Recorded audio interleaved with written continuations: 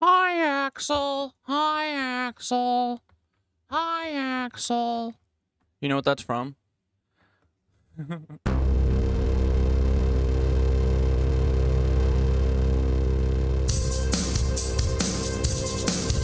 Think on it. I'll be back in a minute.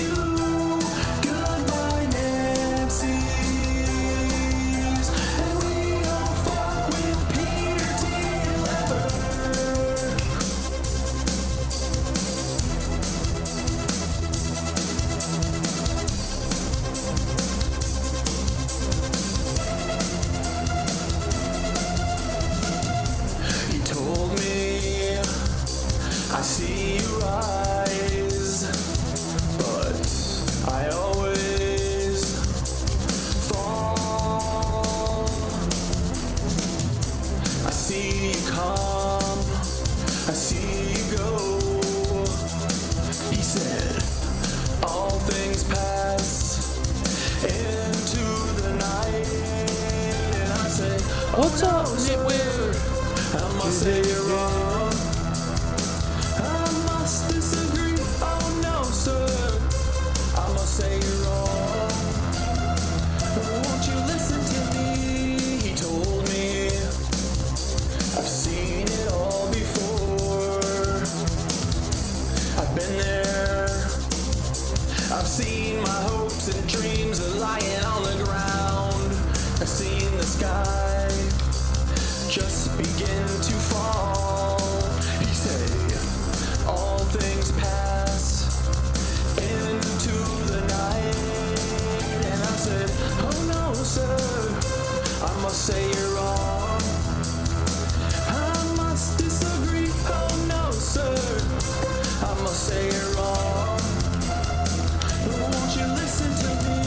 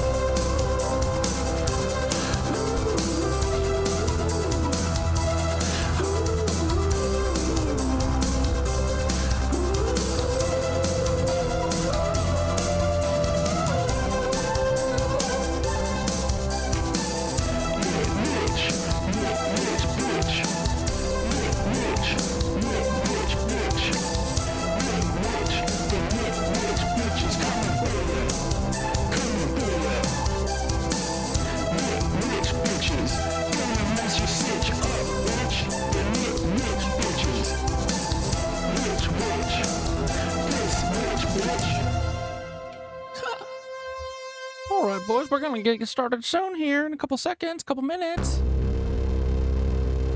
You know the drill.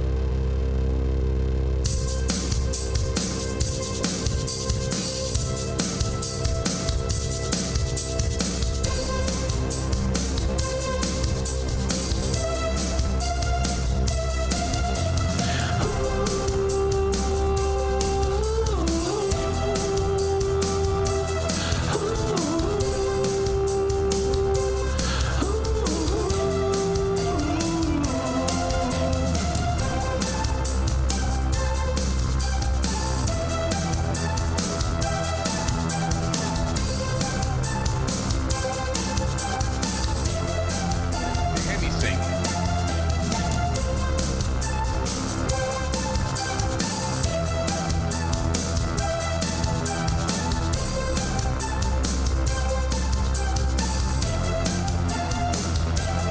Goodbye, Nancy's. We don't fuck with you. Goodbye, Nancy's. We don't fuck with you. Goodbye, Nancy's. We don't fuck with you. Goodbye, Nancy's. And we don't fuck with Peter T. Leather.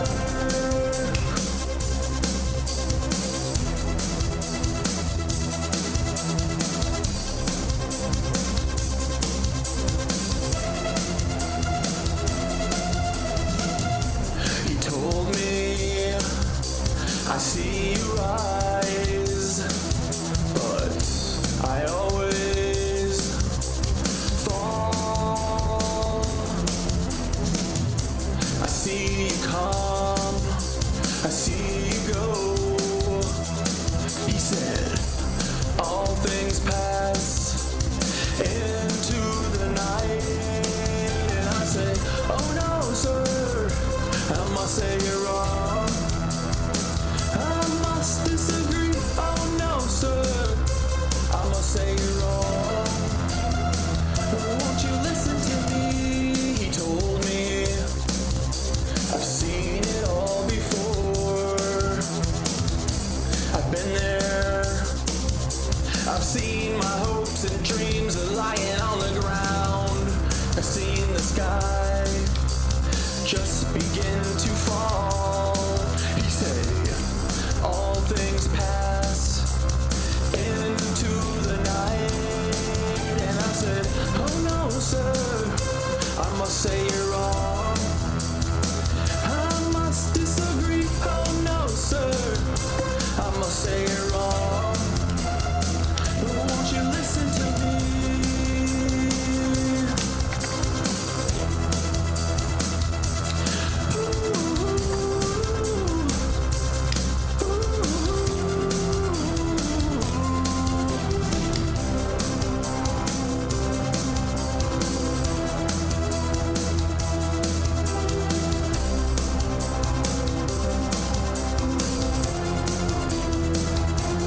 Goodbye, Nancy's. We don't fuck with you. Goodbye, NICWitches.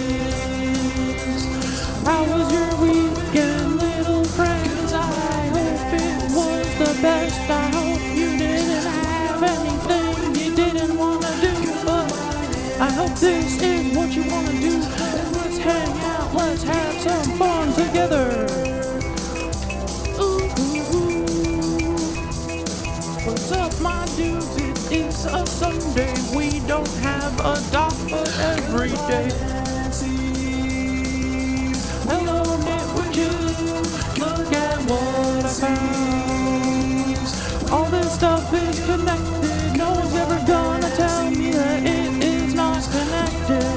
'Cause I know it's all connected. It's all connected. It's all connected. It's all connected. Look at everything that I can't get this fucking thing to. Look at this stuff. I wanna fly. All the stuff is fucking connected. Yes, it is. Look at cats, souls and stuff. What's up, KnitWitches? Hi, Nitch. It's pretty hot today. Look, I'm a little sweaty. Yikes. Coming for you. We're coming for you, Leebies born. I'm coming for you. We're coming for you, Thom. We're coming for you. We're coming for you, Legion born. We're coming for you, you stupid Legion born. Let's go. Boom. Hey guys. What's going on? Feel like we just saw each other. I have been doing nothing but making freaking content and getting my ass whooped by these god dang feds. I'm so sick of it. Hold on, I'm gonna put play on this for a second, and then we're gonna go to the naked anus. It is too warm. You guys remember when this happened? What the frick? It didn't see that huge pillar in the middle? Choo choo bonk. Eek. How the hell did this even happen? Okay, big ship coming in. Wide turn. Oh, frick, it turned off. Okay. And then it just, there's nothing they could do. Oh, the lights are back on. Nice. Save it, save it, save it. Save it. Oh, brother. Oh, I know how this ends. Hey. Choo choo. Blammo. Did no one think of how to protect from ship hitting bridge? What the frick? What happens? To me, the bigger issue is how do you fix the infrastructure? This is an image of the Tampa Skyline Bridge. This is the bridge that got hit in 1980 and collapsed. If you look at the lower image here, you'll notice that there's no barriers around the bottom of the vessel here where the pilings are. And what happened is the vessel struck the piling and it hit the bridge at such force that it knocked down the center span. Notice this is the new bridge that replaced it. Notice around the main shipping channel, there are these artificial islands. This is a lot more protection. A vessel can still hit, but you don't physically hit the bridge, which highlights the fact that many bridges have no protections whatsoever. And did you know that a frickin' another bridge was hit? I'm not kidding, guys. It didn't fall over, but another bridge was hit by another barge. Yeah, dudes, I freaking shit you not. Another bridge. Well, some tense moments in Oklahoma after a bridge was struck by a barge yesterday. That bridge spanning over the Arkansas River was temporarily shut down after the collision. Bounced off? How do they keep missing these big old freaking things that you usually keep your barges and your bridges and your boats away from? Well, you don't want to hit that because then the bridge will fall down, you know? Yeah. Holy hell.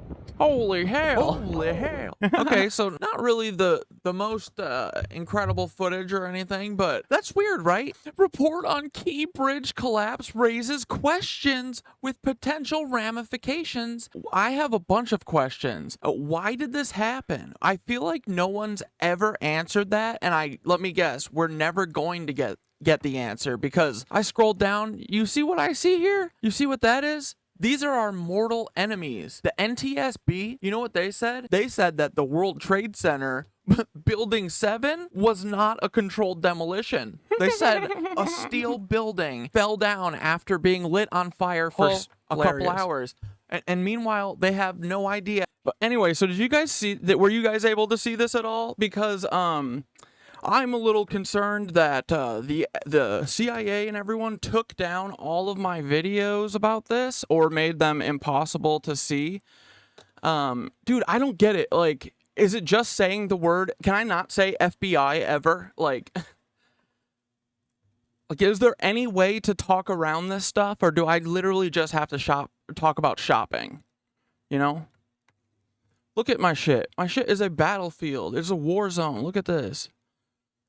Yeah, they took down 2 of the videos. One doesn't have sound, and then the other one's just got 100 views.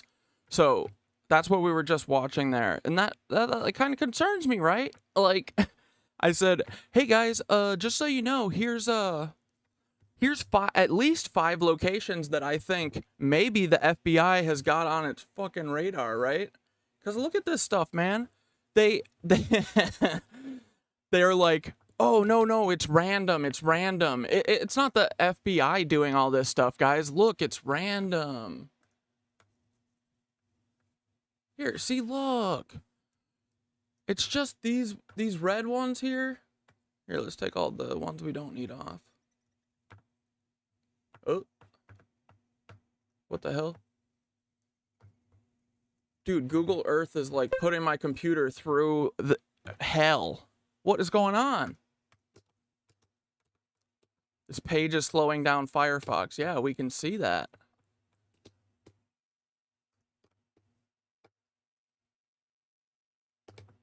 Yikes. Did you hear how the crew were trapped on the Baltimore Bridge weeks after it had collapsed?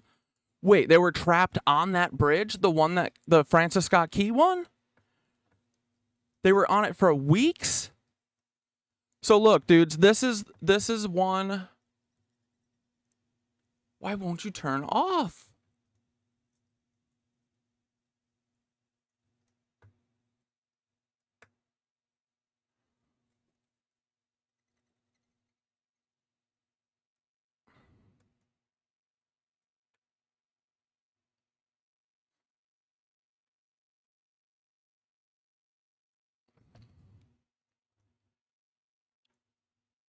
Stop you. Oh my goodness. Whatever. It won't let me move this around right now. I don't know why. It's a M1 Mac. What the hell? Just play. 3 bridges. We thought the other 2 were very. I'll find it here. Okay, there we go. Look. So see how perfect. Yeah, you see that? Perfectly like triangle.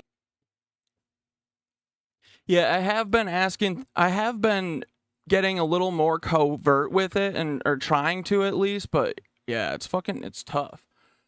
But I'm trying to get out of the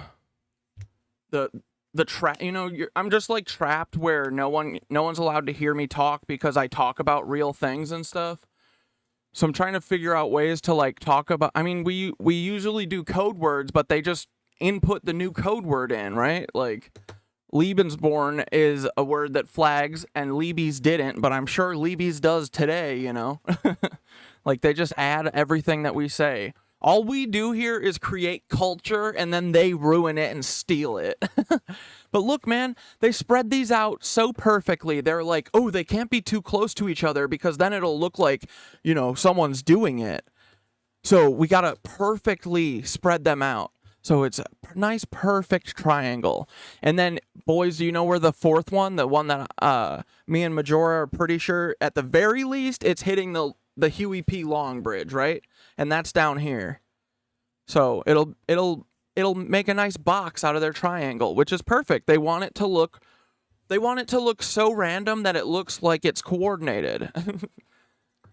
Like, dude, I see everything, FBI. I see you all.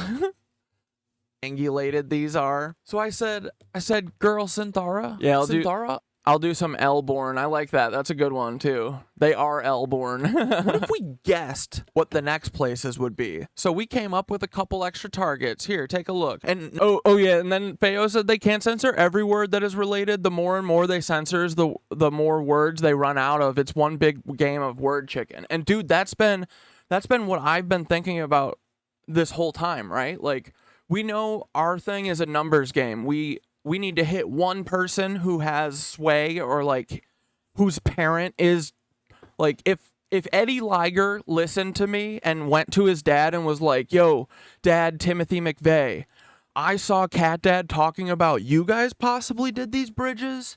You said that you got out of the game.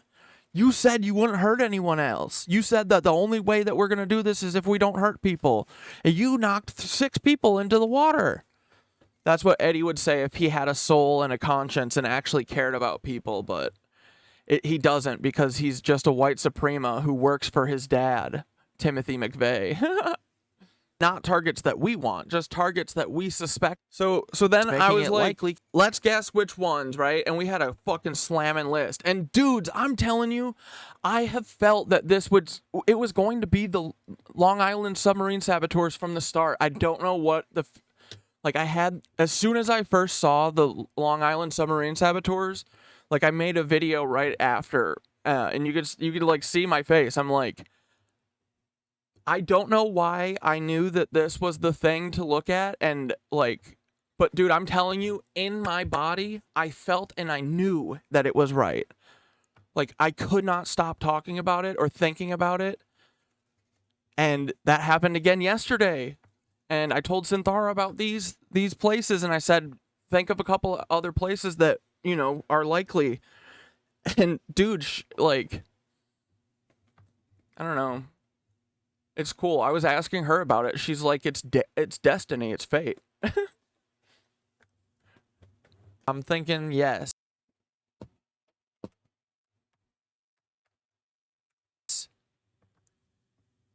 So here's what I'm thinking is probably numero uno. Yeah, for sure. Okay, they're gonna do that one. Let's go look at Oregon first, because I'm pretty sure I don't think it's gonna be this one. This would be a good one too, though. Okay. Ooh, I don't know, actually. If they got one cruising, this might work. No, they could definitely do it. Oh, yeah, this is a good contender. And it's like double wide, bro. I just don't see them really doing... They don't really mess with people in the West. I think it's because it's just their families and shit, because that's where all the hardcore white supremas went. Didn't they make... Isn't Oregon the state? Wasn't it made to... They made it, and they were like, no black people are allowed here. Like, that was the whole purpose of it. Like, these people are so pathetic. It's hilarious. Okay, I like this option. I mean, I don't like it, but I'm saying the FBI is going to love that option. Okay, and then this one is close to New York. All right? And it's got these freaking pesky, stupid islands protecting it. Frick! Well, wait, let's look over here, though. Ooh, it could smash right into here, though. So let's see. What is your guys' best guess for where the Federal Bureau of Instigation is going to go next? Okay, tell me. Let me know. Smash like in the comments. Tell me what other... Oh, you know what, guys? We should also put, like, train derailments on here. Remember when East Palestine, Ohio? Remember when they crashed a train and just threw all that vinyl chloride or whatever into a bunch of rivers and killed everything, and then we never heard of it? And you know... And then the other one... You're gonna have to frick... Yeah, here's another good option. Can plow into it, right? Unless you're... Like, dude... Them taking all of those down really concerns me. That's all I'm saying. That's what, like, I mean, what are you guys gonna do? You're literally gonna do that? You're like, I mean, of course they are. They're just gonna be like, what the fuck are you going to do? The answer is nothing. Here's the one that got us here. This is the Hellgate Bridge. This is the one that the subbies wanted to do first, which was, I said Peter Thiel a whole bunch in that last video, and it's actually Peter Thiel's dad. Is Werner is who wanted to kill Hellgate, so now it would just be so poetic if he had his son do it for him, okay? Then, here's another one that they wanted to get rid of, right? This is the world-famous horseshoe curve in Pennsylvania. Check this out. Look at this kick-ass little curve. But yeah, this is like a great place to screw up. You guys didn't know there's a place in Newark. Don't get it. The way this works is we pick... I'm doubtful on LaGuardia. Same time, I sacrifice one of my... Oh yeah, this is important too. Series finale. This is why I think that, like, if they did the George Washington Bridge, it would be like the series finale, right? It would be the end of everything. But I'm just like trying to figure out why they're so obsessed with flying up and down the river here, right? Look, they're doing it right now. Oh, it's not going full on, but this is what they do, right? They go up here, come back. Up here, come back. Up, up, up, up, up, up, up. That's all they do. What's this guy up to? So, it's been a quiet day today, which is another thing that concerns me, because the only time that it was quiet was a couple days before October 7th. It's weird. It's almost like they knew it was coming, bro. I do. I really do. Okay? Okay, so we're at the Flint, Michigan still doesn't have clean water. Exactly. Washington Bridge. And boys, what have I been saying about the frickin' East River, or the Hudson River? So wait, Camgirl Wren, you're saying that people are trapped on that boat that hit the Francis Scott Key Bridge? Still? Were they camping there? What are they doing? These helicopters have been flying right up and down here. This is where they've been going, right? Look, this is what the helicopters do every fucking day, okay? Fly up there to the fucking bridge, come back. Fly up there to the bridge, come back. The George Washington Bridge is about to fall over. It is such a piece of shit. It's definitely toast, okay? This is a high front runner for the knitted anus FBI is going to do attacks to us type shit, okay? At the very, very, very least, they're doing that Huey P Long Bridge. There's no shot, no chance around it. Or they could. Here's what you should do, FBI. You should all realize that if you follow through with this, it will be the end of the FBI. So I'm all for it. I'm so for it. Go for it. Do it. Do it. Do it. Do it. But if you guys want to extend your careers and you don't want us to completely dismantle the FBI, you should probably not do it. And honestly, you should rat out everyone because this is getting out of hand, okay? You can't just bonk every bridge in the world, and just because we can't arrest you doesn't mean that, like, they're just like, oh, what are they going to do, arrest us? No. Like, just go ram that bridge. Go on, Eddie Liger. Come on, this is how you get initiated into the CIA. Okay? So yeah, this is what they do. They fly right here. They fly all over here in this river. They've been stuck for 7 weeks. I have not heard this, dude. On the ship that crashed into a Baltimore bridge, this is what life is like for the Dali crew. Why are they trapped? When will I get off the ship? When will I be able to get home? More than a month later, crew members still don't know the answers. They've been confined to the ill-fated Dali ever since it lost power, veered off course, and crushed the Francis Scott Key Bridge, killing 6 construction workers. Dude, I would love nothing more than to talk to all of them. Since then, the 20 Indians and 1 Sri Lankan on board have more... Oh, yeah. No, see, this is what they're doing, dude.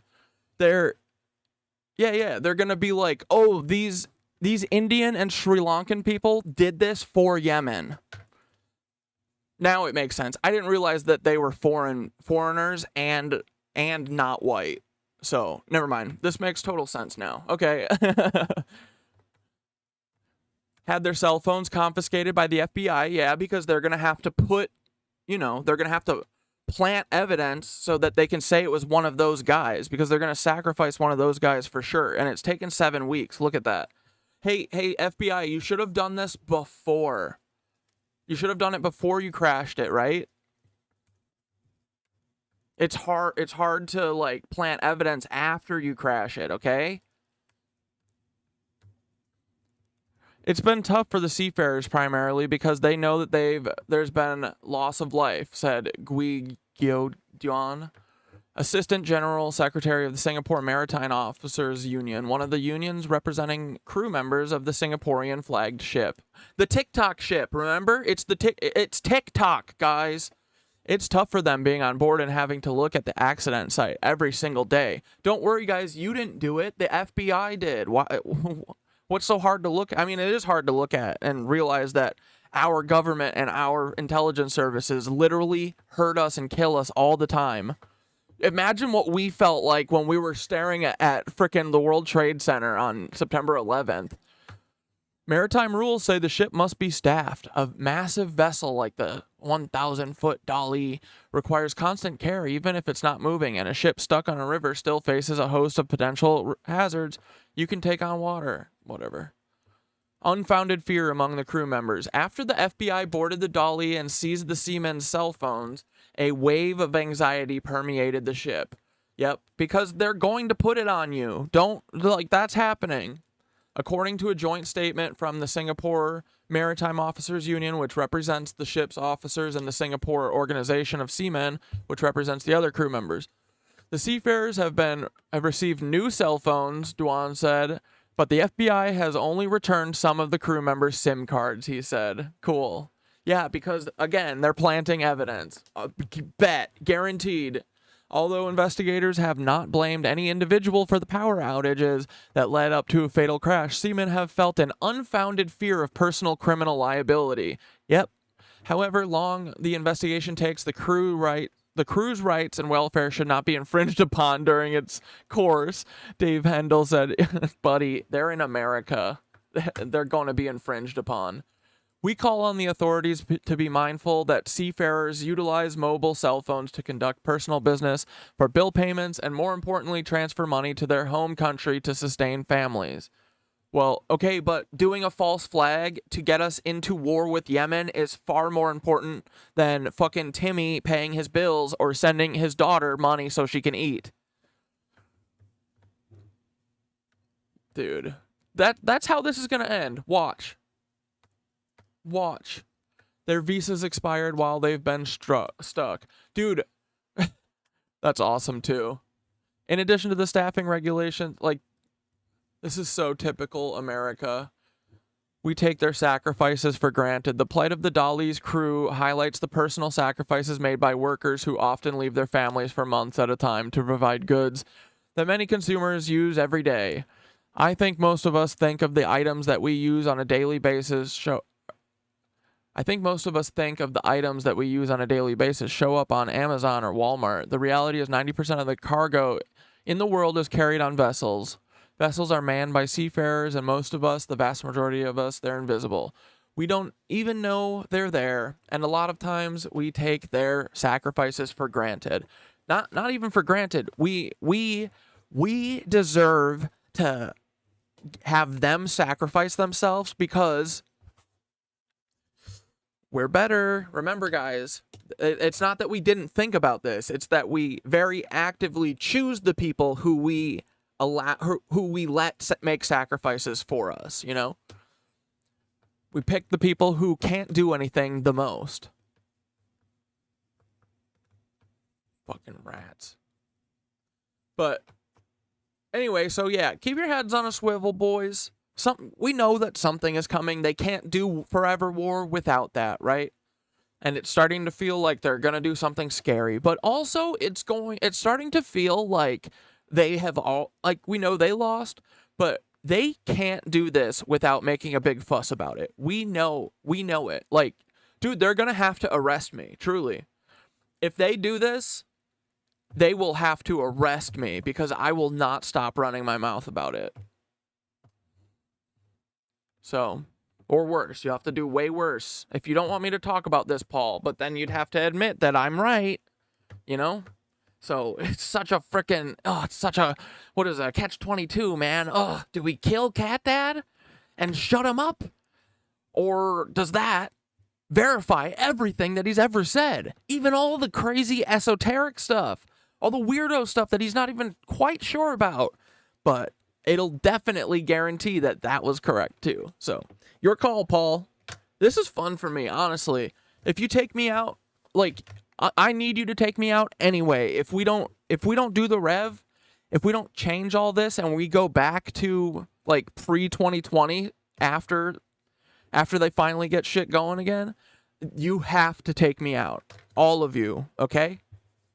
I don't want to do that. So I literally can't lose because if we lost, I would want to die anyway. So Timothy, go for it.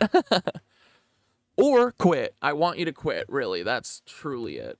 And then they fly up to the bridge, and then they come back, guys. Then they come back. And then they fly up here. They fly up the East River, and then they go to the Hellgate Bridge. Oh, yeah, and if they want to do big time, 9/11 reminder, like, sequel, I'm saying Empire. Silverstein owns any part of this building? Absolutely. But if I know, Synthara said Empire State Building. All for a third plane hitting New York? I would say, yeah, probably. If Larry Silverstein owns any part of this building? Absolutely. But if I know anything about landlords, this building is most likely toast. And you guys know that asbestos stuff is 100% real, right? In the 9/11 in the video that I was talking about, like a few months before 9/11, they were planning to rip out all the asbestos and replace it. It was going to cost like $1 billion for Larry. And then, look, they got rid of the asbestos a different way, for free. We all put the asbestos in our lungs.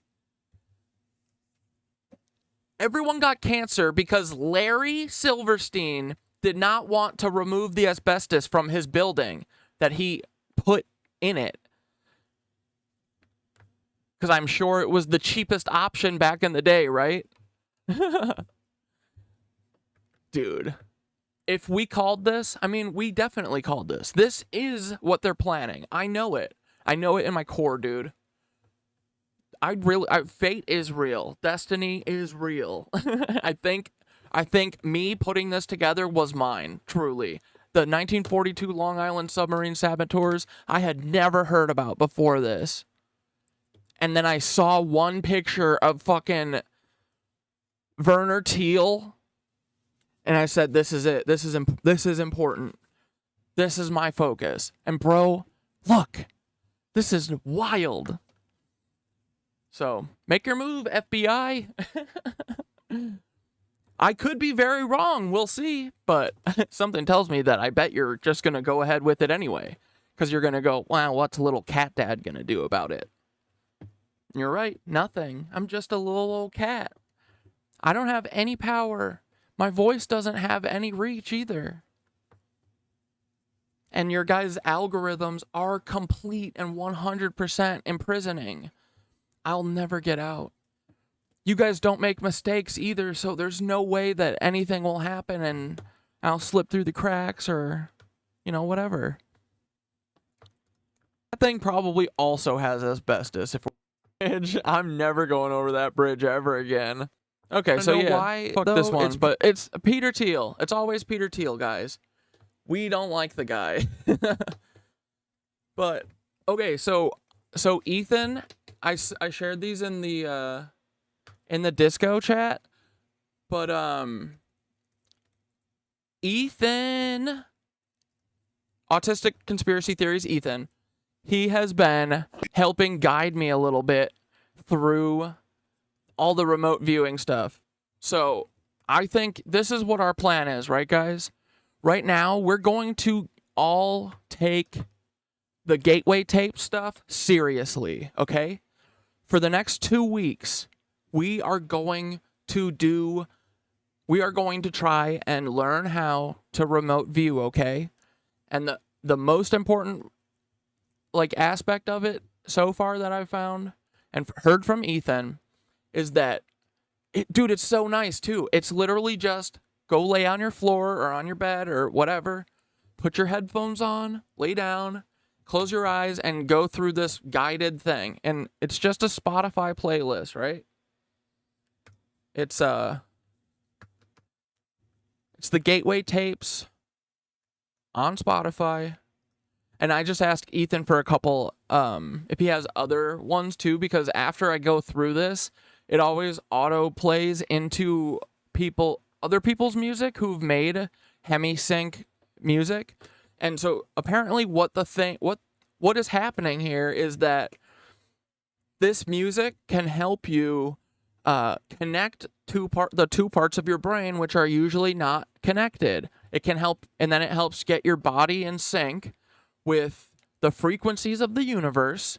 And I literally think this shit is true. I think it's real. It makes sense. I stumbled onto this stuff years ago just by I play music, and I've always had a bad memory, and there was a bad experience with one of my band members growing up where he was always a pain in the ass, always a nightmare, mean person, making fun of me because I couldn't remember songs or whatever. So I have tons of trauma around that, but I still love music. So a few years ago, I started jamming with my boys, and I said, we're not learning anything.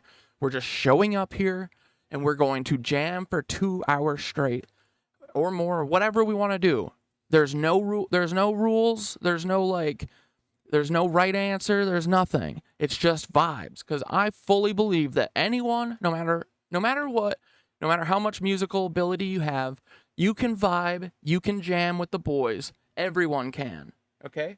Even if you only can hit one key with one finger, bro, you hit that a couple, on beat and a little bit off beat, you're cooking, right? So I started doing that with a friend, and it's become like a thing that I love, or we call it NOIZ BOIZ. And some of it sounds fucking good, but it's just like And it's helped me so much because it's gotten rid of all that trauma I had in my life. I didn't play music for years because again, it's just like everything. I always felt stupid. I don't know why. It's because that's like the default in this world is that you're stupid, you're wrong, shut up so that I can have everything. But fuck that stuff, you know? So I just stumbled onto this because it felt good. And I was like, you know, you'll get like 10 minutes into like a droney like thing that you're doing with your boys. You're just looping it and like not thinking. It helps you clear your mind. Like instead of being up here like, oh, is this the best way I could write this? Is this the best, smartest thing? You don't have a choice. You just have that moment, right? So there's no thinking. It's great. It like clears my mind really well. It gets me like energized and jazzed. I freaking love it. Here, I'll play one of them. Here's one of my favorite ones.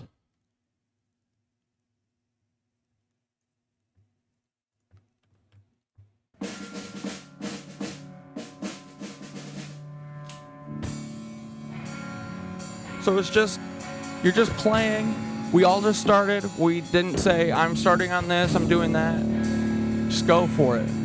See what happens. Right?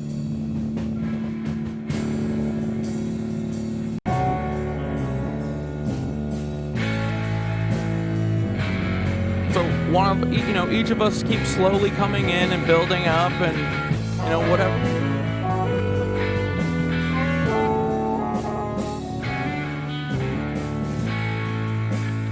But there's no right answers. It's about using your effects pedals and just having fun, right? But anyway, so all this to say, I feel like I stumbled into understanding how powerful frequencies and music are already just by chance. And now with this stuff, I'm even feeling more like destiny and shit is fucking for real, Like, we need to take this stuff 1,000,000,000% for real. And I think that we could get really good at it. I do. Because, dude, if I know anything about these psycho, like, FBI, CIA people, is that they have no musical ability. They are not creative people. They have no good vibes. Nothing, dude. Like, this is shit that only we could tap into, I think.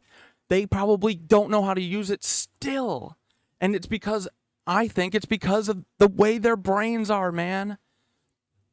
They can't get into Thoth world because Thoth is about being curious and being wise and spreading knowledge and fucking vibing with your boys. And I'll tell you one thing, the Nancys have never vibed with their boys. Not in the same way that we would. But yeah, we could play remote viewing games together and stuff. But I know this is the ticket, right, guys? Music and art. That is the difference between us and them. Okay? So, anyway, all that to say, we're taking this fucking seriously. Ethan says that he did one of these tracks a day. I'm going to try and do all 4 tracks each day. And I don't think that you have to lay down and meditate and just do that. I think that you can also just I was plotting pyramids with it today. I would take the first track, I would listen and get really quiet and just try and center and follow the gateway guide thing, the gateway process, try and get my body freaking relaxed. But I don't know if it's just because I want this to be real, but I'm telling you, dude, the first thing that you're doing is you're tuning your brain to both sides of your brain together, right? They usually aren't talking. And all these psychos that run everything, they're actively putting out vibrations and stuff in the world that keeps our brains from vibing and, communicating with each other and stuff. So I think that we should just take this super fucking seriously. Ethan said it took 11 days. Here, so he said,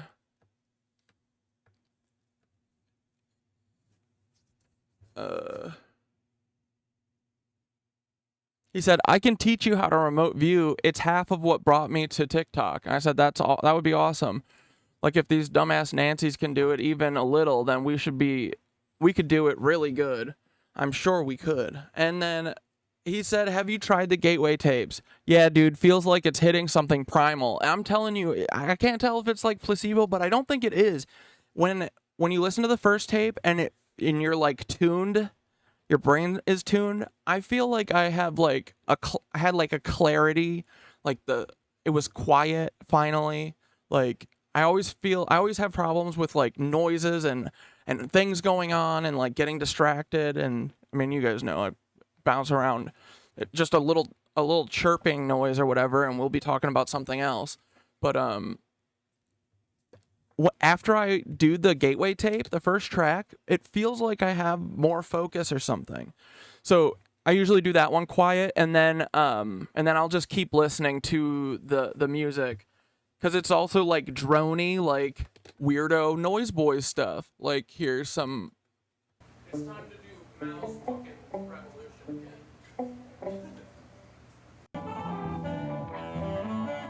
Or that's not the noise one.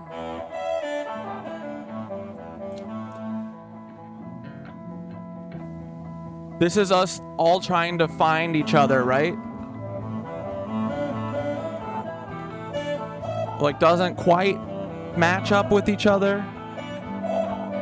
But as we're listening, we end up hearing more, right? We hear each other, and then we get on time with each other, and we figure it out.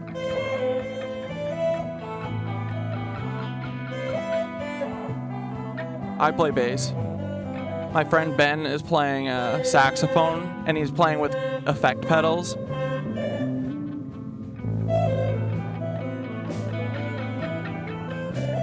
Free bird, yeah, free Thoth.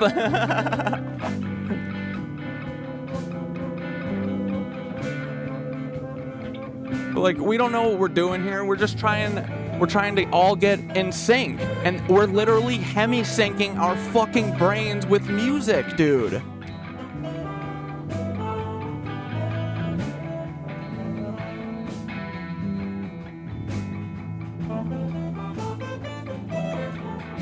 And then when you're finally in sync, it'll go a little better.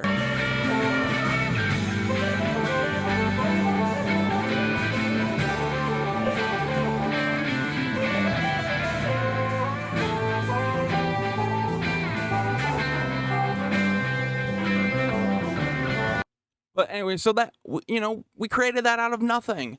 But I know this shit is real. I know that the vibes and the energies are real. So if you guys want to go with me, I started doing it yesterday. I'm going to do it every fucking day, right? We're going to do the gateway tapes. You don't have to do the full thing. Just do one track. Ethan said he does one track a day. And then he said he doesn't even need to do it anymore. So I said, yeah, it feels like we're hitting something primal.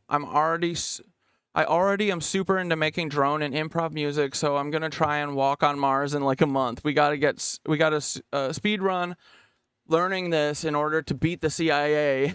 The AI I use all the time has convinced me we gotta remote view and see what Peter Thiel is doing in Antarctica. She knows me too well. I asked Ethan if he played music. He said he doesn't play music, but he loves music, which is just, and that is, again, not true. If you love music, Ethan, then you can play music, brother. You got to come do a, oh my God, can you imagine a NOIZ BOIZ sesh with Ethan? Whoo. Ethan could, like, you could read, you could just do, like, improv reading over top of the music, too, if you want, or singing, or whatever. But I can take anyone and teach them how to vibe in a NOIZ BOIZ band. I know I can. Like, if I was free for most of my time instead of being shackled, I think I would teach, like, if I could do anything, I think I would definitely pick, like, teaching, like, a Saturday early, like, afternoon, like, group of high school, like a jazz band for high school, but just improv music. That would be fucking cool. I would love to do that. Because I am convinced everyone can do it. It's just vibes. It's just like being in the room with people. feeling comfortable. That is the key. Being comfortable with the people that you're around. And all that takes is setting the ground rules up front. Like, that's why it became so important to me to, like, make everyone comfortable there, because you can't do it unless everyone is, like, really likes each other and is nice to each other. Like, you can't do it if you're thinking about, oh, they're going to make fun of me for doing something bad or whatever, you know? And so that also is part of it too. I think that just makes it better. Like, the vibes make everything better. So I think that's kind of what, like, has led me down this road too. It's just, like, knowing how good that feels, and like when I'm playing music with my friends, we're always super positive. We love each other, you know? Because it's cool what we're doing. You're making magic. It's all chemical magic, like, with sound. So, but yeah, so here's what Ethan said for getting into the Hemi-Sync shit. I said, oh wait, here he said, I don't play anything, but I love music. The gateway experience is the key to learning to RV. A lot of it is understanding how it works and why it works. Short version, assisted meditation grows the gray matter in your brain exponentially over 8 days or more. And the more gray matter, the better the remote viewer and stronger the mind. So listen to the tapes to reformat your brain to tap into the other world. Use them as training wheels. Once you get in the zone without the tapes, leave them behind in RV. I said, so would you listen through the 4 parts of the tape like once a day or more than that, and then do it for at least a week? I have listened through the full thing 3 times so far, and the first time I felt like a sense of calm with the Hemi-Sync, which was dope. Do you lay down or sit? But dude, I feel like I kind of was tapping into this before I knew what I just told you guys about that with the music. Lay down, use headphones without noise canceling, needs to be able to play separate sounds in each earbud. Listen to them when you would get ready for bed normally. You want to be relaxed but not tired. I'll do 1 tape a night. Each tape is about 30 to 40 minutes long. And another thing too, like, you can go lay in the sun. You can go, like, there are, in the Gateway Guide even, it says that you can get more power from laying in the sun, more energy, and that you kind of should move around and do them in different places, so you're not always, like, you want to learn how to master this, right? So do it in different places if you can. The only thing that's weird with that is just if you're on one of the ones that tells you to make noise. But dude, I'm telling you, I think remember, we were talking about the healing cat purrs the other day, right? The cats, dude, are putting themselves into this Hemi-Sync shit. That's what they're doing, I bet. I think that I think these cats are tapping in and seeing all sorts of interdimensional shit all the time. Because I think that's kind of what their purrs are doing, is like setting the vibration. So that's another, I think you can use the cat purrs too as, like, here, I'll try and find the part in the Gateway tapes. But it's like, you know, make a long like that. But I think it's to, like, vibrate, because you're trying to get your heart, your body, your brain, both sides of your brain all on the same frequency, right? Instead of, like, your arms on this frequency or whatever. Natural part of you to help you develop. Now we will shut it off. Now as you waves of energy in action. For example, is beating to create pulsations or waves. In now. Yeah, here we go. It's a little what's it called? Midsommar. But it's pretty wicked, right?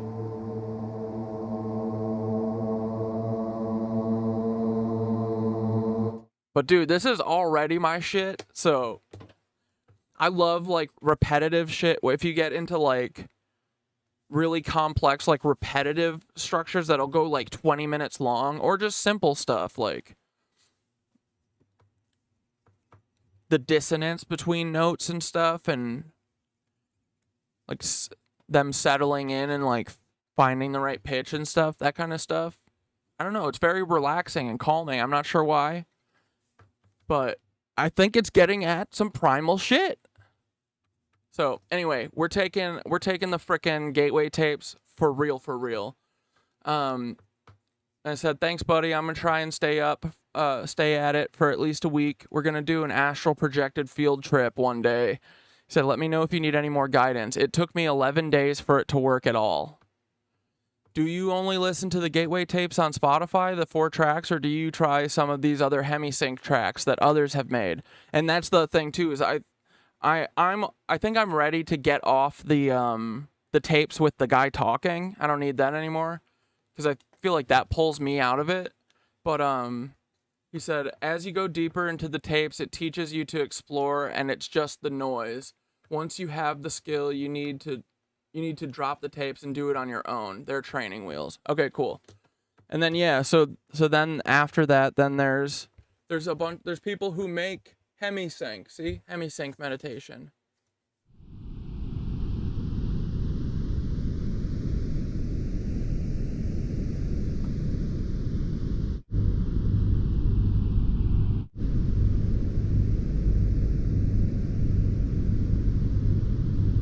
But it's just like, it's like white noise. Dude, another thing that I use white noise all the time to read. Like, I put my headphones on and I blast white noise because otherwise I hear freaking lollipop or, someone's watching TV or whatever, just any talking takes me out of reading just because I'm weird. But I'm going to start using these, I think, instead of the white noise. Because, they have like ocean white noise sounds built into these like tapes and stuff, so I think it's all the same thing. But hell yeah. And also you could do remote prayer. Sick. Okay, so let's watch some Billy Carson talk about Hemi-Sync. The Hemi-Sync is a trademark name representing the hemispheric synchronization. Hemispheric meaning the two halves of the brain.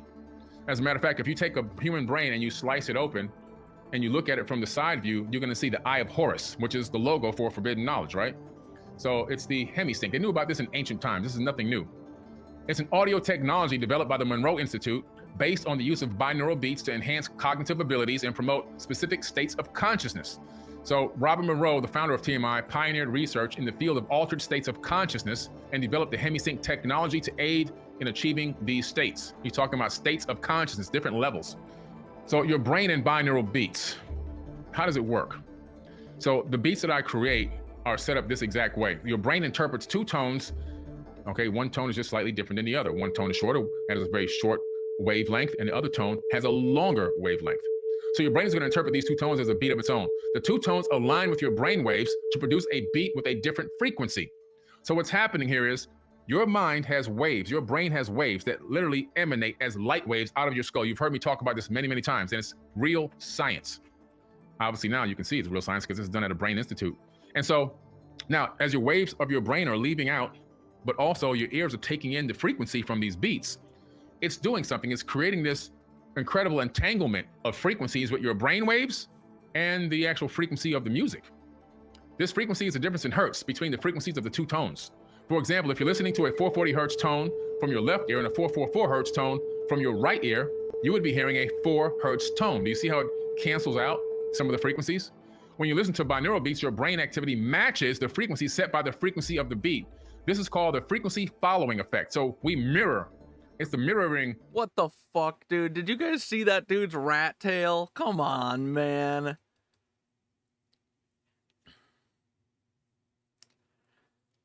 Is this dude a Satanist?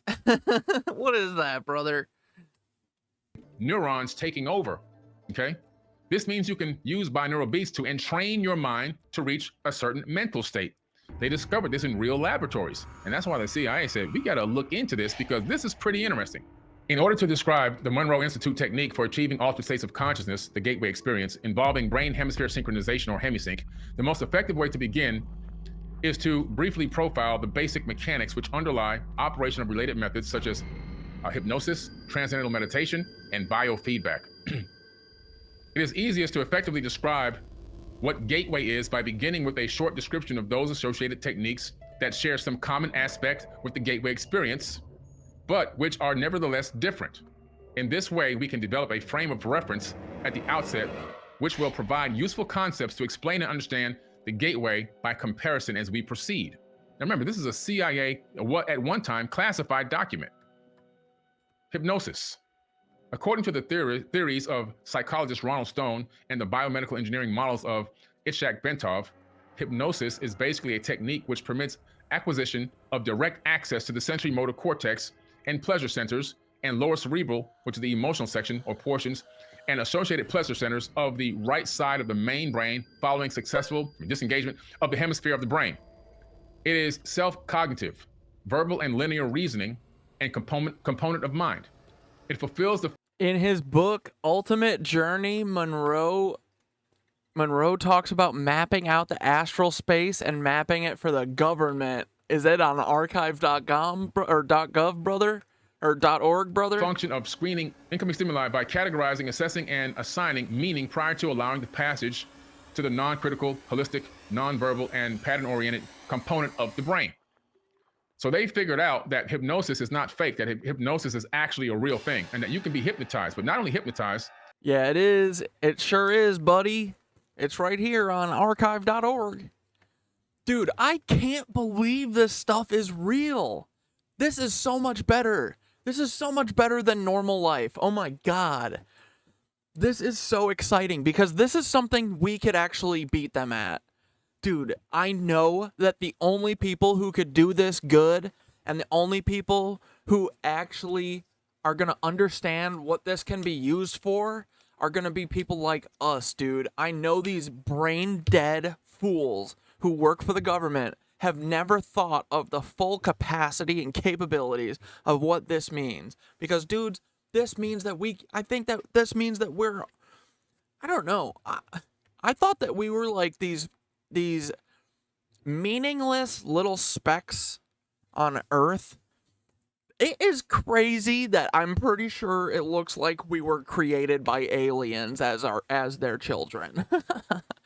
I think by one particular alien who wanted us to put the gods in their place. That is awesome. I can get way behind this Thoth guy. Like, he seems to be...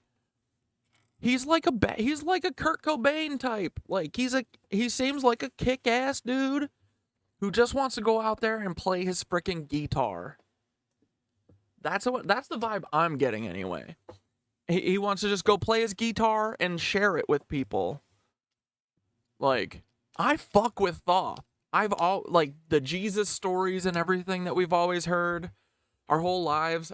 Ugh, dude, even when I was a kid, I was like, this is so boring. You're talking about an alien flew to Earth to come here and what? He was in charge of, like, terraforming it, and then he got mad at his fucking dad and then was like, or his brother, and was like, I'm gonna make these people take you out in, at some point. I'm gonna make them so that they are smarter and can astrally project better than you. Like, that's a cool place to be in for us, I think. Right? Like, obviously, I don't want us to take it as, like, the way that, these Nancys take it, that they're like special gods and that means that anything that they do is not right or can't be wrong, because that's not what it is. With great power comes great responsibility, and that's the key that all of those people have not figured out, and that's why Thoth is going to punish them so hard when he comes back, dude. As you're going to read this, it's by several different methods. It's like, dude, reading through the tablets, the Emerald tablets, it literally is just like, be good, go seek out knowledge. You can frickin' travel the universe with your brain if you try hard enough. And then he left a frickin' roadmap, or like he left us like a frickin' escape the room guide, right? He told us how to get the frick off of here, and now it's our job to convince everyone that we have to fix the pyramids and we have to get rid of all the Nancys. And like, that's a mission I can get behind, and I'm sure everyone else can. But dude, the Thoth stuff, I was not expecting all this stuff to happen in the last month, but I feel like this is like really exciting, right? It's cool. It's so cool. It like totally changes our place in this universe. At least the way I thought of us. I thought that we were just like, you know, it just happens that life just comes out of, you know, millions of years of people chilling on a rock. But I don't know. Or at least conscious stuff maybe is coming from an alien, maybe. Who knows? Dude, I hope the big bird man comes before we die. You can be hypnotized, which led them to understand a little bit more about the Hemi-Sync frequencies, because the frequencies seem to have been doing the same exact thing. Let me just go down here to transcendental meditation. On the other hand, transcendental meditation works in a distinctly different fashion. In this technique, intense and protracted single-minded concentration. Ad break. Here, let's take a look at this book while they're at an ad. This is Robert A. Monroe, Ultimate Journey. So the Monroe Institute, they aren't like the Ford Foundation or all those like super conservative, or was it one of those places and then they were just like, yeah, actually this stuff is real.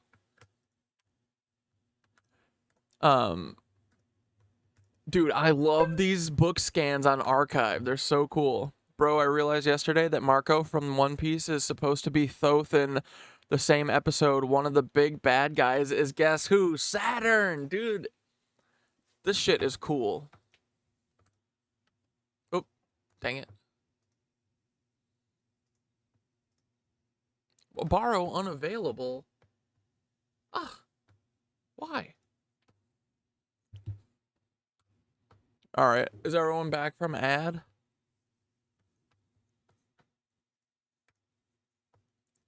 Yeah, apparently somehow this thing is supposed to power a laser coming from our minds. But dude, it really does seem like maybe there are a bunch of lizard people who live on the moon and they eat our sorrow and our sadness. And so our leaders literally work with the moon reptiles to make everyone miserable so that they can just gobble up all of the sadness. That makes sense to me. That would make sense. But apparently they're trying to use all of the sadness to power a laser? Luminar, you know Luminar's the abbreviation for them on the NASDAQ or whatever is LAZR. Peter Thiel. The process of drawing energy up the spinal cord, now we're talking about a Kundalini awakening, ultimately results in what appears to be creation of acoustical standing waves in the cerebral ventricles, which are then conducted to the gray matter in the cerebral, probably hemispheres is what the next word would be, cortex, cerebral cortex on the right side of the brain. As a result, according to Bentov, these waves will stimulate and eventually polarize the cortex in such a way that it will tend to conduct a signal along the homunculus, starting from the toes on up. So we're talking about moving energy all the way from the toes, all the way up into the spinal cord, and moving that energy up into the base of the brain, and eventually up into the actual pineal gland, into your crown chakra. You see, they know about this stuff. So let's look into the power of the multiverse now, and understand what is the multiverse. Cosmological universe. There's several theories of the multiverse. All right, there's several theories of a multiverse. Some go back into ancient times. The cosmological multiverse. This is based on the theory that basically cosmic inflation, which suggests that different regions of space-time expanded at different rates in the early universe, and this can result in bubble universes. And this, you know, we're talking about the fact that we're living in a vast sea of bubbles, and each bubble is an actual universe in itself, okay? And I personally believe that for sure that's happening. And I think that when these bubbles bump into each other, you know, you get black holes and white holes also, which send energy into other universes as well. Within a greater cosmic expanse, each of these bubbles could have different properties representing individual universes within the multiverse. What? Then we have the many worlds interpretation. Yeah, basically this is like coming from theoretical physicists like Michio Kaku and who else? Neil deGrasse Tyson, and these other quantum physicists and theoretical physicists. The MWI proposes that every quantum event results in a branching or splitting of the universe. For every possible outcome of a quantum measurement, there exists a branch where that outcome actually occurs. This leads to an unimaginably large, ever-expanding multiverse of universes where every quantum possibility plays out. Again, I believe in this as well. What is this? Here we go. Nuclear spin and magnetic field.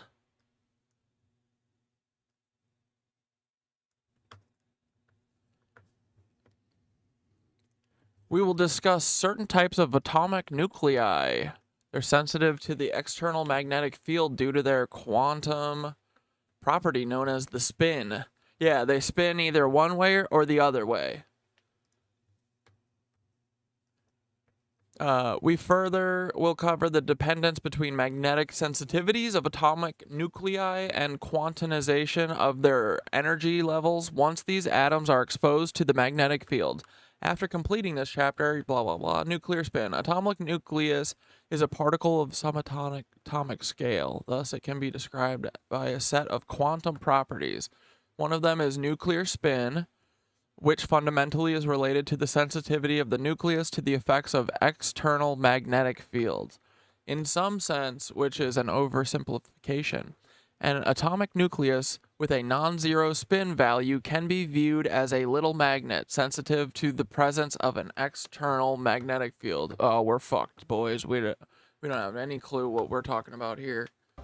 So we're talking about the fact that anything you believe can happen, not only is it not only can it happen, but it will happen and is happening simultaneously throughout the entire multiverse.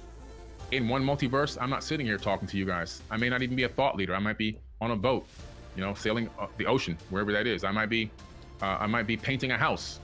I might be playing with my kids. So basically what it's saying is every outcome that potentially could exist actually does exist. It's called a superposition. And when things are in superposition, we're talking about potential outcomes. Okay? So I wonder, is there any way, because like in Man in the High Castle, this is the same deal. It's the same deal as this. And in Devs, it's the many worlds or whatever.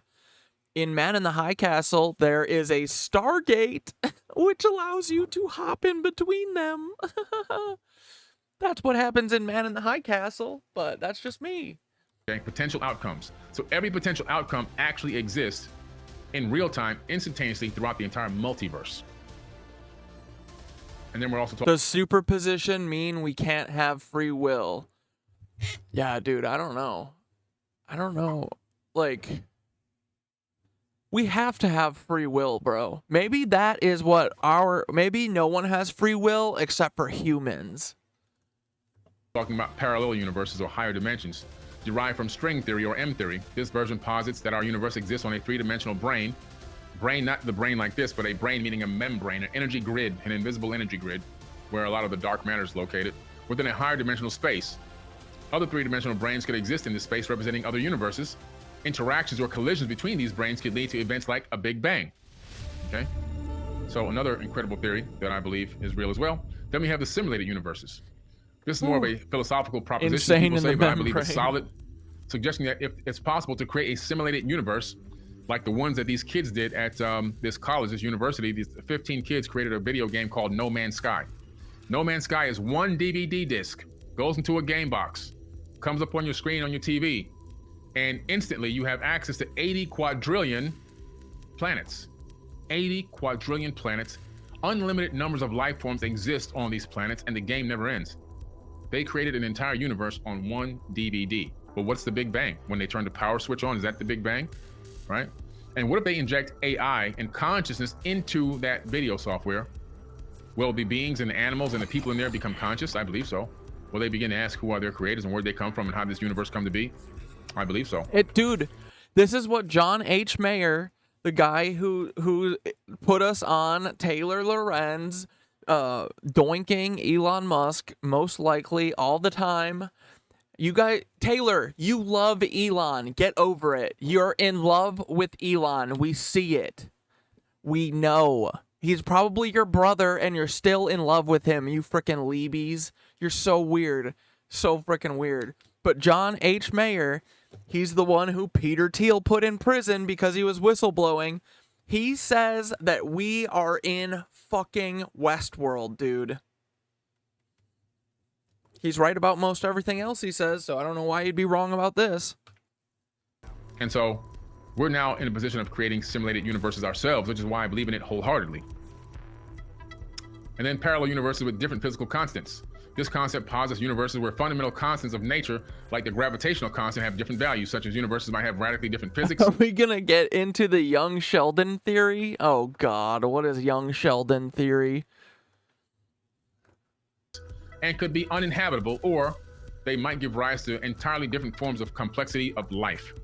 I believe that as well. So what am I saying is I'm saying that I think all of these are real. I think they all actually exist. I believe that all of it exists. All those particular potentials exist because I believe in superposition. So not only do I exist in every way, shape, or form.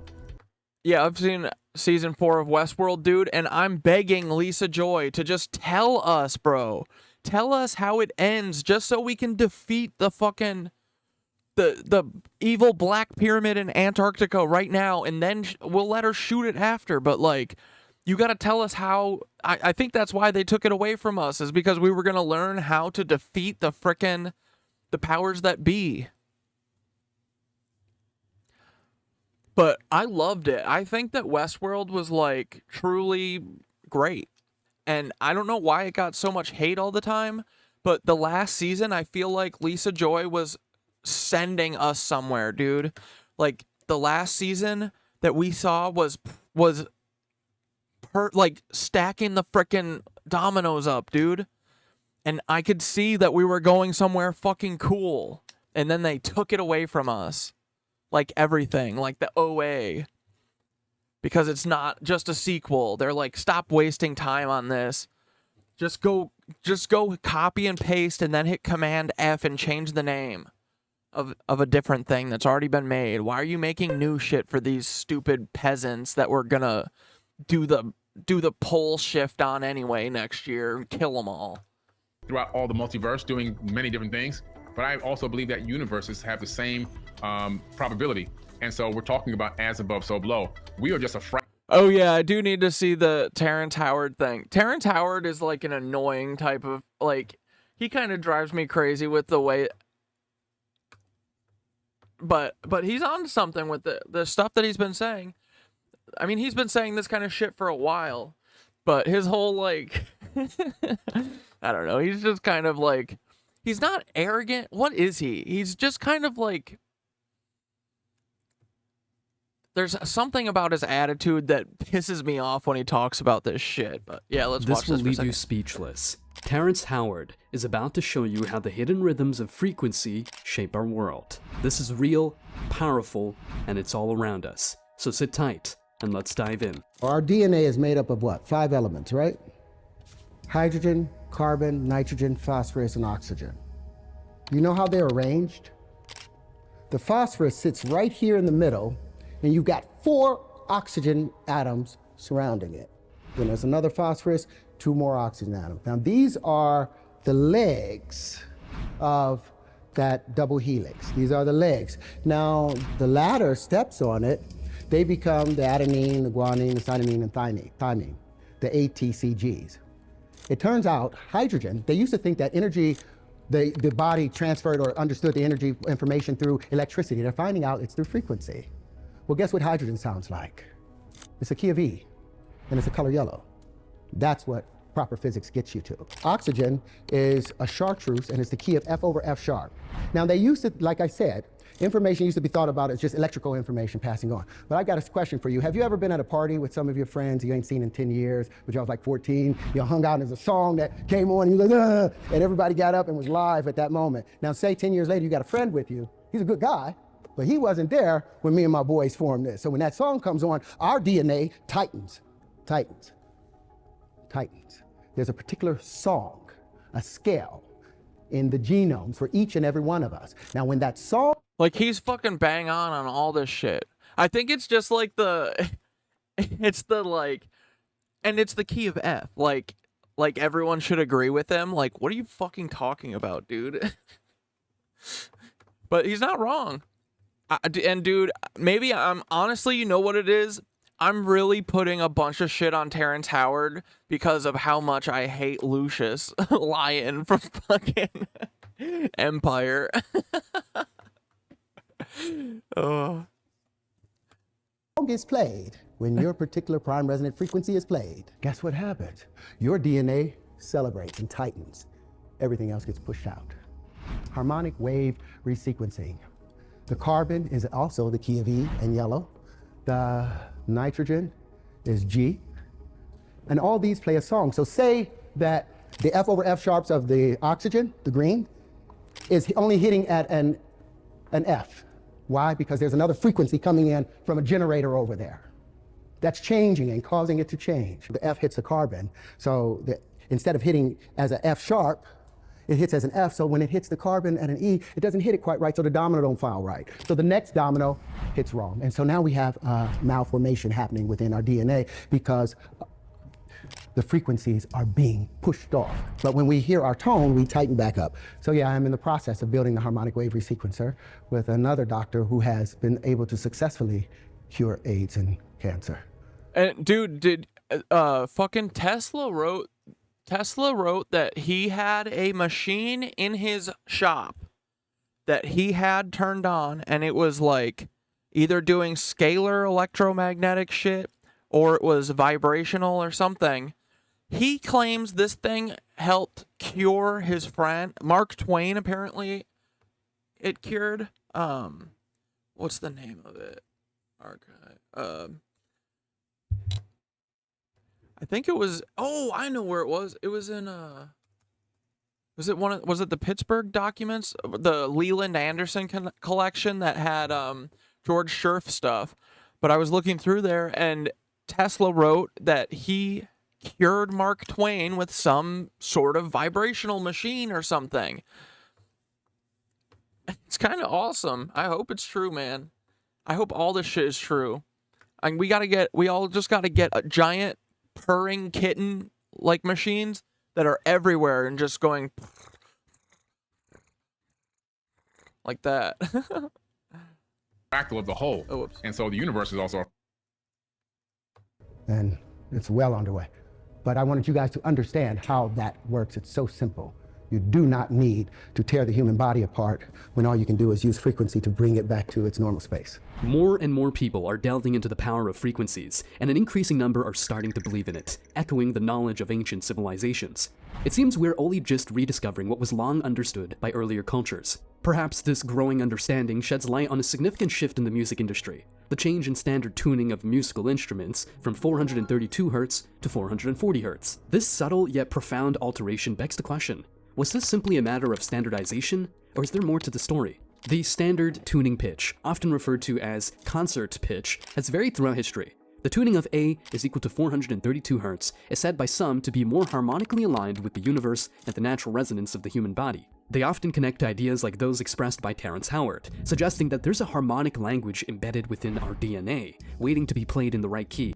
Dude, we've been saying we're just music without thinking this deep into it for years. This is wild. Shift to 440 Hz occurred around the early 20th century and has since become the accepted standard for tuning music.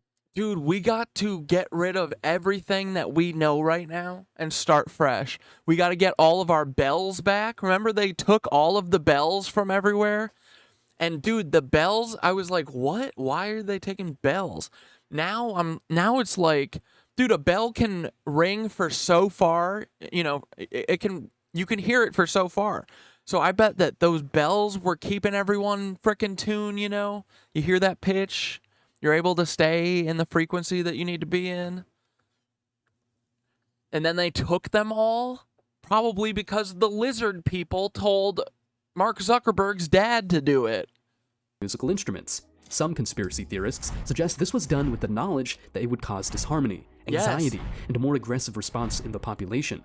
Dude, I am thinking that is what that they knew that it would do this. So there's some nefarious actor here that Thoth needs to come and clean up, because I've had it with these alligator people, okay? The alligators on the moon, they need to stay on the moon and fuck off. Dude, apparently, was it Billy who said that the moon didn't used to be here? It was put here by the alligator people, and it's part of keeping us, like, in line somehow? Argued that this decision, allegedly Yeah, the spearheaded by figures Rockefeller like Joseph Foundation, dude. These bell-thieving lizards. Goebbels, the Nazi minister of propaganda, was a form of psychological manipulation. Nevertheless, the debate rages on. On one side, there are music theorists, historians, and musicians who contend that the difference in frequency is too slight to affect human consciousness in the way conspiracists claim. On the other, there are those who feel that the difference resonates through every note, affecting mood, consciousness, and even physical health. The controversy surrounding the tuning of music raises a fundamental question. Why are frequencies so important? If the difference of a few hertz in tuning can be the subject of such intense debate, it suggests a belief in the intrinsic power of frequency that resonates through history. From the chants of Gregorian monks to the tuning of Tibetan singing bowls, this belief is not only cultural, but also increasingly scientific, as And dude, I'm telling you, the cat's purring feels like it was something that Thoth did. What if he did? researchers delve into the effects of sound on the human body and consciousness. The importance of frequencies in music might extend beyond mere preference or historical precedent. It taps into the very way our brains process sound waves, the vibrations they create, and how these can influence our emotional and physiological states. And when you guys listen to music, right, and you listen to like your favorite music or the best, like you guys get goosebumps, right?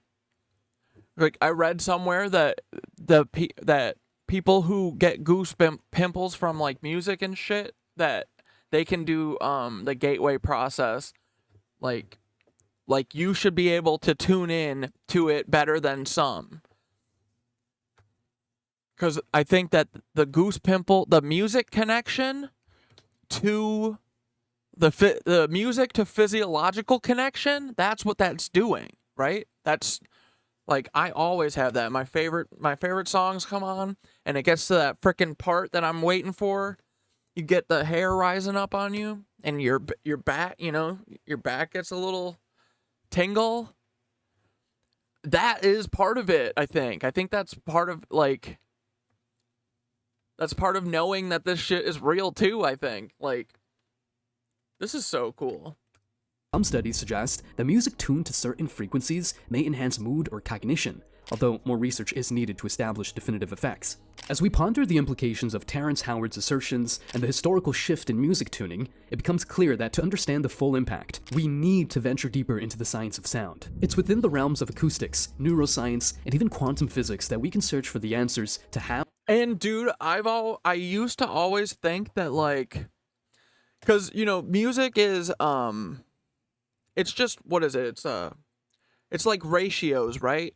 Like the music that you're hearing, you're hearing like the root note and the third step in the scale, and that is creating a chord, right? And you can mix the second note that you have, depending on which part of the scale it is, it creates a different color and flavor almost of sound, right? And I used to think that this 440 hertz shit is kind of nonsense, but I can't remember the song now, but if you like the ratios or whatever between notes and between chords, like if you just shift a song up a few octaves or a few steps, like to get it into your preferred like singing range, dude, there are a couple keys where it just doesn't work. It's like you can't just move it up 2 steps there, because then that one note in that scale sounds tinny, right?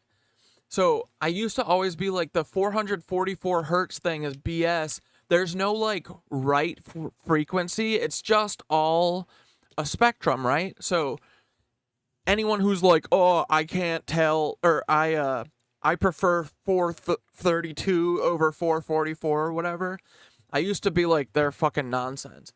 But I think it's true, because there are keys where certain chords or whatever don't sound right or don't sound as good as they do in the other key that felt right, you know? So I think there is something about specific frequencies. It's not just the ratios, like it's the first note and the third note of the scale and the fourth note, or the first note and the fourth note of the scale. I think that, yeah, the key and the note actually matters almost. So I guess Terrence Howard isn't being a pain in the ass, annoying asshole when he's like, it's F sharp. That's what he just sounds like an asshole, kind of. But I'm also putting Lucius Lyon's voice on him, so that's unfair to Terrence. But yeah, dude, I think that's true. I think that I used to think that it was just music is math. But I think music is math. Root, third, and fifth is a major chord. It's all based on math from the root tone.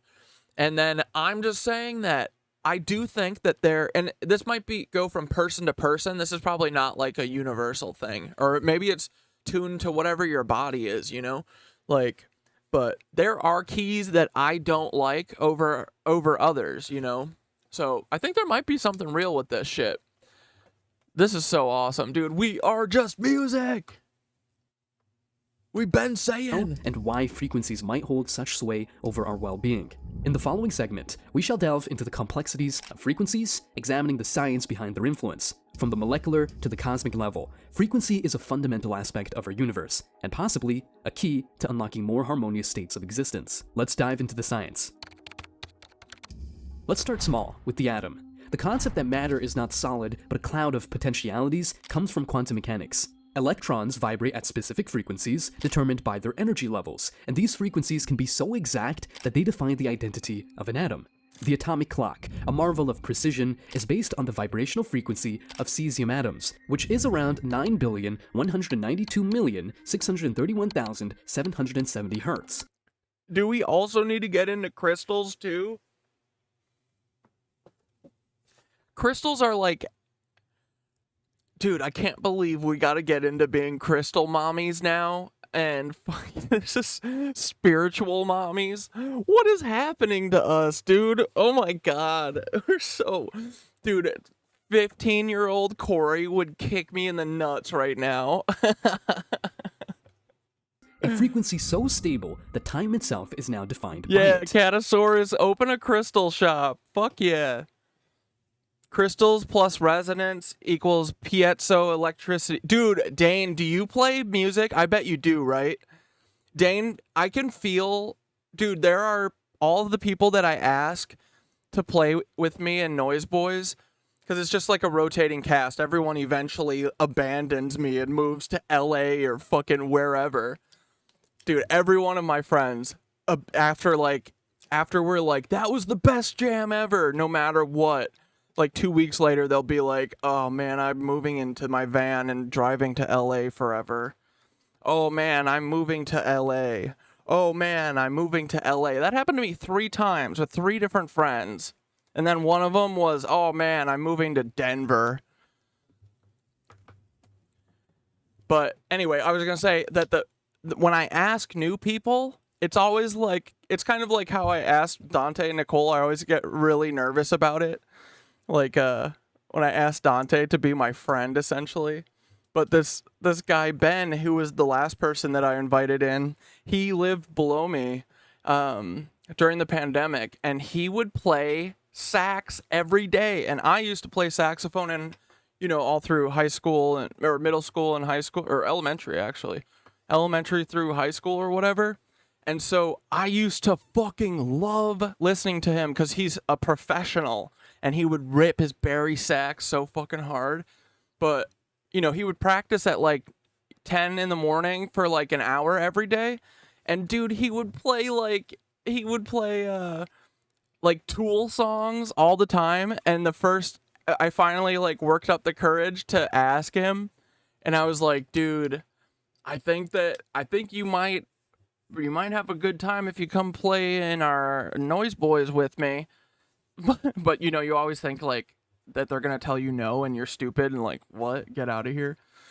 But yeah, I always feel like when I meet someone in person, or not even in person, like I feel like once I get to know you a little, I can tell if you play music or not. And Dane, I feel like, I'm not sure actually, but Dane gives me a feeling that he's a music ripper. And all of the people that I like the most give me that vibe. Or they really like music. Like with Ethan, when I'm surprised that Ethan doesn't play music, but he's playing music in different ways, you know. He's making videos and shit. But it I do think that, yeah, that still means though that you can play music even if you're not a musician. That vibe that I get from people, I feel like tells me whether or not they are like a person who would be like willing to vibe and make music, you know. I think that, so it doesn't really necessarily mean that, yeah, they're like the best, or that they play music or whatever. I think I'm saying I can get vibes from people that I feel like they would be good to learn and teach how to do it. But yeah, most NitWitches give me the vibe. Dane, I live for music. Fuck yeah. Your sister lives in Brooklyn? Bro, if you're ever here, we're doing NOIZ BOIZ sesh. Oh, man. Dude, and the second Nicole gets here, I'm gonna give him the drum set too.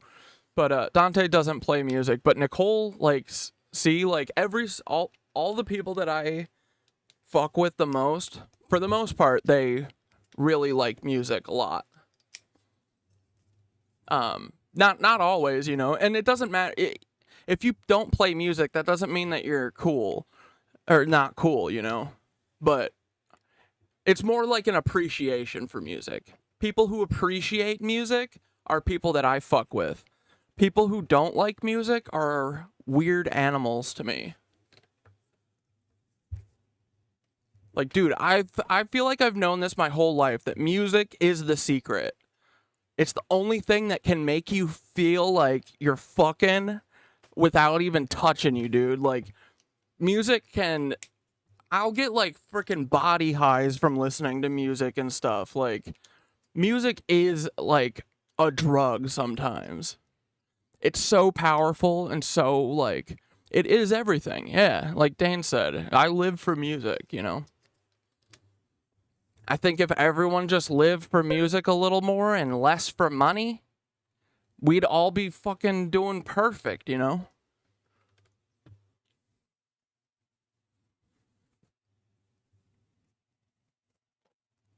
Moving into the biological domain, frequencies are equally critical. The human heart is a testament to this. The average resting heart rate sits between 60 to 100 beats per minute, each beat a frequency that can be affected by the slightest hormonal shift. Even brain function hinges on frequencies, with neural oscillations, brain waves, varying from the low delta frequency, 1 to 4 hertz during deep sleep, to the high beta.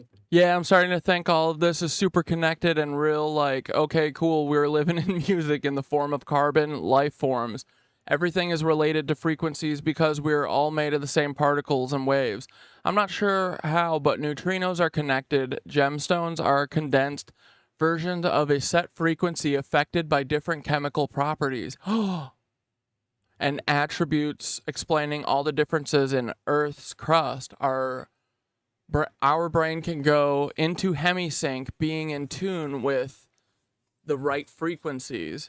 Yeah, dude, and I bet that there's stuff that we could think of that they haven't even thought of yet, you know? Like, I'm thinking my favorite things about music are having, like, fucking gnarly dissonance, and then, you know, there's so many different ways to resolve it and stuff, but just, like, sitting on the dissonance and, like, creating this, like, noise chaos, like, cosmic space of noise chaos.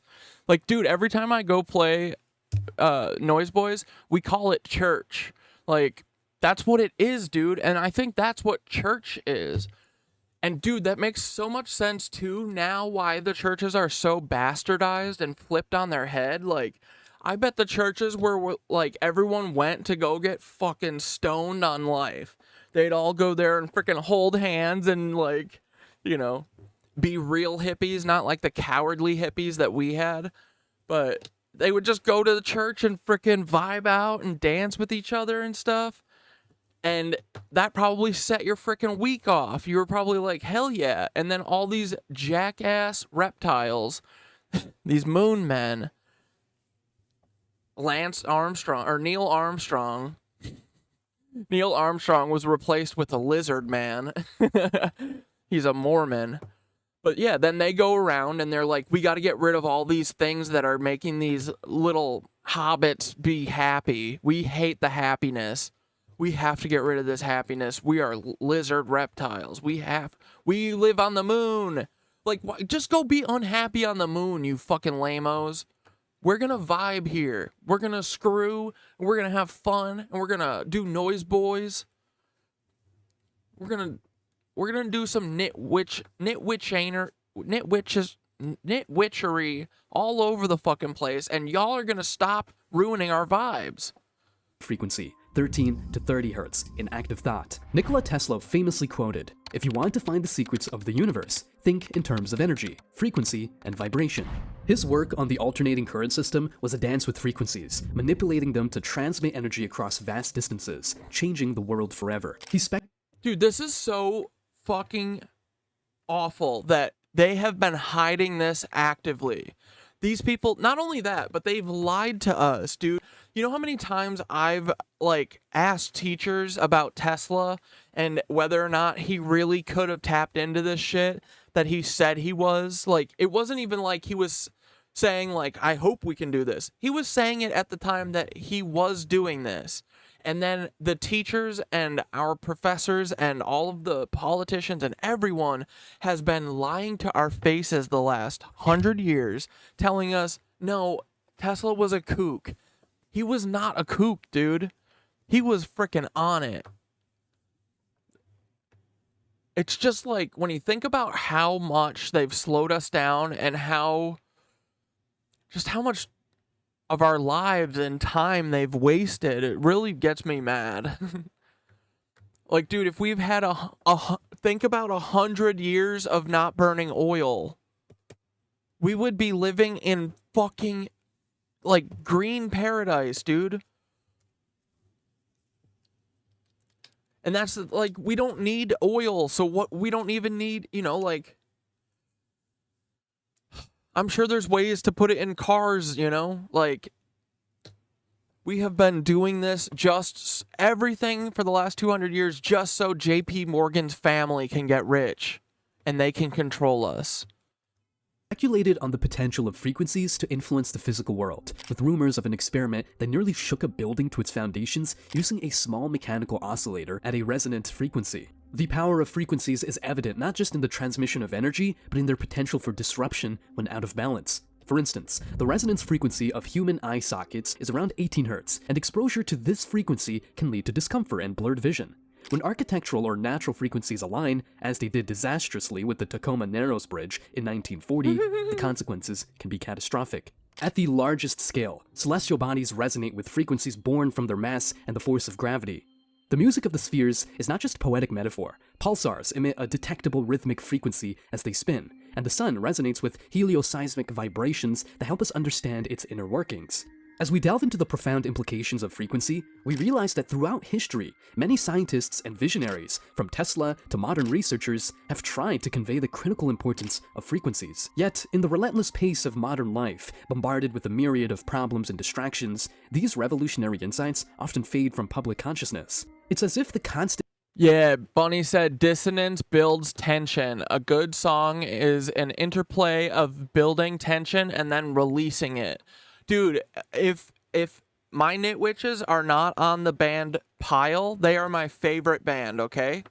That's my favorite band, and that's what they have been for 15 years, and they are, or I guess probably 10, and they are the thing that I want to share the entire world with, or share with the entire world. Rick played at my fucking wedding. He played during the cocktail hour at my fucking wedding. That's how much I love... Dude, I got married just to have Rick play. at my cocktail hour. I didn't give a fuck about marrying Lisa. I needed Rick to come play at my wedding. The noise of our daily existence drowns out the subtle yet profound music of the universe that these figures have. My favorite song by Pyle? Well, Prom Song's the first song that I heard by them, and I was like, who the fuck are they? Special Snowflakes is probably the special song that will never leave #1 for me, but I think that Rick Maguire is the great, like, he gets so much more complex, and gets to be a better songwriter every record, and it's totally different than the previous one. Like, he does my favorite use of dynamic expression. Like, he uses, I hate when stuff is just a wall, like, or just really, either really loud all the time or really quiet, because it's not really loud if it's all really loud. You know what I mean? Like, it's loud when it's quiet and then it's loud. It's not loud when it's loud. You know what I mean? So I feel like a lot of people forget about how powerful quiet can be, and Rick absolutely does not forget that. And he's on a fucking vision quest. The last record that he made was some of the best songwriting ever. But I think pretty much every song of Rick's is worth listening to, and it's beautiful, and he really, really cares about making it good. So you can never really go wrong with Rick from Pyle. I love Pyle. Is this the first time we've talked about Pyle? That's crazy, because everyone makes fun of me because that's all I talk about. And of all things, I feel like that's the first time I've talked to you guys about Pyle, and that's hilarious. Tempted. Probably not, though. To amplify for our collective benefit. This oversight might be one of our era's greatest follies, for if the universe is indeed composed of frequencies, then understanding and harnessing them could be transformative. Just as a single note played out of tune can ruin a symphony, a slight shift in the frequencies that govern our biological systems or our environment could have far-reaching consequences. Conversely, aligning with the correct frequencies might offer us unprecedented control over our health, technology, and the world around us. Throughout history, numerous individuals who have ventured beyond the conventional paradigms of science and society have often found their theories marginalized, their voices silenced. This pattern raises crucial questions about the nature of progress and the suppression of innovative ideas. Take, for instance, Nikola Tesla, whose profound genius revolutionized the world of physics and engineering. After his death, it's widely reported that many of his papers and research notes were confiscated by government agencies. Dane, everyone actually. Okay, here, I'll do my Pyle guide real quick, just so you start off on the right foot. Okay. This is CatDad's guide to Pyle's discography, okay? This is the important stuff, okay, guys? Here, hopefully Rick probably, I don't think Rick will claim. I think I can play Pyle on here. This is a new song. Dude.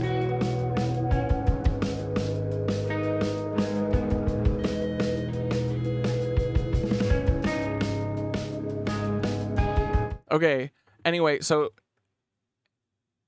they release, dude, Rick is my favorite because he treats this like it is his full-time job. Almost every one of his songs is about him being a real musician, like a road touring musician, but talking about it poetically. He has this one song called why am I forgetting it? My Employer.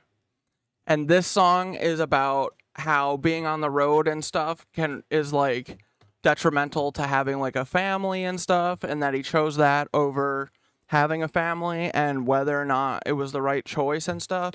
He's really into some deep ass shit on this, and it's fucking awesome. And then he has, on that same album, he has a song called The Soft Hands of Stephen Miller. Trump's like, that fucking troll. But okay, you can't go wrong with any Pyle record, but if you want, basically they started kind of like quiet or like kind of a blues rocky, like very blues influence, but heavy rock, heavy metal stuff. And now I guess they're just more like an alt rock band now, but Rick does the best mix of having heavy boy shit, heavy, but also then delicate, quiet stuff. Always mysterious. He always thinking about that melody. Oh, dude, his harmonies and shit. No one does it like Rick. No one. This is the only thing I care about, guys, is Pyle and Rick. I love them. And if you guys don't like them, it'll ruin me. Okay, so then here's the first song that got me to love them, okay?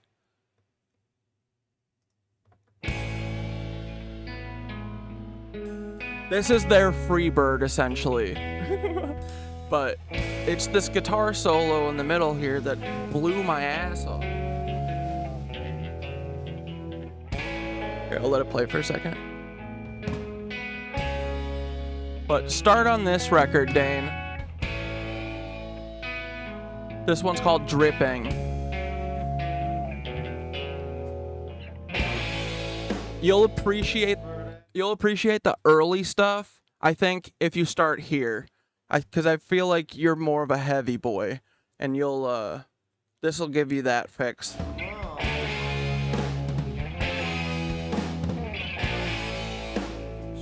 But here, listen to this guitar solo.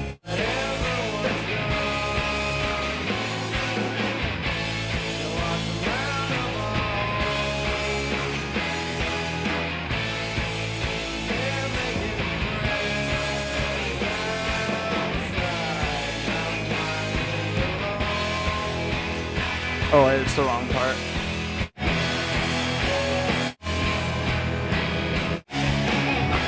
There.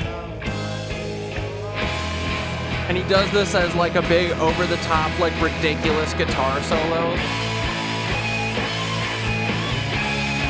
As like an ironic guitar solo. But it's also an incredible guitar solo.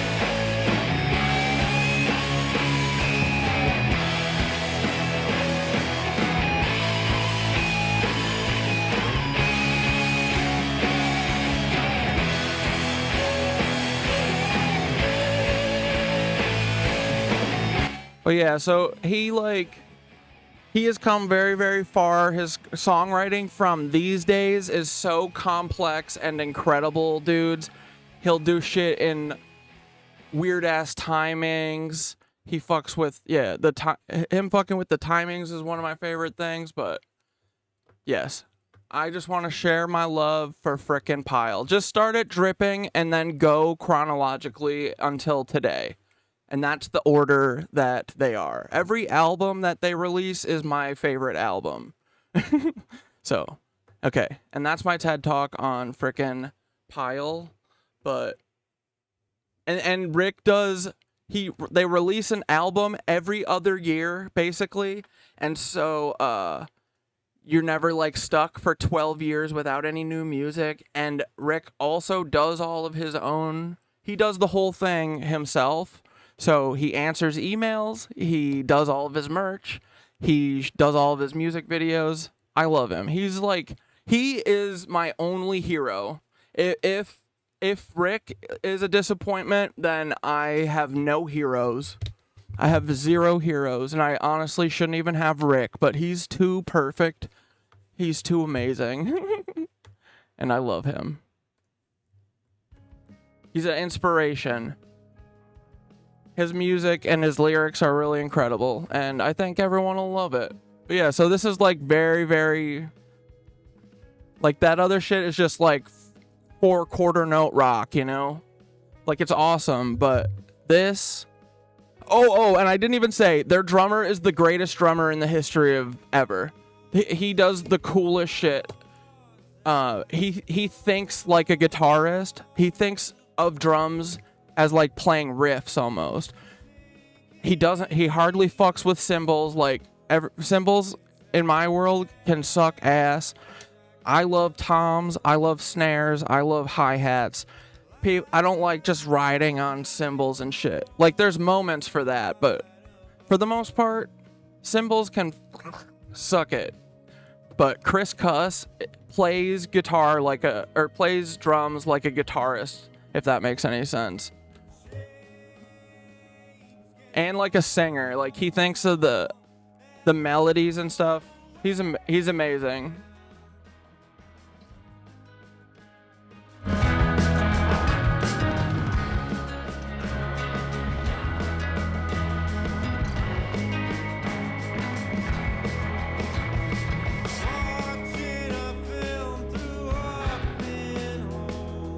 But dude, it's just like the vibes are amazing. You go to a Pile show, it's not just boys. It's like, 50-50. The vibes are incredible. And dude, you can't help but dance to it, which is odd. Like, I'm not a dance person. I fucking hate dancing. But to this, like, at a show with Pile, I'm like, he literally takes us to church. Like, it's amazing. It's a fucking out-of-body experience. Okay, enough about Pile. But I love them, dude. The whole show, you can't stop fucking dancing. Which is like, it's just like a rock band, But no, Rick gets it. He's I don't know, he's just always pushing himself. He's always trying to be better. And he knows that like the way that he treats people is nice and that kind of stuff. That matters to me too. And he's just a good energy in the world. And everyone should have every one of his records. Full extent of Tesla's work remains shrouded in mystery, fueling speculation that some of his revolutionary ideas were too transformative. It's nice to see you lighting. Dude, I'm gonna marry Rick one day.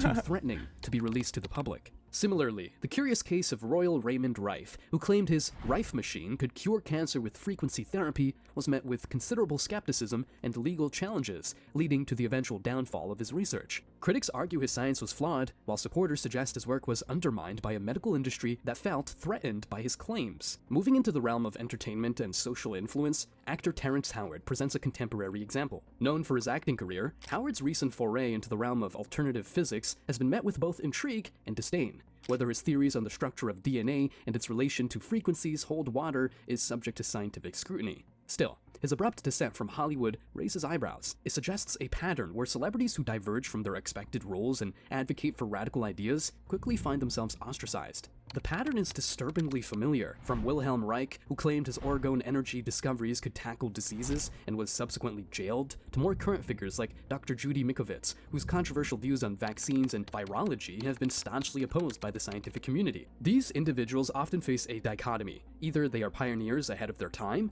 or they are outliers whose theories simply do not align with empirical evidence. The issue at hand is not always about the validity of their claims, but the response they elicit. Society's discomfort with challenging the status quo often leads to the dismissal of ideas that deviate from the mainstream narrative. Yeah, dude, and look, I found the Tesla letter. He calls it mechanical therapy, and I think this shit is real.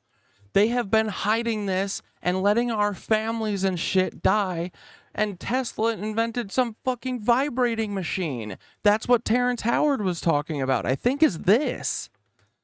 He says, dude, this is so crazy. He literally said that he saved Mark Twain with it. And you know what? I'm starting to believe every single person except for all of the people that we've listened to the rest of our lives, or, this moment of our lives.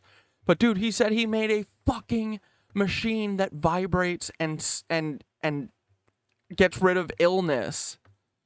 Let's make one of these fucking things and give it away for free and take out all these business. Dude, if I had any fucking idea, I would, like, one of these, I would never sell it for anything. I would use it in a way to execute all of these companies that currently are around.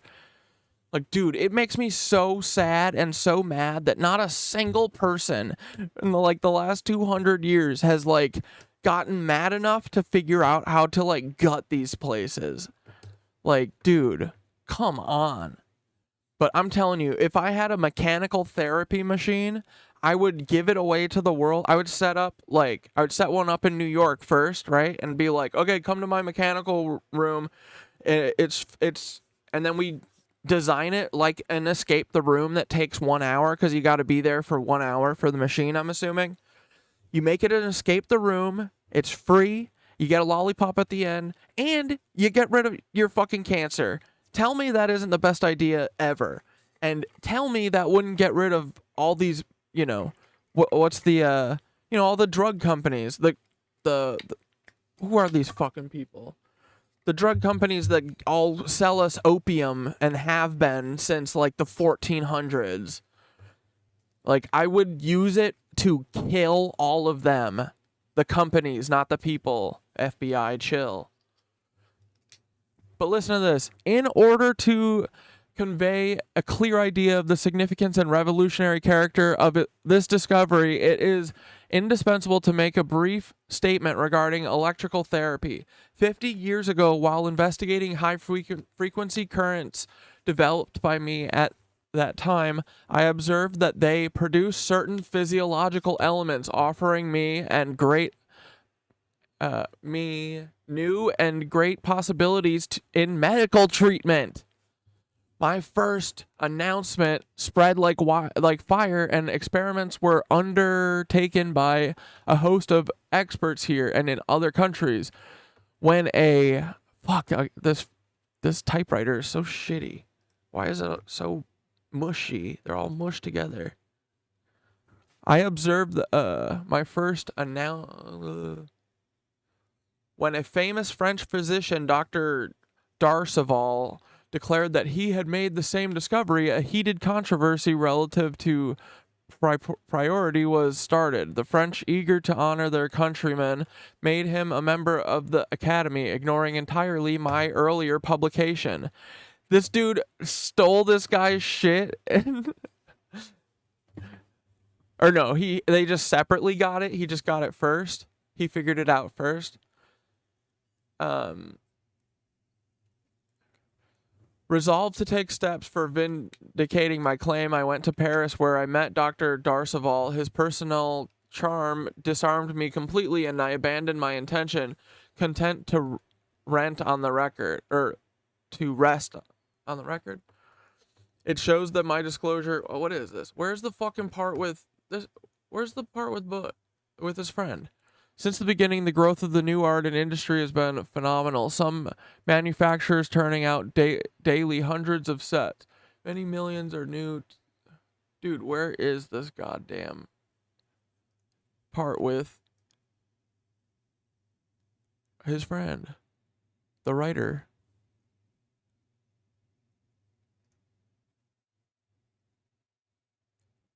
Well, here, I want to read it all, actually, just so that we can know how it's working. I had installed at the laboratory, 35th South 5th Avenue, one of my mechanical oscillators with the object of using it in the exact orientation of various physical contents.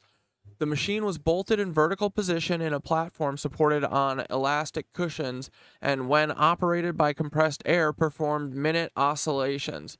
Absolutely isochronous.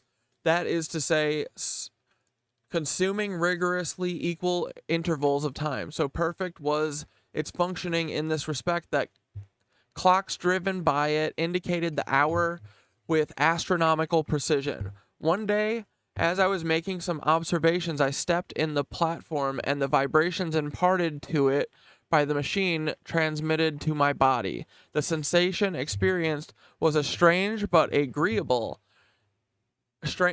Was as strange as agreeable, and I asked my assistants to try. They did so and were mystified and pleased like myself. Dude, this is what I mean with why the Nancys will never figure any of this stuff out, is because you have to have the playfulness of a kid, and they don't know how to do that. Tesla was just stumbling onto this shit. Kind of like how we keep stumbling onto the facts of the universe. Like that Taylor Lorenz's sister is Libs of TikTok, Chaya Reichik. Bet. It's definitely true, okay?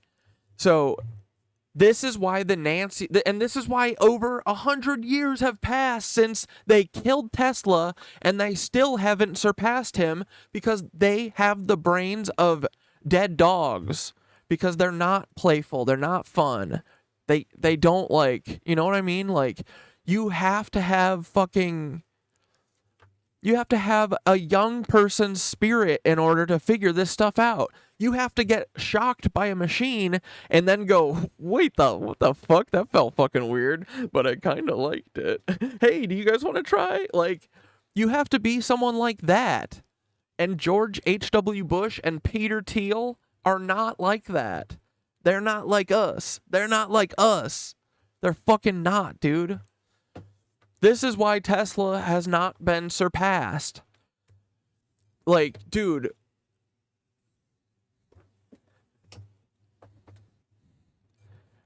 This Tesla was just chilling in a lab.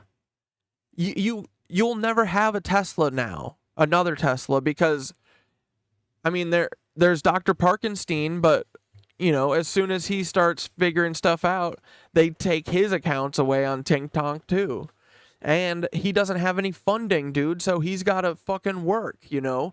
But Tesla got to chill and sit around because there were at least a couple things. You know, he'd get sponsored by something and he didn't have to, like, pay for health insurance and, like, all this bullshit that we got to pay for now, you know? But that is why there's not another Einstein. There's not another Tesla. It's because everyone, I mean, they're just fucking working at Arby's. They're never going to figure out their big thing because, like, dude, I wouldn't have been able to figure out any of this stuff if I wasn't just super lucky and got to stay home. You know what I mean?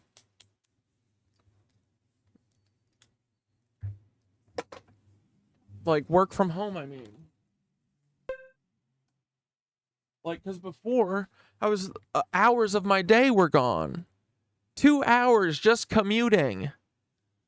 That's just 2 hours there. And then, you know, when you're not working and you work from home, you can fucking do other shit, dude. You don't have to sit there and look busy because there's no one there watching. But that's the thing, is that's what they want. They want everyone to be looking busy, not doing anything. They just want them to be futzing around with something that isn't us talking about turning those goddamn pyramids back on, you know? Because they do not want to turn the pyramids back on. Imagine knowing that we are from frickin' aliens, that Thoth made us, and he made the frickin' pyramids, and being like, oh, keep these stupid peasants from the pyramids. We are not going to turn them on. Like, dude, we have known that the pyramids are made by Thoth and are all connected for the last 3 days, like maybe 4, and we can't think of anything else. How have they known for 100 years that these pyramids are fucking real, dude? They're not made by us. They're made by a frickin'... And they do nothing. NASA owns the basement thing of Giza, and they don't know how to use any of it, and none of them are curious people, so they'll never figure it out. This is great for us, dude. I truly think we're going to surpass them in like a couple days.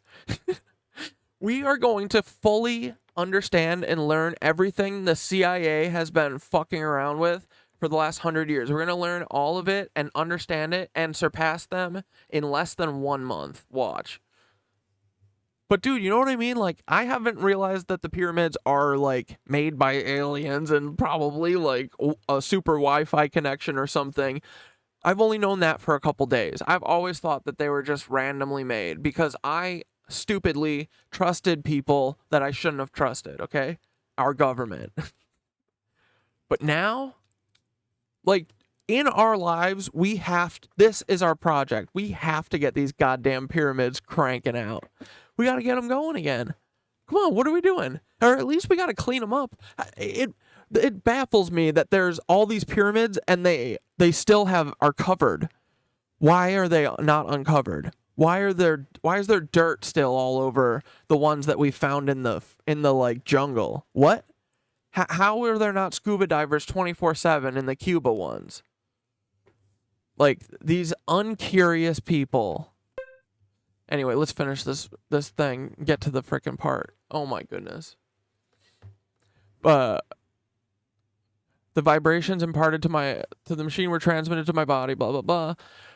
But a few minutes later, some of us who had stayed longer on the platform felt an unspeakable and pressing necessity which had to be promptly satisfied, and then a stupendous truth dawned upon me. Evidently, these isochronous rapid oscillations stimulated powerfully the peristaltic movements which propelled the foodstuffs through the alimentary channels. A means was thus provided whereby their contents can be perfectly regulated and controlled at will and without the use of drugs. Is he talking about this made us fucking drop a fat duke? This made us drop a duke instantly? Is that what he's saying? Okay, so right there, no drugs, nothing. You just got to get on this shaky machine and then you do a duke. Wait, what's undercover? I love the hanky emote. It's undercover CatDad.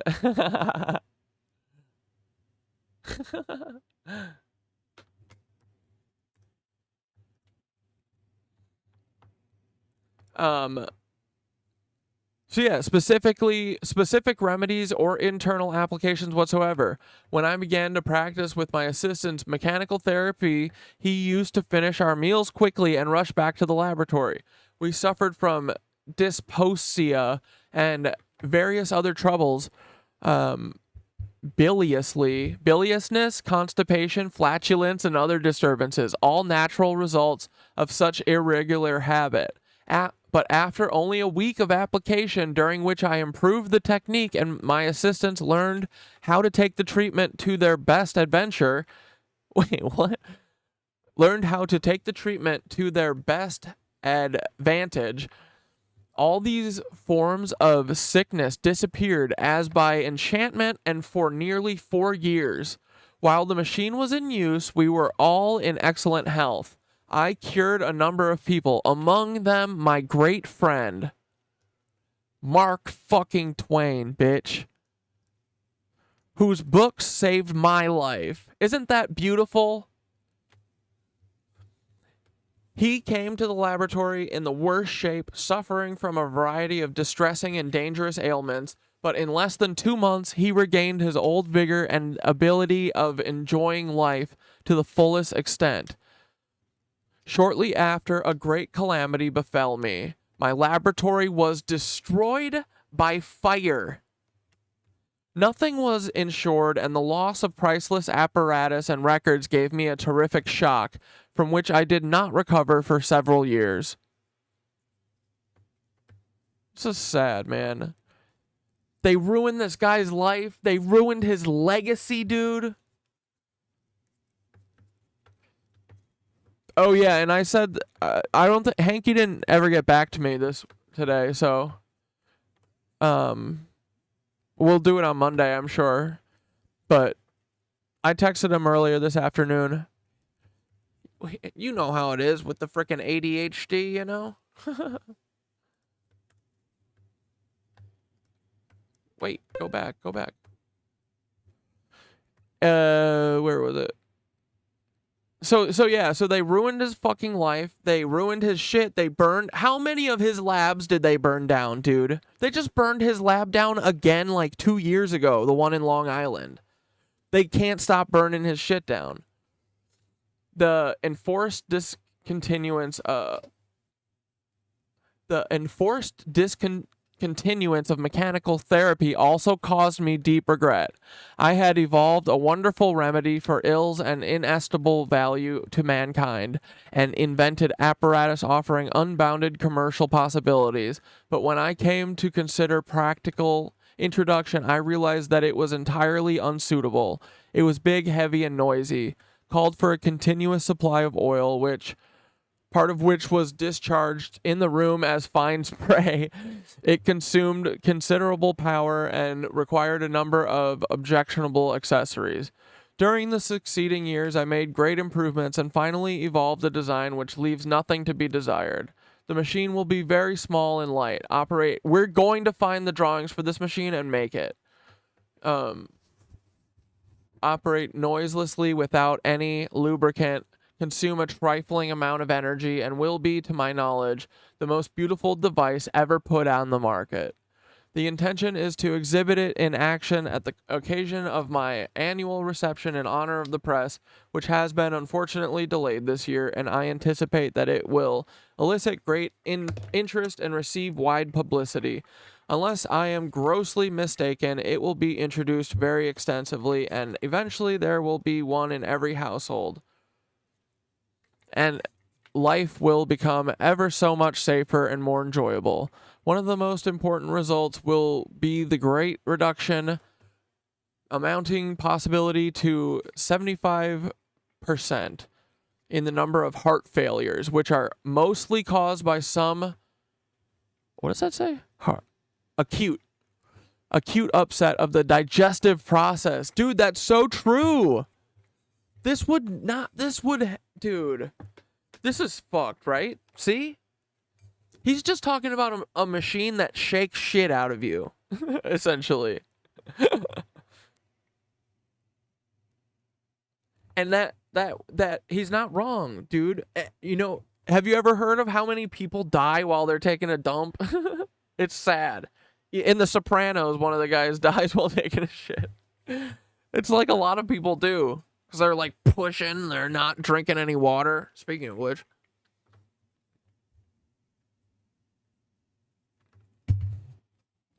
But yeah, look. This doesn't involve anyone taking any pills. But then, what will the drug pushers do? What are the drug pushers going to have to do? Purdue and DuPont and all you freaking drug pushies? Poop kills, bro. For real, dog? So does the frequency interact with the bacteria within our gut biome and just bacteria within us in general? Dude.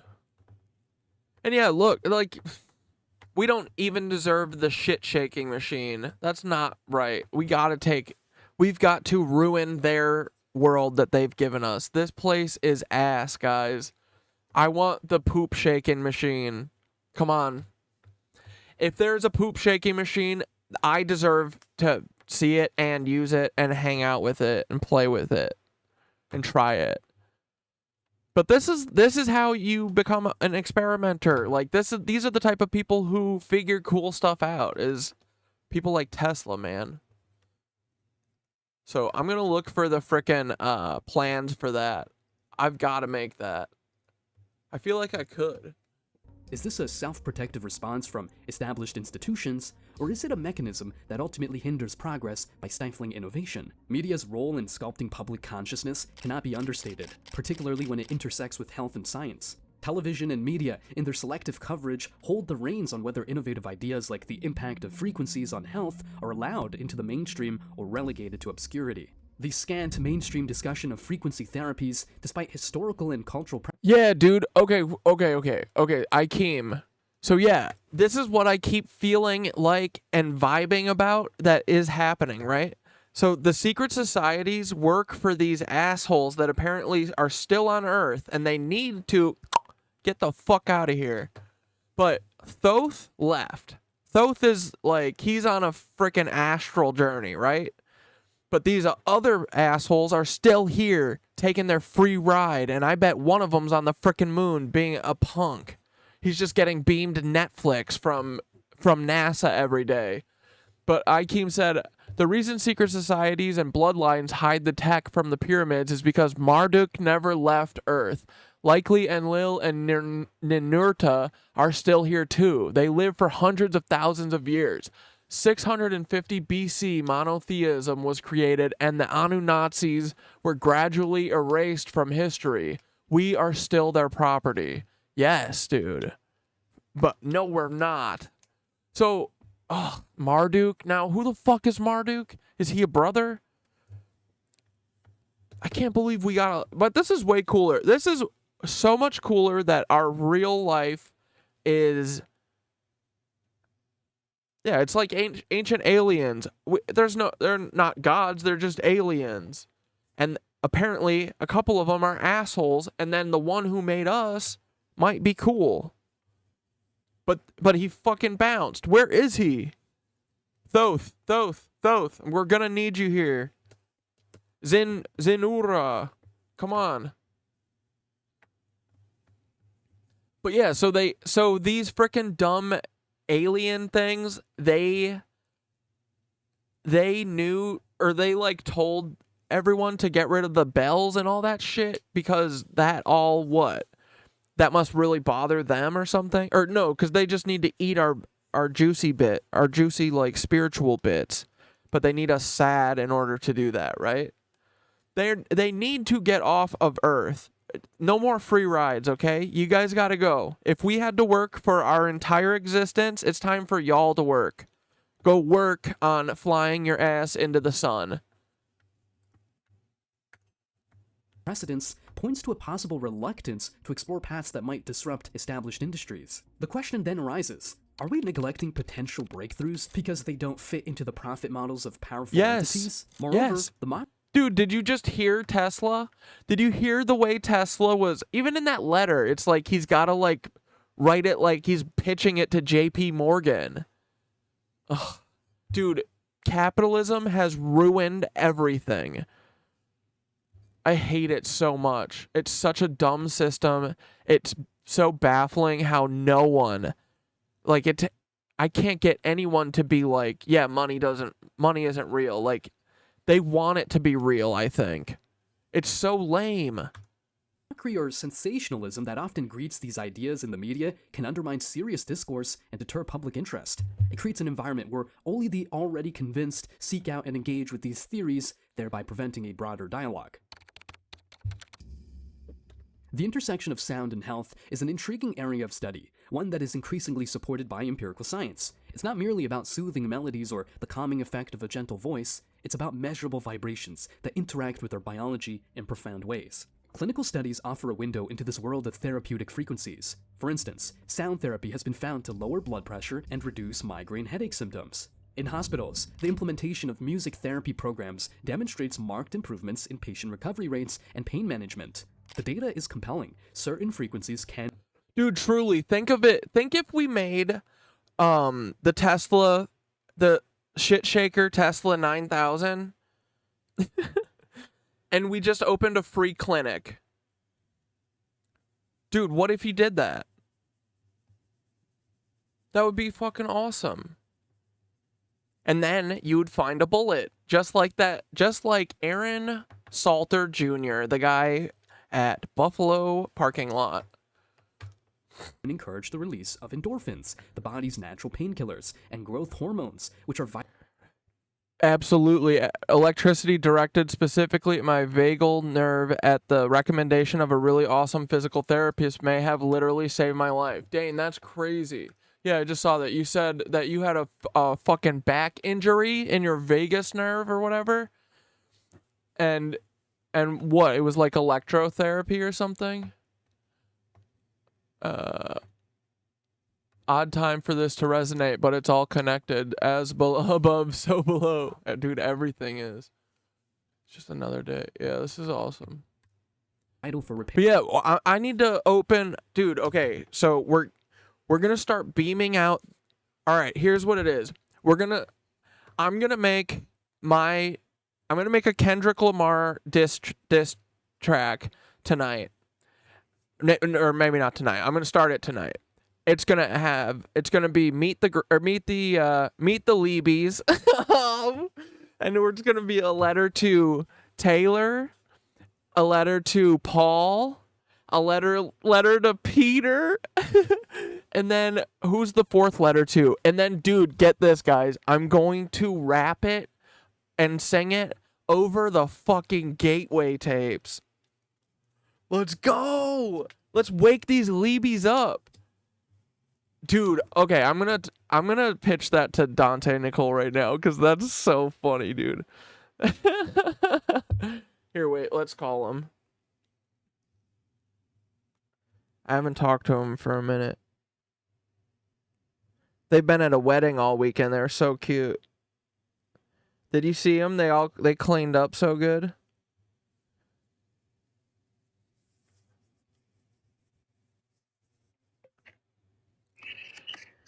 What's up? Hey, I'm on stream. I just wanted to call you really quick and tell you guys, I figured out what our diss track is going to be. It's going to be called Meet the Leebies, and it. So you're on stream? Yeah, I'm on stream. I'm just call. Oh yeah.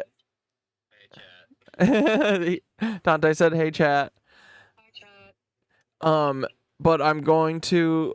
I said that we should do Leebies? Meet the Leebies and have one verse be fucking to Taylor, one verse to Peter, one verse to Paul, and then we need a fourth verse. And then I was saying that yes, Jimmy Beast, and then we're gonna wrap it all over. It doesn't have to just be this, but I'm definitely gonna put the Gateway tapes underneath it. You know the.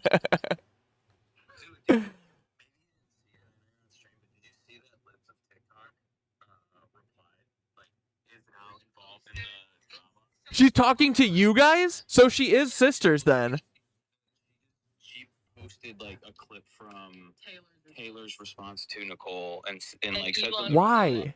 And then Elon replied and said, "Never met her." About Nicole? No, about Taylor. Oh, about Taylor. Dude, we're so far past that, Elon. We don't give a fuck, Dude, brother. the Twitter thread has 400,000 views right now. Oh, I'm gonna pull that up. Holy shit. Yeah. Did you send it to me? We're like kind of homies with this one girl that Taylor like actually like canceled, defamed. Elon replied. That's so Yeah, crazy. well, Dude, they want to make us famous, they said. No. Hooray. Taylor is giving it to us, dude. Dude, is this Taylor sabotaging the Lebensborn? I think she's doing it on purpose. Under the bus so that we can pop off and like call out everyone. She finally blocked me. Yeah. No, did Oh, she? it's awesome. It means I won. Oh, duh, of course you did. 26 videos in the series. I think it's This is the best ever. Dude, yeah, they're the L-born. I kind keeps calling them L-born, and I love that too. you even born. Okay, that's it. I just wanted to call you two and see you guys. But yeah, so meet the Leebies. You guys start working on your verses, okay? Okay. We Okay. actually almost started it in the car. Yeah. because we Yes. decided we were gonna just rewrite all the songs. So Yeah. Dude, we're gonna redo all of them. We're gonna drop 800 tracks. Okay, let's go. All right, bye guys. Love you, bye.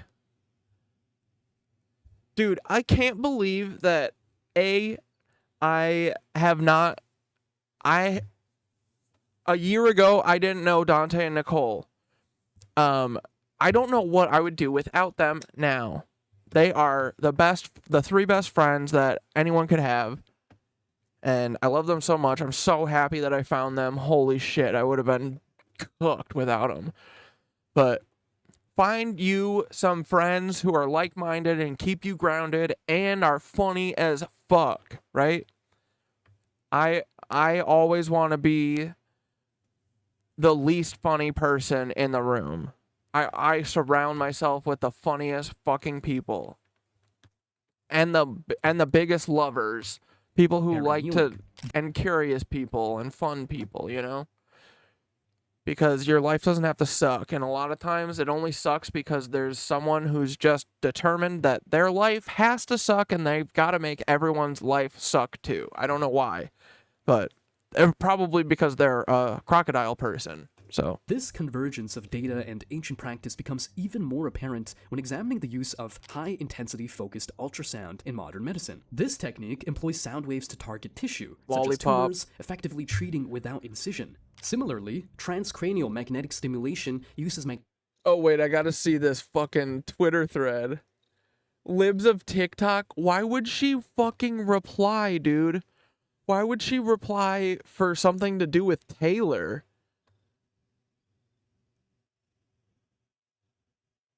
Hasanabi heads, misguided MAGA, and Ian Miles wrong coming together to dunk on Taylor Lorenz. We fucking, dude, Taylor, come on. Come on, girl. What are you doing? Why would she reply to Nicole? Why did she do this? Why would she platform Nicole?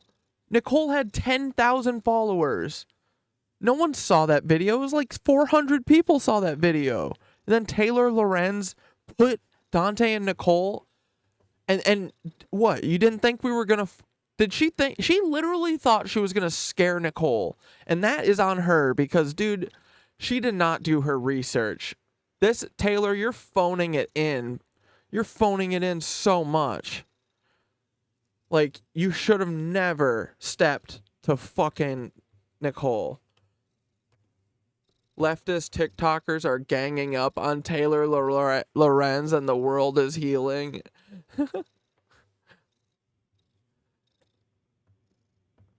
Which one did he say? It was had like 100,000 views? Or is it a Nicole one? Oh no, it's this one? No, that's not it. Why did you comment like 50 plus times on my TikTok? You have 33 times the followers as me. I'm sorry your dad has $1 bajillion. You can just admit that. I'm sure it was tough coming out of the mud like that.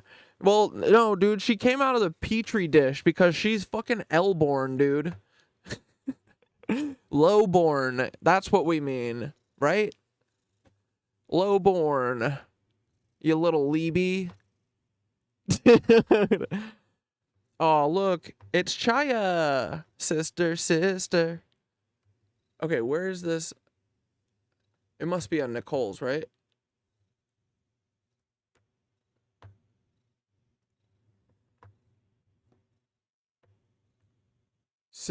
No, that's old.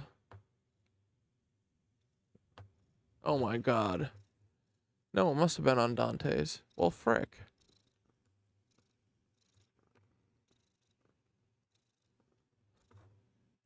Okay. Let's do one more short video, fun video, and then call it a little weekend. This lady wants food so much. Did I miss anything? Yeah, the teeth are the key, dude. Yes. It's totally her, right?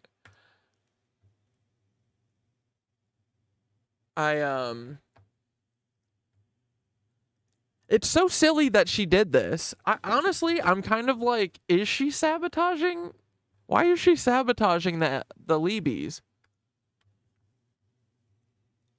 Oh yeah, let's just finish the Terrence Howard. Small electric currents in specific brain regions, treating depression with remarkable success. While not sound directly, it is another form of frequency. While we finish this, if anyone's got a funsy thing, otherwise I'll probably look for like an Untold Library Thoth thing or something. Or Library of the Untold or some Thoth. Application showing tangible, positive results in the human body. Turning to the psychological impacts of sound, specific frequencies and rhythms have been shown to evoke various emotional responses. In one study, participants exposed to 528 Hz sound waves reported more relaxation, joy, and creativity. This love frequency is believed to resonate at the heart of everything, connecting our spiritual essence to our material existence. While sound's healing potential is being harnessed for good, its darker applications lurk in the realm of control and manipulation. Sonic weapons, like long-range acoustic devices, can cause disorientation and pain, leveraging frequencies to maintain order or disperse crowds. But beyond these overt applications, there is a subtler form of auditory influence that permeates our daily lives. The concept of using sound to induce a state of fear is not new.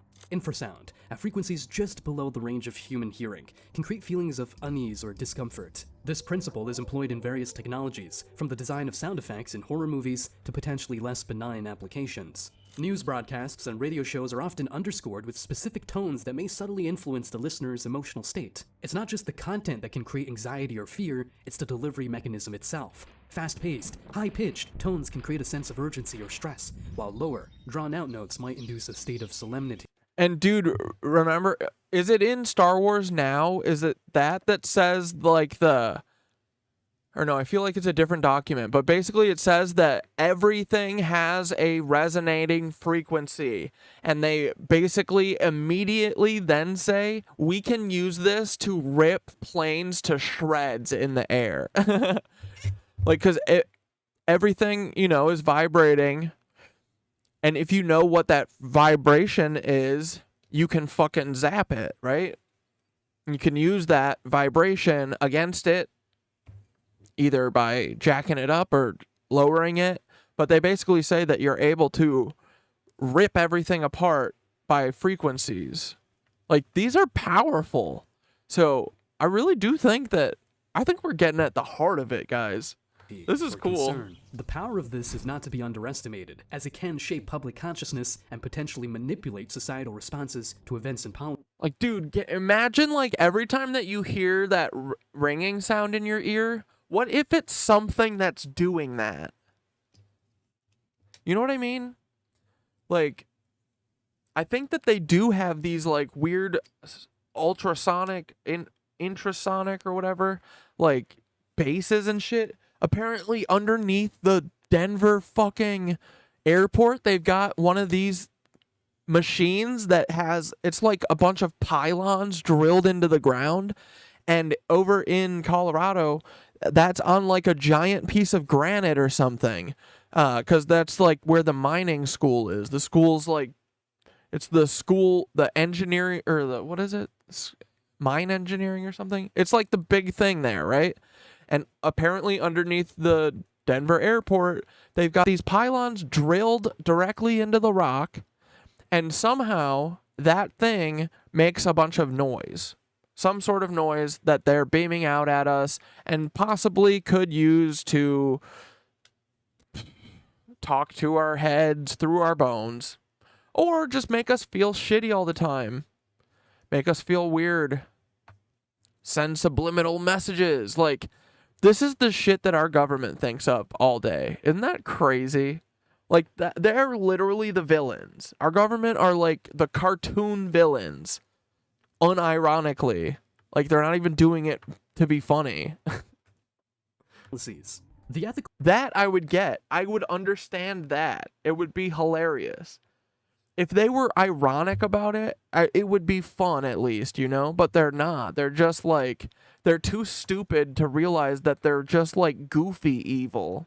Implications of such uses of sound are immense. While we know that sound can heal, comfort, and restore, if misused, it has the potential to control or instigate distress. As we further understand the full capabilities of Dane said, when digital amp modeling came to prominence, I worked with early adopter musicians and blew most of their minds, getting them to sound like actual amps by creating resonant frequency algorithms of their guitar cabinets. Dude, that's fucking cool. And yeah, I remember those days of like the fake, the garage band distortion, sounding like insane.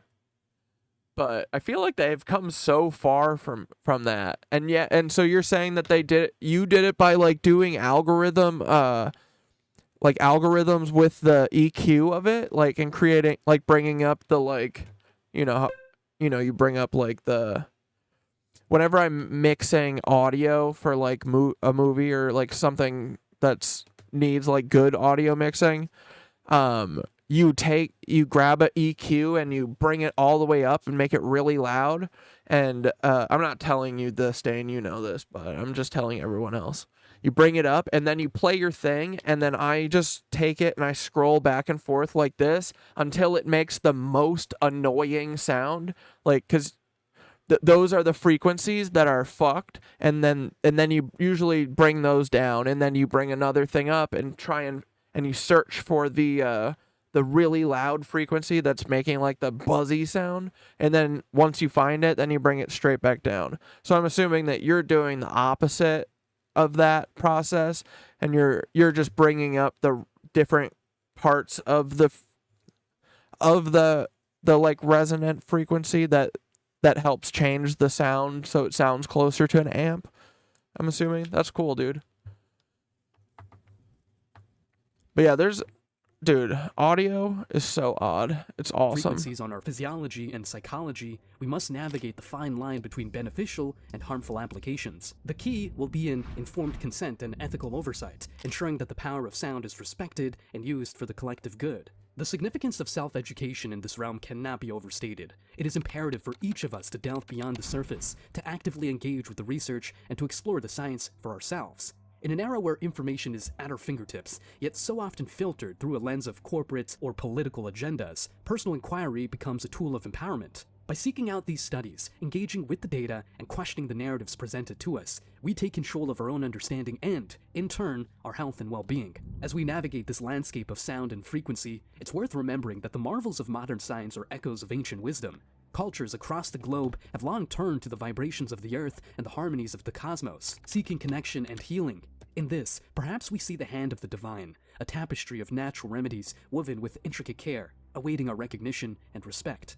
God, in his greatness, has indeed left us many tools to enrich our existence. Sound, with its capacity to reach deep within the fabric of our being, is one such gift. Whether it's the soothing hum of a mother's lullaby or the precise frequency that disrupts a cancerous cell, the spectrum of sound's potential is as broad as it is profound. But to harness these tools, we must first acknowledge their existence and then have the courage to explore their applications. Awareness is the first step toward transformation. In being open to the unconventional, in challenging the status quo, and in seeking the truth with earnest intent, we invite new possibilities. Honestly, I'm surprised that these Fed types even allowed themselves to believe that this kind of stuff is true. But, like, I know that they're still, like, floundering because they aren't, like, fun people, like, that it takes to, you know, get the shit shaken out of you and then be like, yeah, I want to do that again. Like, I'm surprised they even wrote down that, like, these things are real. But, I want to know, I haven't figured it out yet, but I want to know why the 55515, why, like, the number is, why people, it says that in the Monroe thing to, like, think the sequence of numbers, 55515 or something. I think that's it. But, like, why? What?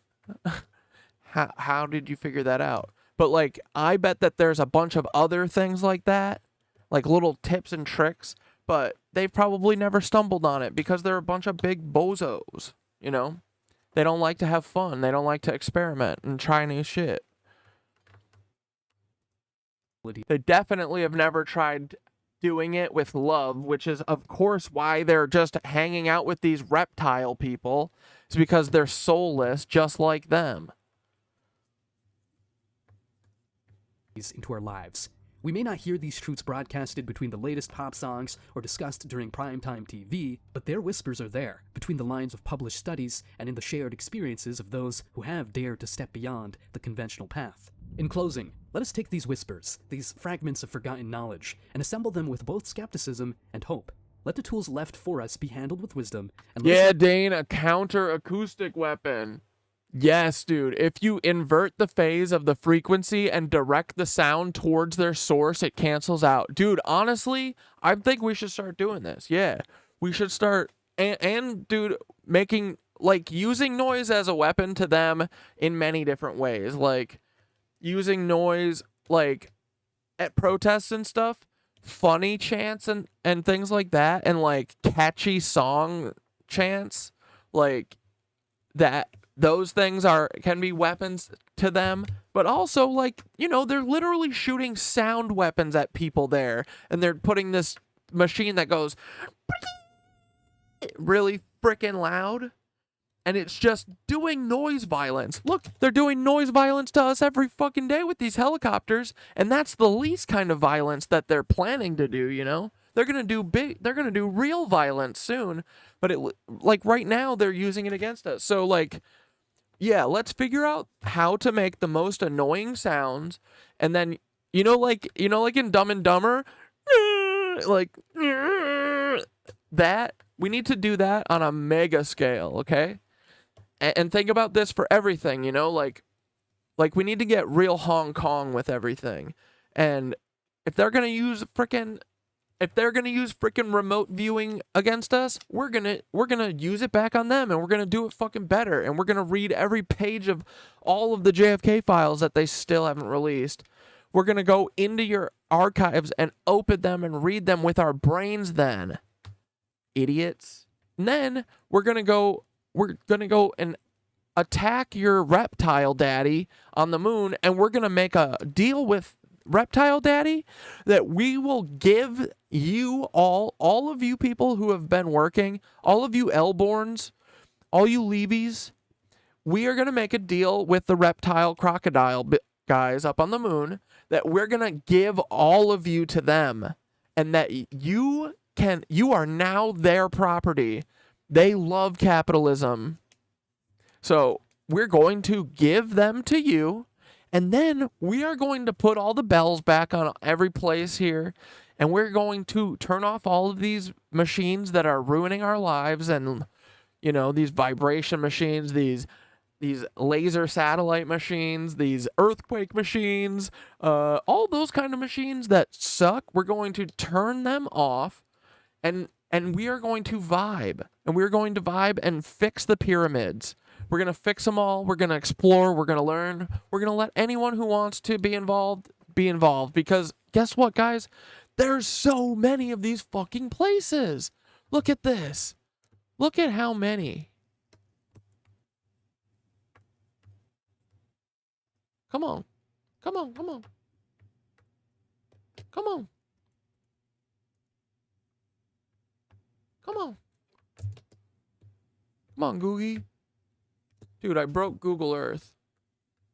Okay. Look at the homie. Those pyramids.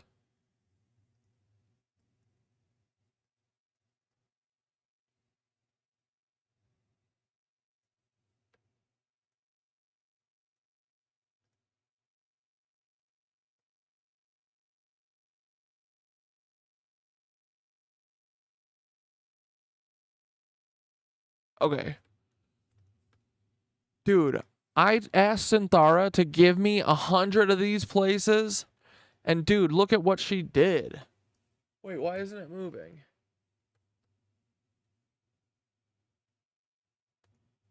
Come on, dude. It's not flying around now.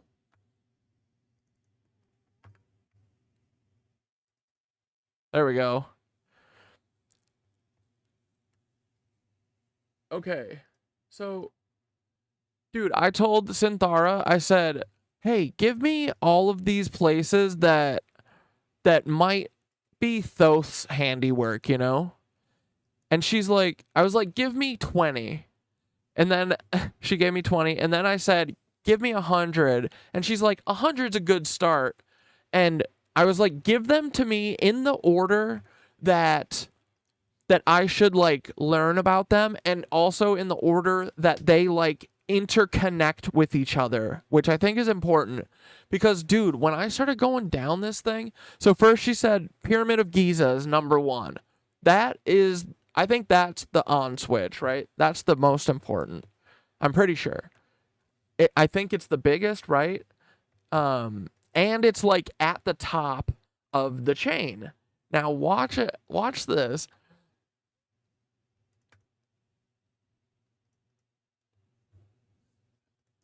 Okay. They all just flow down the Nile, right?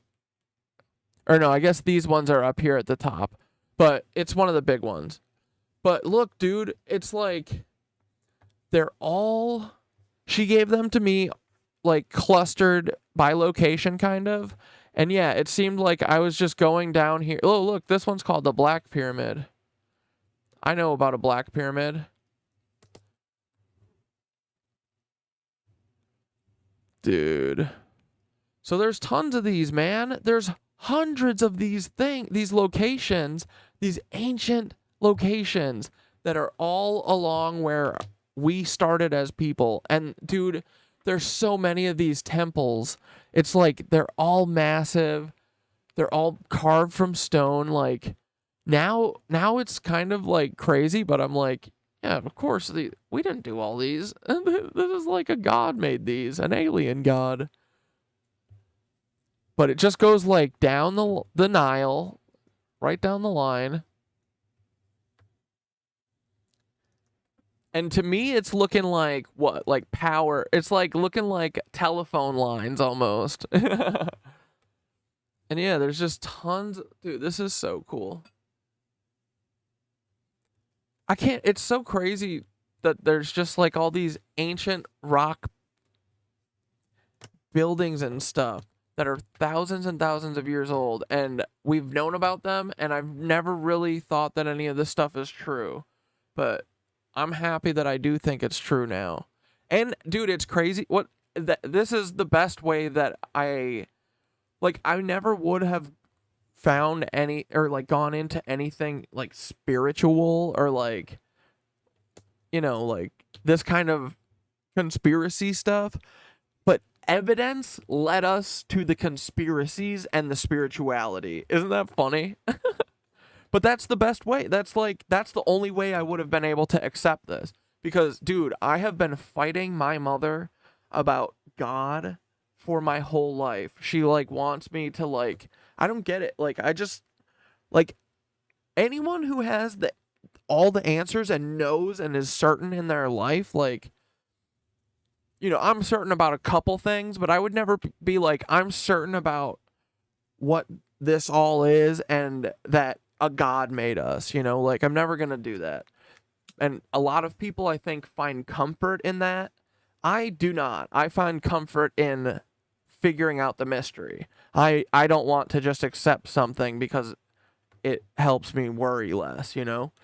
So I think it's funny that I'm like kind of coming not to my mom's version of like religion or spirituality, but it's funny that I'm coming around to it after like my whole life hating it and hating being forced on me, and like I just hate anything that is someone saying do this because I said so. No, give me a reason.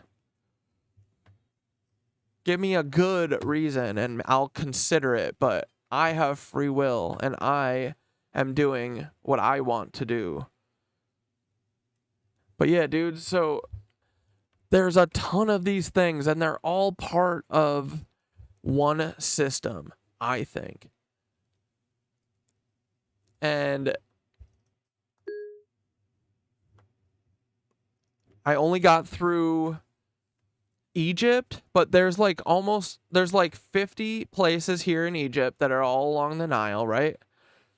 And then the next place, and I told her she should give them this all to me like in the order that they're connected and in the order that I should learn about all this shit.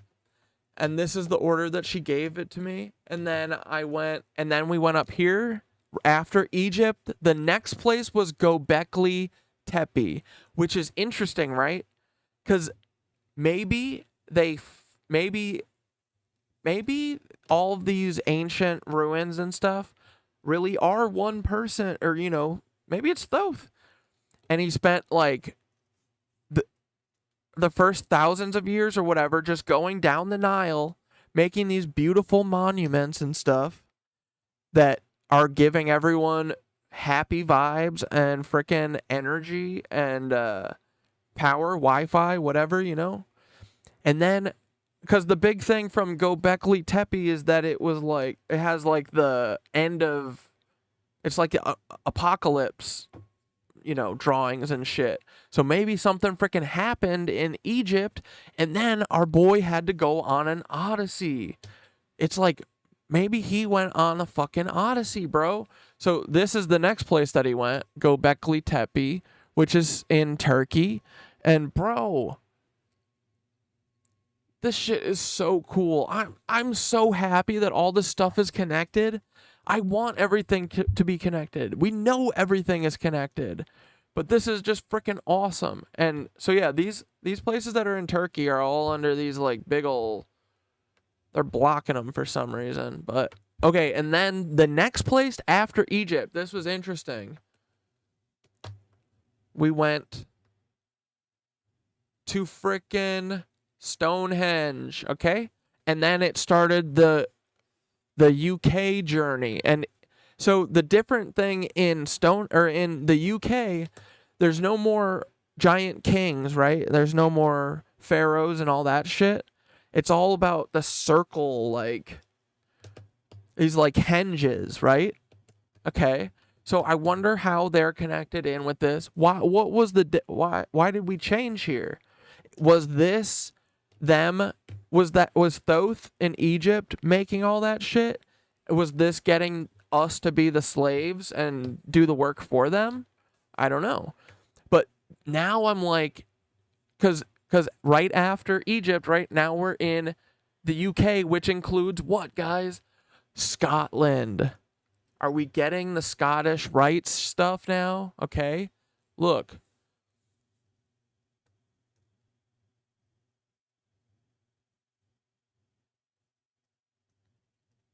Okay, Ireland.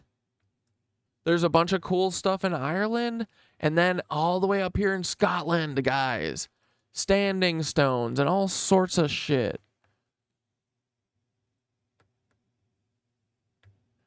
The Ring of Brodgar. Look at this. This is so sick.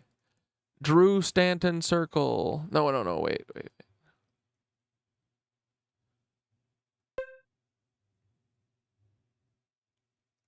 Skara Brae, prehistoric village.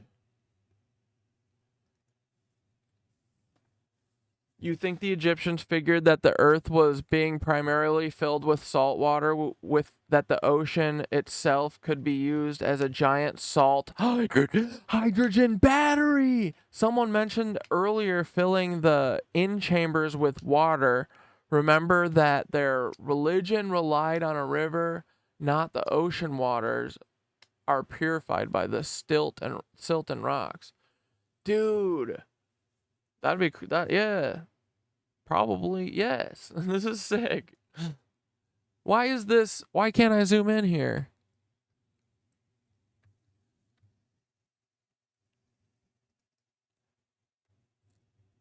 And then after that, then we went to frickin', what is this called again? Malta. So Malta was a big place, apparently. They had their own little island thing here where they must have been going, dude, this place is like, oh no, those are fields. I thought they were buildings.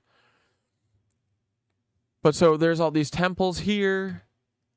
And then the next step that we're hitting is Greece. Greece is the next place that we pop in. And that's where I left off. But like, dude, look at all these things are just so cool. Oh, I'm fucking sorry. I thought the little doodad was sitting there so you could see the pictures. Whoops. El Castillo. Look at these, man. You're going to tell me these aren't connected? That's not connected to...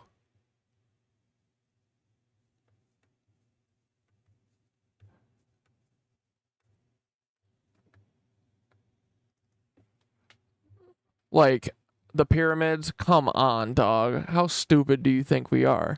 And I love all the changes, all the different ways they look. Look at this step pyramid. Like, it literally looks like someone was, like, learning their craft. Kind of. Or, like, building infrastructure. Pyramid of Menkaure. So yeah, so we got to figure out what all these pyramids were frickin' doing. This is so fun. This is like our live. We get to go on a frickin' quest, like for like a Zelda quest. And then, dude, look, yeah, there's pyramid here. There's a frickin' pyramid on the moon, supposedly. There's a pyramid in Antarctica. This is craziness. And then, yeah, another thing, too, is that a ton of them are all in this, like, they're set up where they all mirror Orion, where it's two stars, and then the third one is, like, a little bit off of the line. That happens all over here in South America. Look at look at this candle. This thing is just like it's called the Candelabra de Parca.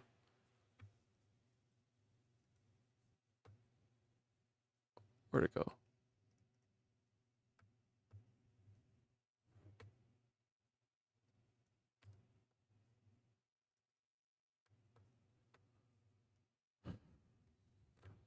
Look, there's freaking pyramids here.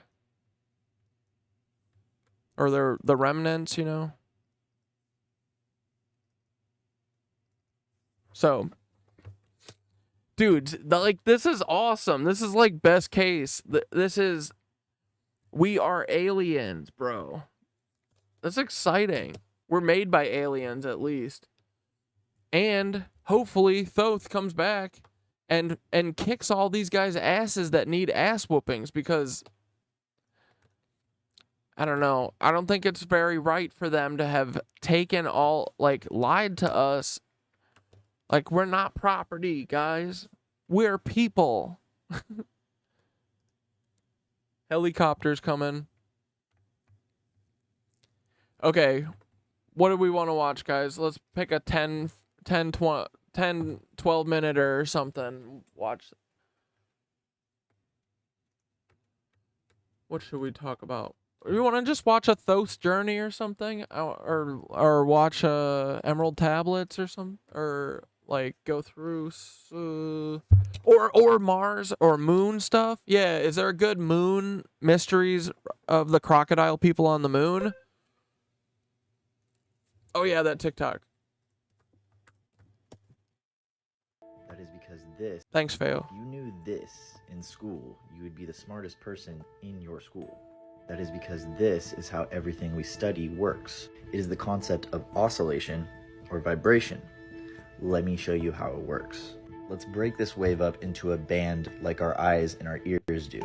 If we take the bottom right corner of the spectrum and connect it with the top left, we can see how these blend into each other. That is how we mix notes in music and colors in art. You are now an artist. That is fun, but what about the not fun stuff, like math? To figure out where any of those balls are, we just need the x and the y measurement. That is trigonometry.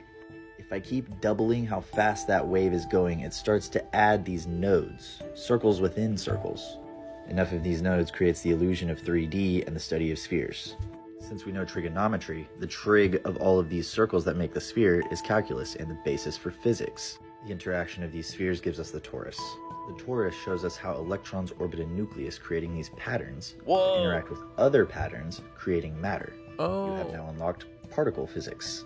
Before we get too advanced, we need to go back to the sphere, because the interaction of these spheres is a study in itself. Studying the interaction of spheres gives us geometry. Geometry. From here, we can see how nature uses this and then use it in our own designs, like in architecture or engineering. With a better understanding of how nature builds things, we can use that information to build our own things. Now, if we go back and look at the shape of atoms, then they start to make sense. Vibrations above atoms make molecules. Dude, how? This isn't even hard to understand. You just need someone who isn't a liar or an asshole, and you just need a little visual representation, because, dude, I have never understood this stuff. Until I just saw that picture with the nucleus, I have never understood seeing that drawing, the 4 half circle things, or like ellipsis things or whatever. Like, man, dude, we could literally be like the brain people in Dune. Without drugs. Like, I think our brains are incredible, but they've just been stifled by reptile lizards that live on the moon. Above molecules make all the stuff. Like, dude, if all of us took dude, we all need such a year off before we even, like, once the rev's done, once we actually have time, we all need like a year to decompress and like grieve our old lives. And then, dude, the second that everyone's ready, we'll just like imagine how not having to like scrape together, you know, your rent and all this shit is happening for the same reasons. It's the same people. It's the same people who took the bells away, you know? And it's to feed a lizard people on the moon. So I'm going to go with, yeah, we're not doing that anymore. We are not paying rent anymore. Soon, guys. It's happening. Like, I can feel the frickin' energy vibes happening. They are going waka, waka, waka, waka, waka, waka, waka, waka. You know what I mean? It's coming. This stuff is crazy, man. I do think that some of this stuff is getting vibes to me through the future. I don't know why, like the Peter Thiel stuff, the Antarctica stuff, I feel like it's getting put, either Synthara or something's happening, guys, but the vibes are real, and I'm telling you, I'm feeling good vibes moving forward. I mean, there's always going to be bad stuff, but I think that we can't lose. Look at us. We understand fucking, what is it called? The hard physics. You know what I mean? Vibrations above the stuff. It's your higher self, CatDad. Time is insignificant to spirit. Yeah, dude, I think so. I think that's what, like, whatever, man. This is so cool. And yeah, if time doesn't exist and we're all, like, that means that I know that we won. We all do. We all know we won. There's no other option. Because we're here now, and we know. We know because we're here, and we're the same people as the future us, right? Oh, this fucking ad. Let's see. Here, we'll read through the CIA document for a second on the gateway, or which one was this that Devoured sent? The Monroe Institute's Hemi-Sync process. Hemi-Sync is a patented, of course it's patented. I hate these people, man. We gotta stop capitalism so fast. Hemi-Sync is a patented auditory guidance system which is said to employ the use of sound pulses to induce a frequency following response in the human brain. It is reported that the Hemi-Sync process can heighten selected awareness and performance while creating a relaxed state. Hemi-Sync is more than this, however, and an extensive evaluation is warranted. Everyone should read this too in our goals, right? In our mission of Hemi-Syncing our way to Mars. But yeah, guys, is everyone down with this? We're gonna frickin' Hemi-Sync. We're gonna gateway process our asses to Mars in the next 2 weeks, okay? So if you're able to take, like, 20, 30 minutes and do the gateway process, let's try and do it once every day. And you don't have to do it at night like Ethan said. Just pick a time that's easy for you where you can lay on the ground or lay on your bed and just or on the couch and vibe and turn your headphones up super loud and just, I think the way you got to think about it, guys, is even though you're going to feel silly at first, but just think about, like, you're basically just using your imagination. Here, look at how Synthara, I haven't posted this yet, but Synthara's next zine is teaching you how to get into the Focus 12 thing, which is just like a relaxed state. But I ask her to use concrete, like, examples and, like, actually say what to do and stuff, because a lot of this I feel like is like I need a little direction. I'm like, what are you telling us to, like, lay down? Are you telling us to, like, actually make noise or whatever? So Synthara has been making these zines that tell us exactly, like, what to do, And she did this Focus 12, the way she described it, made the most sense out of anyone. And she punched up all those affirmations the last time, right? So, okay, let me find her. Here it is. Yeah, this is our slide. I love making these zines with Synthara. Since we're going over the Monroe Institute, seriously, I got... Oh, wait. Hold on. And we're going to finish it. No, we're just going over it because of the commercial. We'll go back to that. Create stuff within stuff. It's called an emulsion. Like this, it creates a moving system with boundaries, allowing more interactions with more stuff. Above that, we get systems that organize and replicate, creating primitive forms of life. Find out, you can see how nature uses this, and then use it in our own designs, like in architecture or engineering.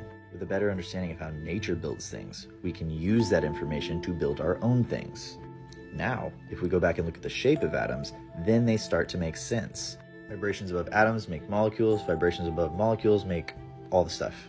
Vibrations above the stuff create stuff within stuff. It's called an emulsion. Like this, it creates a moving system with boundaries, allowing more interactions with more stuff. Above that, we get systems that organize and replicate, creating primitive forms of life. Find out what you and your kids are interested in and use that. That's crazy. Another edition of you. Go back to that dude. I want to. If you knew this follow in school, you would. That's Base Forge US. Dude, hell yeah. This is awesome. This is all finally making sense, man. Like, these concepts aren't too hard for us to understand. We're very smart. They just don't want us to know about any of this stuff. Fuck Diddy. Hell yeah. But yeah, that dude's dope. That was great. That was a great explanation. I needed that. Watch that.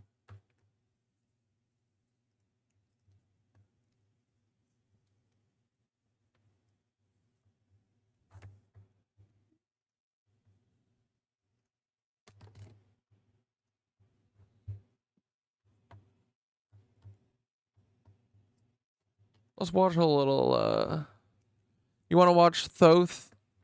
We're not going to watch all of this, but some of... We'll finish up with some Thoth of Agartha from Library of the Untold. We like Library, right?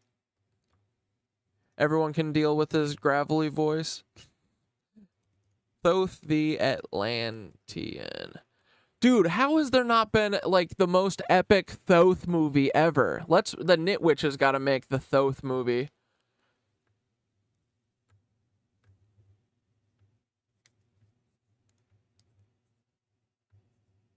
Who? Oh, yeah. Wait, Enoch? Is that...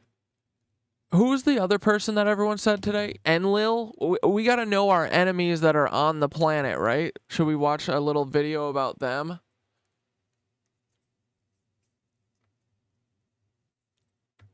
Or... We have the truth still with us, but it is not found in books to any given extent. It has been passed along from lip to ear. When it was written down at all, its meaning was veiled in terms of alchemy and astrology, so that only those possessing the key could read it aright.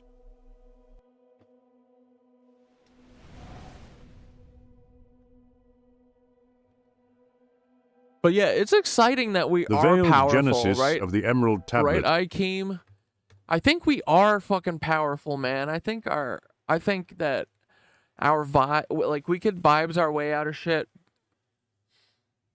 way harder than them. And I think that, yeah, there's like some psychic, dude, I'm telling you, I feel like, I didn't know what it was at the time, but I feel like there is some psychic energy. Like, I did not, out of the blue, decide to, like, start talking about this stuff, you know? I felt, like, compelled almost.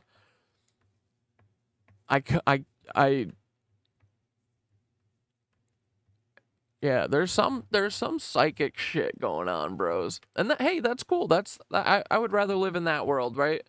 Like, so manifest shit. Do it. I think it works. Just do it. Of Hermes Trismegistus remains an enigma, cloaked in the mists of antiquity. This is kind of a snooze. Diverse are the schools of thought on its inception, ranging from the scholarly postulations of its roots in the nascent stages of Arabic alchemy to the more imaginative conjectures suggesting an origin amidst the ancient splendors of Atlantis.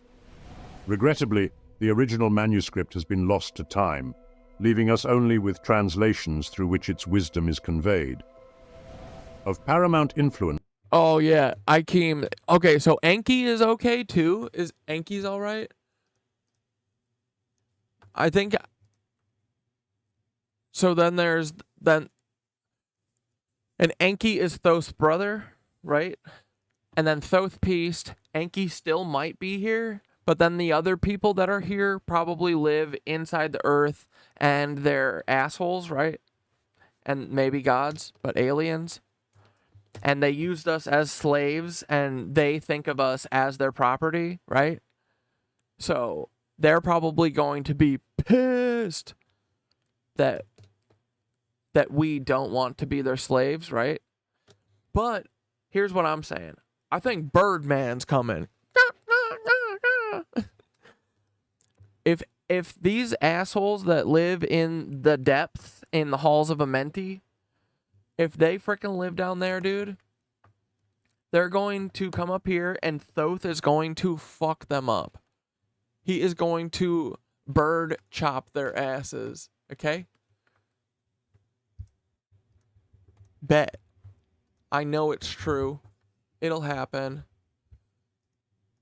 Oh yeah, this Monroe. Wait, there was a Monroe thing that I was finishing before. Fuck it, doesn't matter. I forget.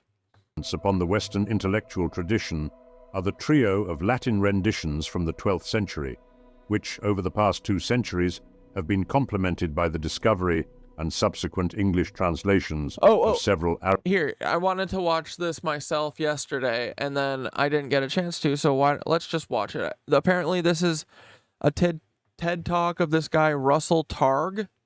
He, on psychic abilities. Let's watch this, and we'll finish this. Maybe not all of it, but this is probably the last for tonight. Well, I'm very happy to be here. My name is Russell Targ, and I'm a physicist.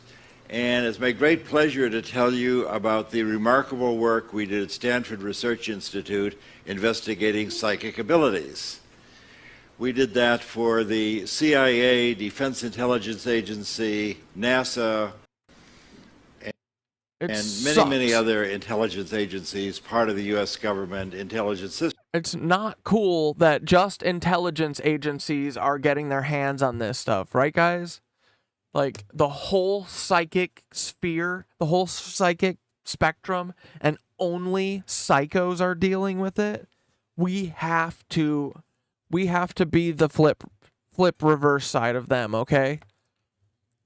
That's why we have to come and, like, that's why we have to learn this shit, just so that it's not just CIA people who know how to do this stuff. I got into all this as a childhood magician, standing on the stage in New York doing mental magic.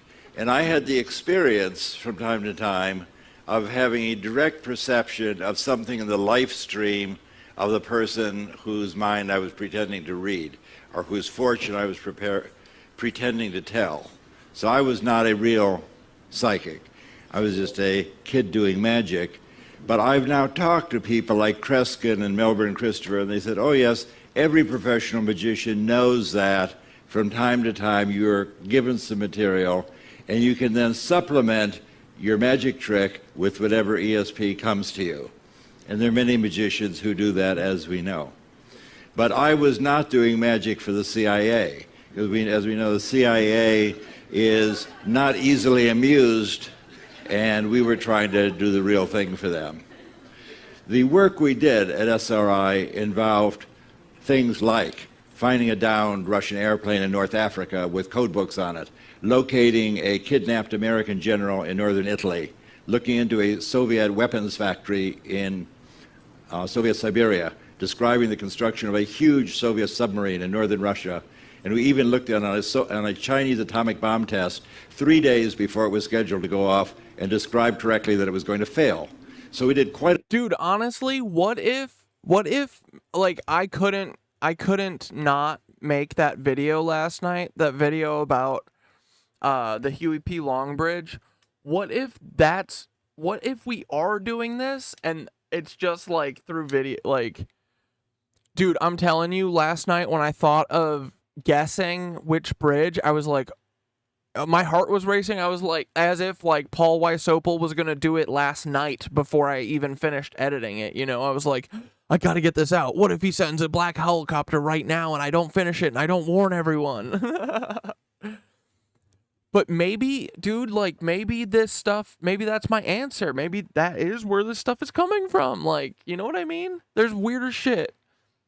We're saying we believe in this, so why wouldn't it happen? I don't know, man. It's crazy. I can't believe that I'm like starting to accept some of this stuff. Man, I would hate myself when I was younger. a lot of useful things for listening to like a psychic. The government during. I don't know about the psychic stuff. We'll see.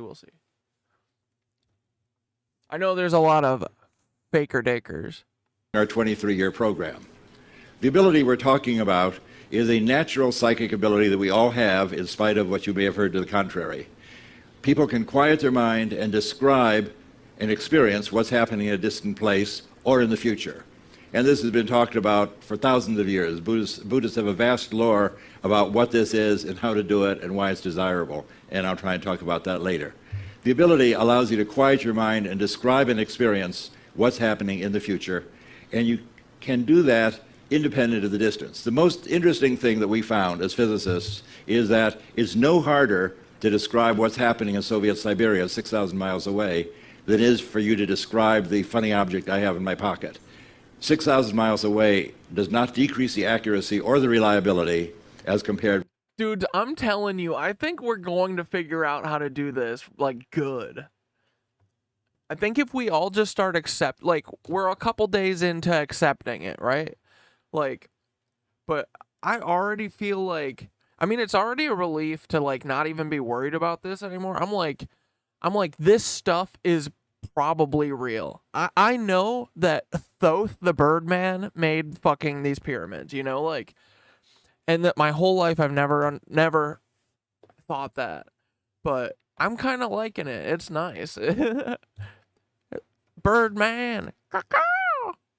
Was something nearby. Looking into the distance is no harder than looking at a yeah, and we're all in a simulation then, I guess, because distance isn't real. Contemporaneous event, and that's why this is called a non-local perception. Not quantum mechanical particularly. It pertains to the fact that we live in a non-local space-time described as scientifically most recently by Schrödinger in the 1920s and then proved in the 1970s and 1980s. So the idea of non-local connections is not New Age. This is accepted in the physical community. The hottest topic in modern physics is exploring non-locality. It was described originally by the Buddhists 2,000 years ago, but modern physics has finally caught up. The leaders of the program that we had at SRI are all physicists. The physicists are taking over what used to be called parapsychology. Yeah, some are better than others and can develop skill, and some will be naturally way better than others. Yeah, dude, and I really hope we've got some of... I bet that the people who are naturally better at it are the, like, creative types and stuff that they've been killing for the last 100 years, dude. Kurt Cobain's and all the people who make music and art, and even if they aren't directly killing them, dude, making it impossible to live if you're like an artist is basically killing them, you know? Like, you're just getting rid of art because no one can do it except for the Gettys and other baby eaters. The three leaders of the program were myself and Hal Puthoff, who are both laser physicists, and Ed May, who's a nuclear physicist. And we were eager that our scientific friends would not think that we'd gone off the rails into ESP research, so we made sure that we published everything we did, all of our experiments, in the world's most prestigious journals, where we would normally publish our science. So we published our work in the Proceedings of the Institute of Electrical Engineers, the American Association for the Advancement of Science, the American Institute of Physics, and Nature magazine. So this is not, I just want to emphasize that at the time we were doing this. Dude, I never really listened or like heard of X until, I think, honestly, until kind of when he died. I think I'd barely heard about him, and I just figured he was just like kind of an, another shitty SoundCloud rapper. But I saw the first clip of him actually talking yesterday. Dude, Drake for sure killed him. Or had him killed, 1,000,000,000%. 1,000,000,000,000,000%. But dude, he was such a sweet, like, young kid. He was so funny, and he had so much heart, man. He was like, his whole thing was that he fucking hated Drake because Drake was copying him. I didn't know that, but that's like, dude, fuck Drake. And yeah, he that's what he does, because Drake is a colonizer. But it's such a travesty what happened. I mean, dude, this is so fucking... I'm so done with these Zionist fuckers. They took out Lil Peep, who I very much did love. I loved Lil Peep. Mac Miller, fucking... Dude, everyone. They take everyone out. Anthony Bourdain is like that. I will never get over that. I'm never, ever going to forgive them for that. Anthony Bourdain, we deserved Anthony Bourdain. We needed Anthony Bourdain. Truly, dude. He wouldn't have put up with any... He would have been running his fucking mouth so hard the last year. Dude, it would have been incredible. I didn't know Chris Cornell was a sweet, sweet, sweet soul. I didn't... Like, dude, I know these people were taken out. And it's so fucked. And it's not fair. It's not right. And it's because those are the people who can do this shit. And those are the people who can change people's minds. And those are the people who actually think. Like, they've tried to get rid of all of the creative, like, yeah, the creative souls. Because they can't, dude, they're not creators, right? Look at them bombing Gaza. They're gonna finish bombing Gaza, and then they're gonna move on to Egypt. We think they're gonna ever fucking build? No, they're not builders. They don't know how to use tools. They just kill. That's all they do. So who do they kill? They kill all the creators, all the people who make stuff and build stuff. And they're killing people so that they don't even have to make their shitty thing that they say they make. They make other people do it. Work. This was mainstream, written up in the New York Times, published in the premier journals in the world. Like, we could literally all sit around and do nothing like them, but no, they need us to worship them. They need everything. So... We're going to all fucking protect each other and protect ourselves and do safety checks and say, I would never hurt myself. Anything ever happens, it would be Peter Thiel sending a laser through my head because he is my mortal enemy. And I think I'm causing him a lot of grief. And the CIA and the FBI.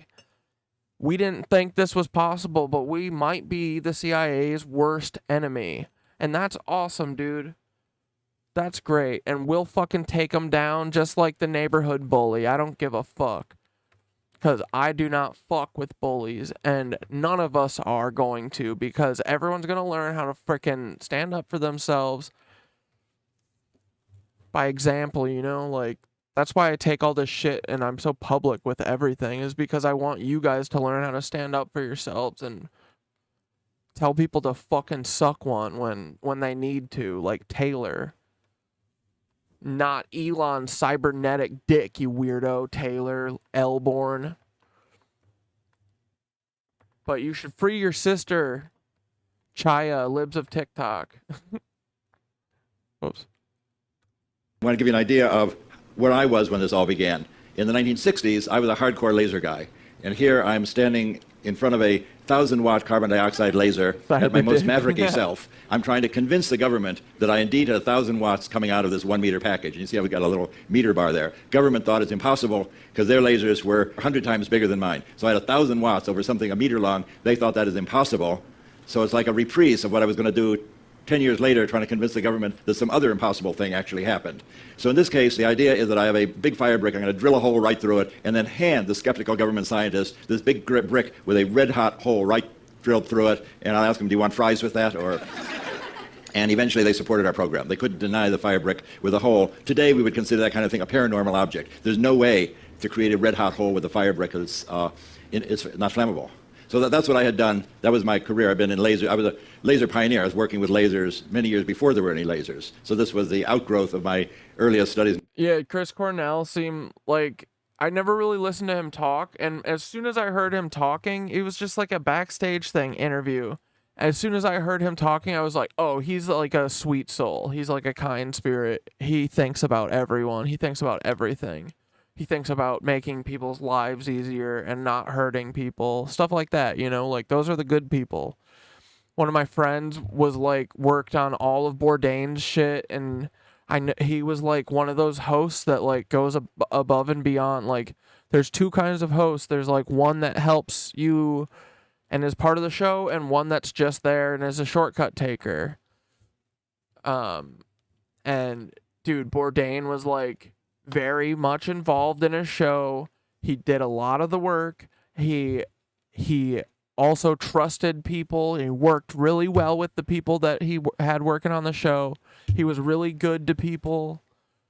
He was really sweet, and he fucking had it all put together.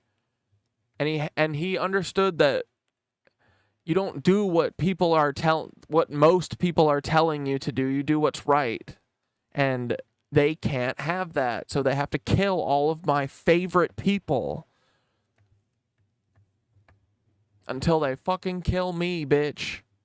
Do it. Come on. See what happens. In graduate school. So the question that led... And I swear to God, if there is a psychic space, I will bust through that psychic space. I will be the first person who holographically projects his 4-dimensional self into the 3D world. I swear to fuck. And I'll do it at the State of the Union or something. I'll do it at a frickin' shareholder meeting. I don't give a shit. My recent book, I wrote a book with a provocative subtitle, A Physicist's Proof of Psychic Abilities. And the idea is that proof is evidence so strong that you can't statistically or reasonably deny it. That's what we mean by proof. You can't prove scientific things in the laboratory the way you prove mathematical theorems. You prove things in the laboratory by piling up so much evidence that it's simply unreasonable to deny it. Yeah. So here we are in our laboratory. Dude, right? That's how we do JFK, right? What are we? We're fucking scientists, boys. That's what we are. It's not one piece of evidence. It's the totality of it, right? That's what we're doing. We stack up the evidence until it falls over. 1973, there's Pat Price in the middle. Pat Price was one of our great, great psychics. He was police commissioner of Burbank and retired. He's playing here with an ESP teaching machine that was the basis of our first NASA program. My idea was, can you offer feedback and reinforcement and help people improve their psychic ability with a little random game where you have to guess which picture will be illuminated? The answer is yes, you can learn. And the great good news for you today is that game is now available as a free application for your iPhone. So I posted that as a little gift. It's called ESP Trainer, and you can just download it and have it on your iPhone. It'll ring a bell when you get the right answer and show you a pretty picture. So that's Pat Price. Price was an extraordinary psychic. He lived in a psychic bubble. He was an inspiration for me as to what ESP looks like in an evolved person. We were once called by the Berkeley Police Department where Patricia Hearst was kidnapped. And they said, we're so desperate, can you help us with your ESP program? It shows how desperate they were. And Pat Price and Hal Puthoff and I drove to Berkeley. And Price said, let's see your mug book. He's a no-nonsense guy. He'd been in lots of police stations. I want to see the picture book with all the usual suspects. He turned the page after page, and said, that's the guy. That's the ringleader. And he put his finger on Donald DeVries, who was indeed the ringleader. It's extraordinary. But they learned that only 2 weeks later. The police said, well, can you tell us something right now that'll help us? And Price said, would you like to know where the kidnap car is? And they said, you're kidding. He said, well, so if you drive about 50 miles north on Bayshore Free on Highway 101, the kidnapped car is a white station wagon. It's on the right, parked by a diner across from 2 large white gas storage cylinders in the pedestrian overpass across the freeway. And one of the detectives said, well, I know where that is. That's on my way to my home in Vallejo. 20 minutes later, they had found the car, and there were still cartridges rolling around on the floor of the car. That's as close to magic as I've ever seen in my 20 years in the laboratory. And the other folks there are Bob Monroe, who wrote about journeys out of the body, how to go from remote viewing to an out-of-body experience, but that's outside our schedule for today. And I'm on the right 40 years ago, and what that shows is that if you live long enough, you get to do a lot of interesting things. So this is the first in a series of experiments we did over a course of a decade, and it's basically what convinced the CIA to give us money. That is what we played is a kind of psychic hide-and-go-seek, and all the pictures... Yeah, Dane, that story's sick. Dane, producer I was working for called him to come sell me a bag. I had just got to town. He showed up, and I realized he was the main songwriter for one of my favorite bands, Burning Brides. He came by the next day and just dropped off a bunch more free weed for me because I was such a young, total fan of his mostly unknown band. That's awesome. I'm going to show you are like this, so I won't reiterate. That stuff stays with people forever, dude. I remember my favorite local band, I was obsessed with them. They were called HoliDEAD or HoliDEAD. I'll play a song sometime, dude. That's where I got we're carbon and water on a rock that spins in space.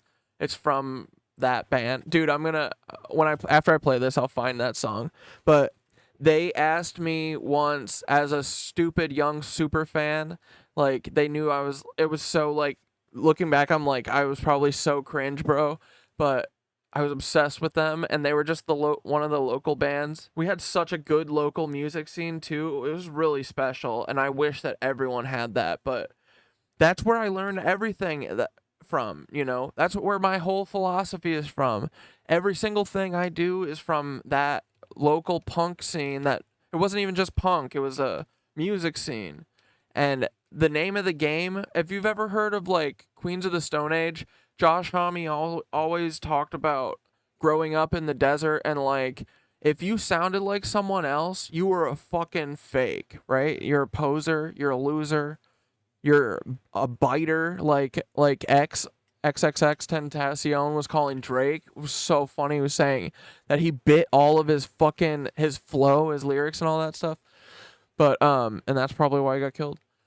But yeah, that's how I grew up. It was like, if you sounded like someone else, you were lame, dude. And, like, everyone, it was just, like, encouraged when we were growing up to be to be your own person. And I learned very early on from the punk scene, the music scene, like, you know, standing up for people, standing up for yourself, too. And...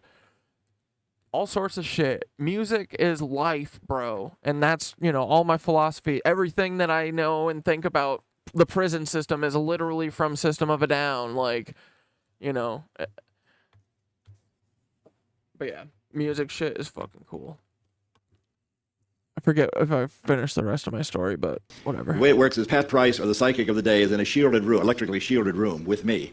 And Hal randomly is sent to an undisclosed location, random target picked by the lab director. He generally will go with the colonel from the Army or a lab director or a contract monitor. In this case, they went to a swimming pool complex called Rinconada Park. Price with me said, I see a water purification plant. I see a square pool, 65 by 80, cool. And a round pool, 100 feet in diameter, and 2 water storage tanks. That's what I see, and that's what he drew on the right. Actually, they had gone to the swimming pool complex, and when we got there, for feedback after the experiment, we saw the swimming pool is really 110 feet in diameter, and the rectangular pool is 75 by 100. So viewed from 5 miles away, he had the dimensions architecturally correct to 90%. Now, he had added in these 2 water tanks, which are on the right side of the picture, which are not at the location. And it's not a water purification plant, it's a swimming pool. However, and that's a story I would tell up to about 10 years ago, when the city of Palo Alto sent us a picture book showing what the city used to be like 75 and 100 years ago. 75 years, the psychic ones know what the answer is going to be already. 75 years ago, this was a water purification plant, and the tallest thing in the city of Palo Alto were the 2 water tanks I show at the top, then Price drew at the left. So what he apparently did is move his awareness 5 miles south on Middlefield Road and describe the park where the guys were hiding, and then moved his awareness 75 years back to describe the biggest thing in the city. Off my schedule, I got to tell you, he also described a National Security Agency code facility in Virginia. And he described that, was able to read the file folders. And people wanted to know, why did you pick this to read? And he said, well, the more in psychic space, the more you hide something, the brighter it shines. So let that be warning to anybody who's having an affair. Let's go. Dude, let that be a warning to all Nancys. Let that be a warning to all child eaters. Let that be a warning to everyone who does a bunch of shit that is bad. Because I'm seeing it. A bunch of NitWitches be seeing it. Oh, you guys have never met Mr. Big Face, I don't think, right? This is the original. Have you ever come during a stream? I don't think so. He usually sits with me during the day, but this is the papa of, like, everyone in the back. He's my big, big man. He's such a big guy. Look at him. He always looks so angry, but he's such a big marshmallow guy. Oh. Demonstration of ability test that we had from the CIA. John McMahon, who's head of the CIA, said to us, you guys are wasting your time looking at swimming pools and churches. We have targets that would be of national security help. Can you describe a target, and I'll send you the coordinates. So Price and I climbed back into our little shielded phone booth, and he said, well, I'm psychically laying on a building, and a giant crane is rolling back and forth over my body. There's a huge crane. It has 8 wheels, 4 on either side of the building, and in this building, they're constructing a 60-foot steel sphere, and they're welding it together. That all turned out to be entirely true. In fact, it was so true that after the steel sphere was verified, we then had a congressional investigation called by the House Intelligence Oversight Committee to see if there had been a security leak. This, in the spirit of no good deed, goes unpunished. But the Congress eventually said what we're doing is okay. We were supported by CIA and Defense Intelligence Agency and told to press on, and we pressed on for another 15 years. Another experiment that I'll show you because it's of particular interest to me is that Hal Puthoff then went to travel. I was the interviewer through all of these. My vision is very poor, as you probably caught on, so I don't drive. And Hal was always the outbound person, and I was a stay-at-home psychic travel agent working with the person trying to elicit a description of the distant place. So this time, Hal was on a business and pleasure trip to Colombia, South America, and each day, Price sitting with me would describe, I see a church, I see a volcano, there's a harbor, there's a market, and on day 5 he didn't show up. So in the spirit that the show must go on, I said, well, I'll describe it. I've never done a remote viewing before, but I'd interviewed countless psychics and other visitors, so I knew the moves. So I said, well, this is Russ Targ, remote viewing with Pat Price. Price isn't here. When I close my eyes, I see something that looks like an airport on an island. There's ocean at the end of the runway. There's sand and grass on the right. There's an airport building on the left. That's what I get. And that's where he was. He was on an island airport off the coast of Colombia called San Andreas. My great coincidence of the day, as I was driving here, I was talking to the cab driver. He was from San Andreas and gave me a color photograph of the airport on the island. How's that? This is my lucky day. I don't claim that's ESP. That's what you call a lucky day. I finally escaped from the laboratory and got to travel cross country, and 2 other people were psychically tracking me. That's what I thought too. The first place I went was New Orleans, and no one knew, of course, where I was. And I chose my target by throwing a die on the pavement, and the die came out, sent me to the New Orleans Super. Peter Andreas Teal. Oh my God, dude, the fucking rat. Superdome. So I was standing in front of the Superdome recording my coordinates. This is noon. This is Russell Targ. I'm standing in front of the Superdome. It looks like a flying saucer shining in the sun. Bad thing to say. Back in the laboratory, my friend, another physicist, Gary Langford, very psychic, straight-up physicist, was working with Elizabeth Rauscher, who interviewed him. She's another physicist. All these people are professional physicists interested in psychic stuff. Gary said, well, I have a clear picture of a circular building. It looks like a giant UFO. Do you think Russell's been abducted? So Elizabeth said, just tell me what you see, make a drawing. And of course, his drawing was a remarkably accurate. This was his also first remote viewing. Gary just came in and said, well, I've been doing this all my life, avocationally. That's how I was an analyst, photo analyst, looking at specs of buildings and describing what's inside. So he was experienced to look at fuzzy images. But here we just took away the image, but it didn't interfere with his ability at all. Our great pleasure was then to have this Army intelligence ask us to train, to set up a psychic Army Corps, something like in the Men Who Stare at Goats, but not quite. No goats were killed in our program. But we chose 6 Army officers to work with us from a big group that we interviewed, Hal and I interviewed. One of those was Joe McMoneagle, who Joe is still alive and is probably the greatest living psychic today, prodigious psychic. And his first trial, sitting with me, what's this remote viewing stuff? All of these people are basically tough Army officers, showed up in their boots and leather jackets and their patches and their backpacks. What's this psychic stuff? What do you want me to do? betting their careers that this is a new, interesting juncture for them. So I described remote viewing, as I always do. I've been doing workshops now for 20 years. My ritual, the shibboleth, is close your eyes, quiet your mind, and describe the surprising pictures that appear in your awareness. Don't try and name it. Don't try and guess. Just describe the surprising images. And that language was understood 1,200 years ago. It appears in Patanjali's guide, Self-Liberation for Seeing with Naked Awareness. If you want to move from suffering and conditioned awareness to freedom and naked awareness, sit down and shut up and quiet your mind.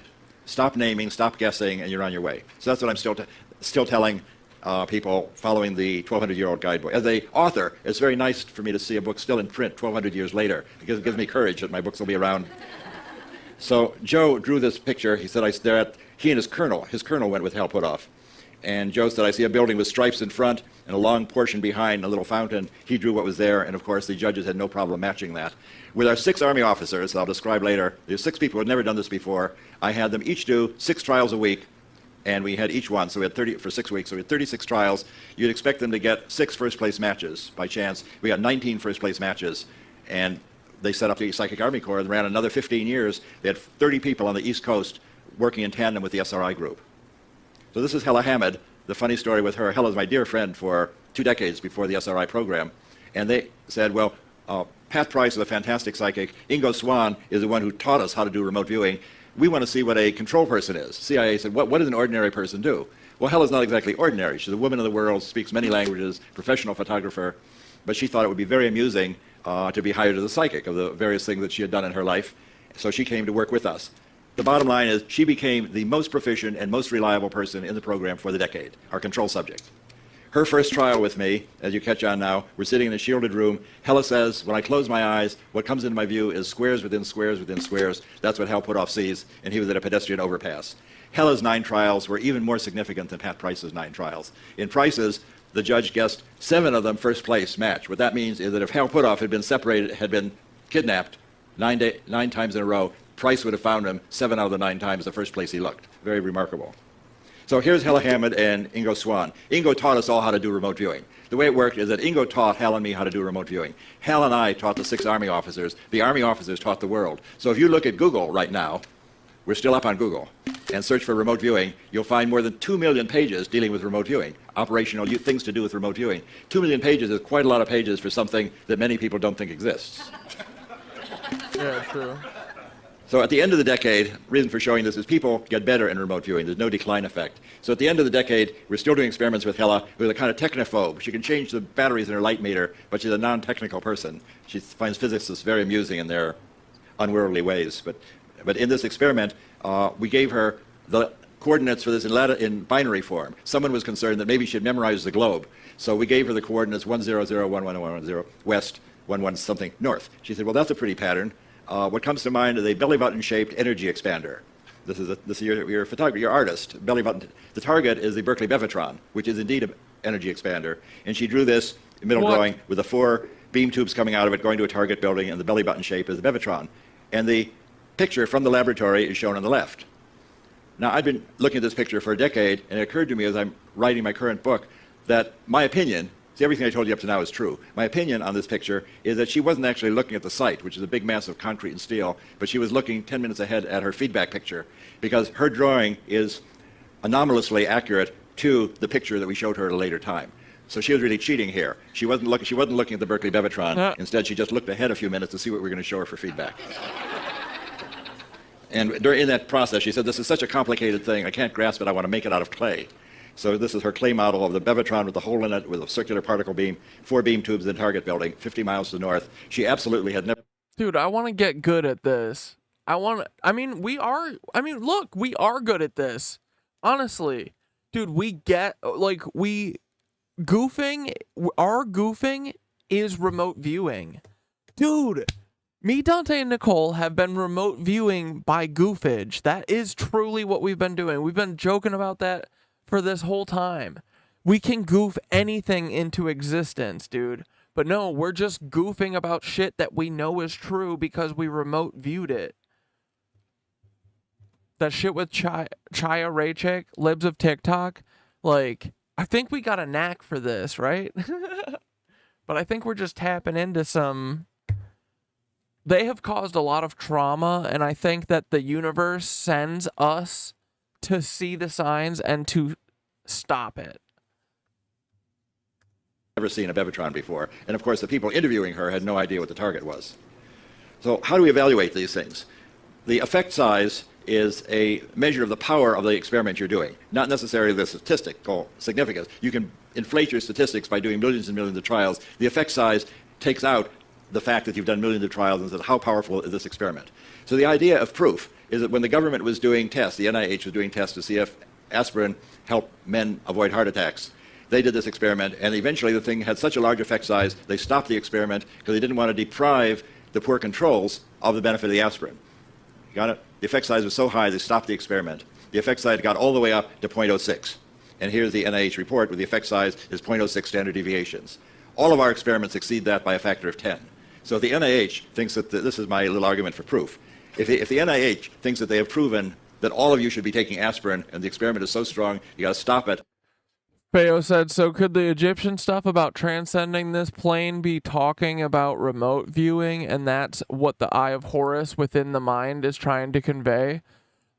Also, isn't this guy literally describing how our modern day maps work with cords? I could totally see them literally using our GPS placements as a way to remote view. Totally, dude. They're our phones for sure. Yeah. I was thinking about, well, something like that. But you know what they kind of are, because you know what they can do with these? They have, I'm sure, probably already LiDAR'd your whole fucking house and sent it directly to what's their names? The Mormons. Sent the fucking NSA place in Utah, and they're feeding it and beaming it directly to the energy lizards on the moon, who are going to come down and swallow us and gobble us all whole. And give aspirin to the... And yeah, it's kind of like a remote viewing. poor controls. But no, I bet they could. I bet, like, yeah, they probably sent like a rune. There's probably a little rune drawn in our phone, and they can be like, looking at CatDad's rune. What's around him? Oh, cats. Well, you don't need to remote view to know that, do ya? What they mean by proof. Stop the experiment as proven. Our effect size is 10 times what they had. So in our experiments we did with Pat Price, we're significant at odds of almost 1 in a million, more than 1 in 100,000. His effect size was more than 10 times the NIH. So this by itself is an experiment more than 1 in 100,000. In Hella Hammond's experiments, it was even more significant than Pat Price's experiments, even though she was a control subject. The Army people, which is sort of my pride and joy, in that we just brought in 6 guys, taught them to do remote viewing, and they did astonishingly well. Effect size, again, 10 times the aspirin experiment. And it was working with the Army people that led me on a career of doing workshopping for the past decade, traveling around, just teaching people to do remote viewing. On Google, you will find many, many people teaching you to do remote viewing. They all can teach you to do remote viewing. Remote viewing is easy to do. I have a chapter in my book where it describes if you work with a friend, you can quickly both become psychic. Remote viewing is a natural ability. You don't have to eat porridge at the feet of your guru or pay anybody thousands of dollars. This is a natural ability, like vision or hearing. Psychic abilities are not sacred. They're abilities. They allow you to experience all kinds of remarkable things. And I'll talk about... Wait, you had 3 crop dusters that flew around and around your house this weekend, and it was registered to Poplar Bluff, Missouri, and directly over my head. Dude, do you feel like you mean your specific house was targeted? Like, they just circled your house? Because they do that to Dante. Dante and Nicole at their Austin apartment, which they aren't at anymore, doesn't matter. They would use their I'm convinced they used their apartment as a checkpoint, or a way marker, you know? Because they would always loop around it. So weird. And yeah, dude, I'm sure they're fucking hunting down all the NitWitches. They're like, we'll intimidate them with our cool little helicopters. Virgins. About that in a moment. But here are all these guys, highly psychic. At the end of our program, right after I left, I formed a little organization called Delphi Associates. We were using remote viewing to forecast silver futures, working with an experienced remote viewer. We did 9 forecasts, whether silver is going to go up a little, up a lot, down a little, down a lot. All 9 forecasts were correct. We made $120,000, which is a lot of money in the 1980s. And we're on the front page of the Wall Street Journal, BBC Horizon, and Nova made a film about us. In the 1980s, ESP still existed. 2 wouldn't show up on radar. Huh, go figure. And no registration number. I had to go through company records. Dude, fuck these lizards. I'm so sick of seeing NA on the helicopters and on flight radar. Like, dude, like, what the fuck? The FAA won't even get back to me. Like, what the hell, man? Our government is just it's a fucking demon in a trench coat, bro. Like, don't you think that we should be knowing why these helicopters are flying all circles all over our cities? Nope, we're just gonna ignore that. Shut up. I'm gonna laser you. Shut up. Shut your mouth. We're gonna eat all of you. That's why they're microwaving us too. And there are now many, many organizations and groups of people using. Yeah, put them in the thing. And I'm surprised I haven't yet, but I mean, there's just not enough time in the world. You could throw them on Miro too. I really like that visual way of learning and stuff. I feel like I'm able to hold everything in my head that way. Like I can picture where each of the, like where in the Federal Bureau of Instigation, when I list or showed all of the old things that the 1942 people wanted to do, like when I think of that document, I think of it in the way that Miro is set up. So it's like I'm digitizing my fucking mind space with that thing. So I'm like fully in on that like Miro board type stuff. But yeah, if you want to use that too, you can throw it in there. Because one of these days, if we ever get time, I want to map. Oh my God, there was another dude, Iranian dude who got killed in a helicopter. They lasered the wings off, or the rotors off of the helicopter, just like they did the Nigerian guy. Like, why are these people still using helicopters?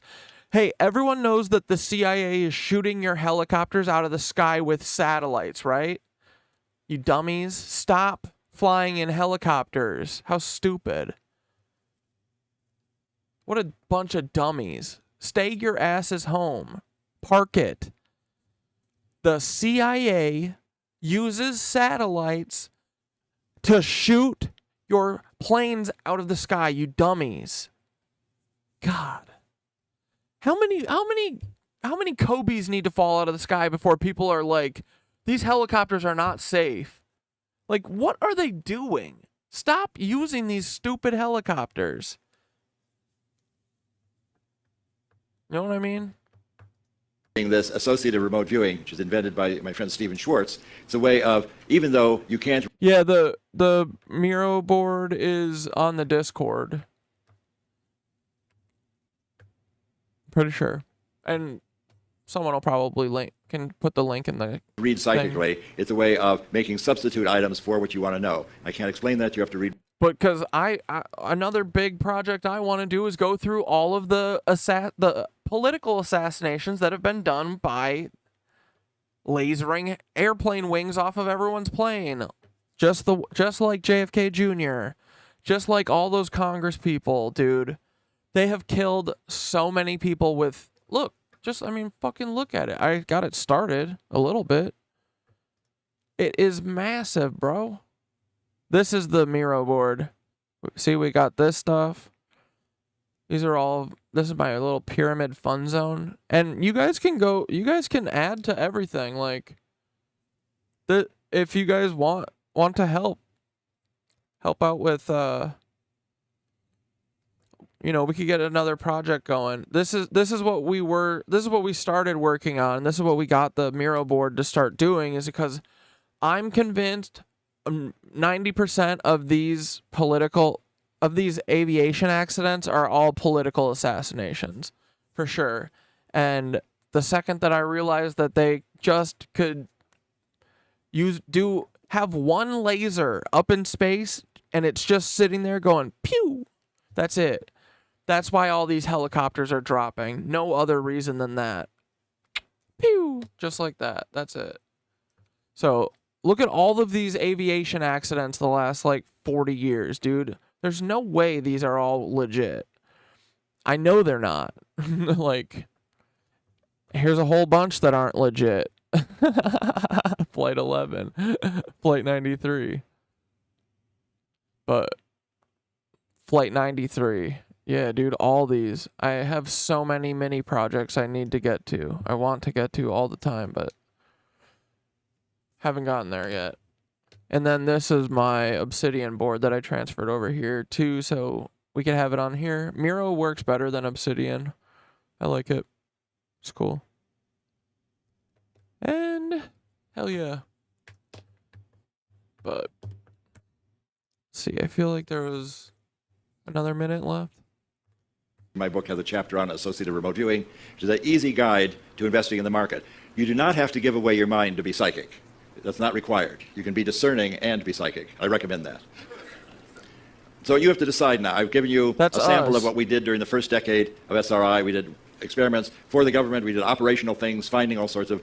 We even looked in on the American hostages in Iran. And described that one was going to be evacuated because of illness. So you have to... So why didn't you say something, though, about how it was just H.W. Bush? How come you haven't said that H.W. Bush is a Nancy, though? Huh? I remote viewed that from the future. Decide is the statistical evidence from our experiments at SRI. Your pyramid is missing the second triangle below it. Wait. In what? My Miro board? Strong enough to make you think that something like ESP really exists?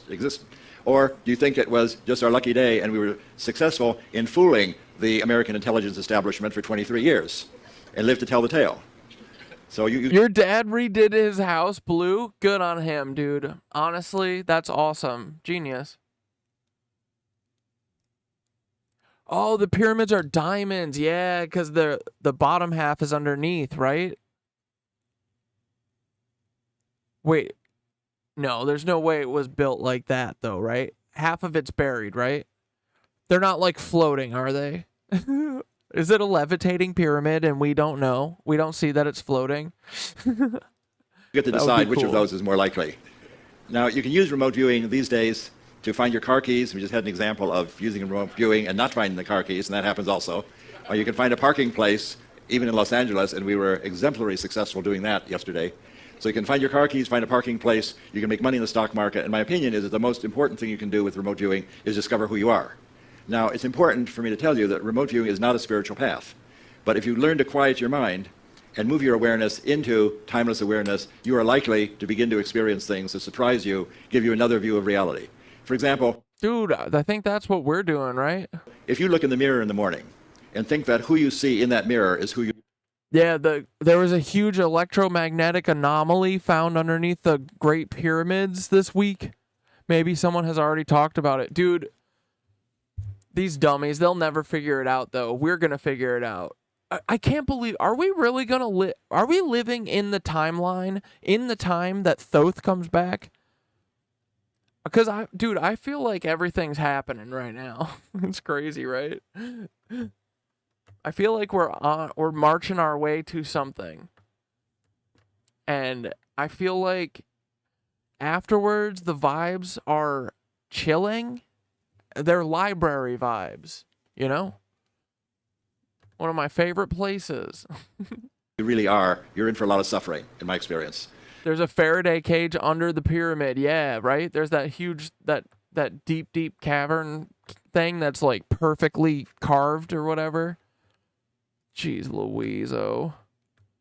Archaeologists found an anomaly, oh brother, near the pyramids that may reveal an ancient portal. I mean, we knew this. Come on. Come on, dude. Ground penetrating radar helped archaeology. Like, dude, just go into the frickin' thing. But that's the thing, is you probably have to have... In order to get down there, you have to have a curious soul, I think.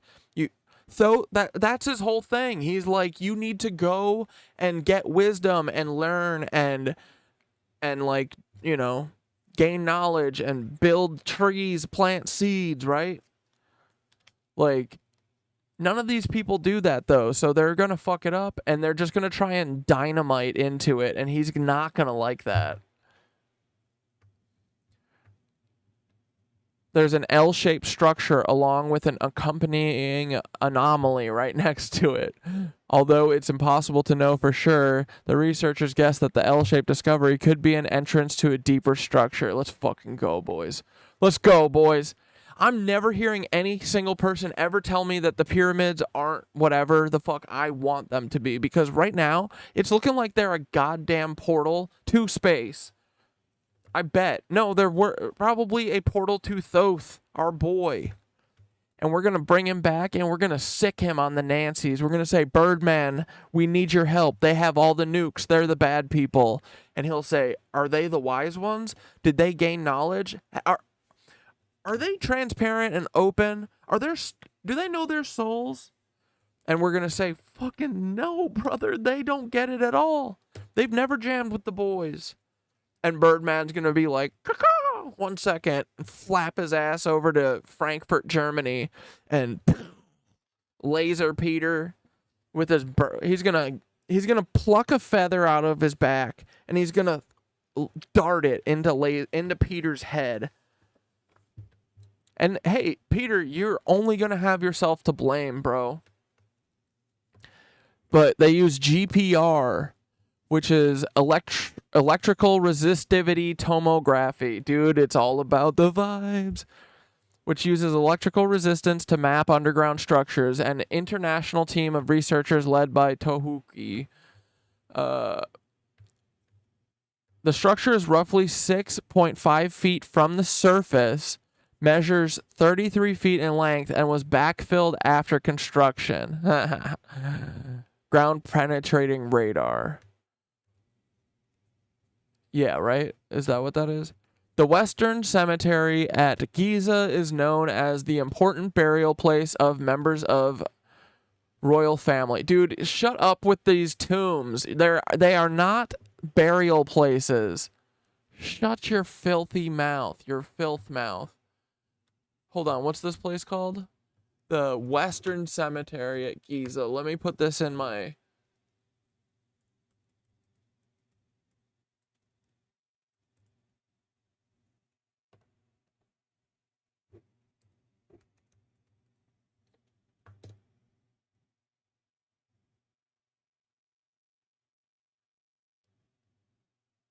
Okay. Where are we? Giza Eastern Cemetery, but Western Cemetery isn't written here. So we're going to say that it's probably just the one on the other side, right?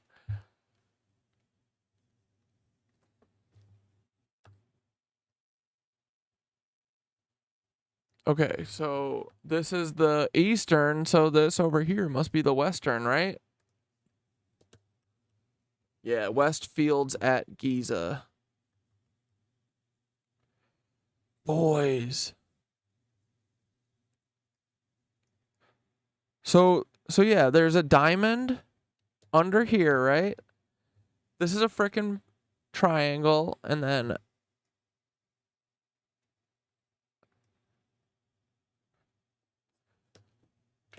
Okay, so this is... See, these are the...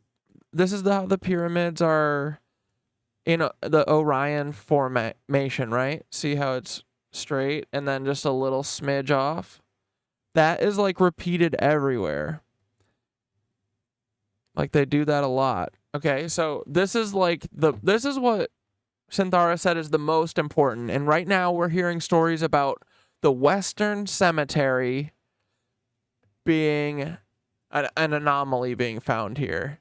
That is buried underneath, that's 6.5 meters or some shit underneath the ground here. Boys, this is so cool. Look at that bad boy. Oh my goodness. Where is the top? Where's the little eye? That's probably at HW's house, right?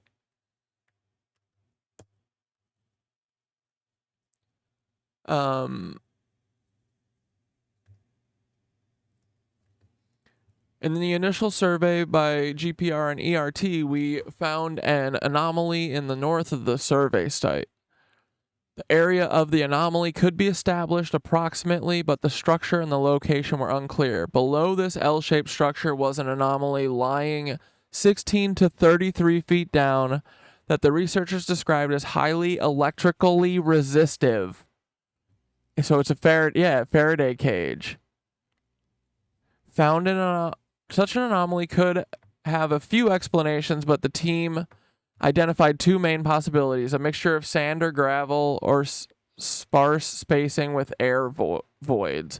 While we know that the surrounding area, built roughly 4,500 years ago, around the same time as its adjacent pyramids, is filled with flat-roofed tombs, known as in Arabic as mastaba, the stretch of sand where the anomaly was found has not been nearly as intensely excavated. Like, dig these fudging things up. Dig up.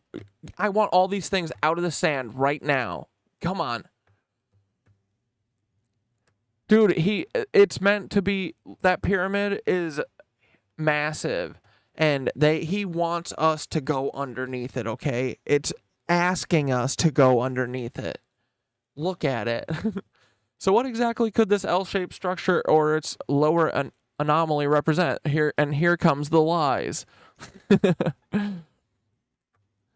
Okay, so they said the shape is too sharp, that it's not natural. Okay, first off, we're off to a good start. It may have been an entrance to a deeper structure.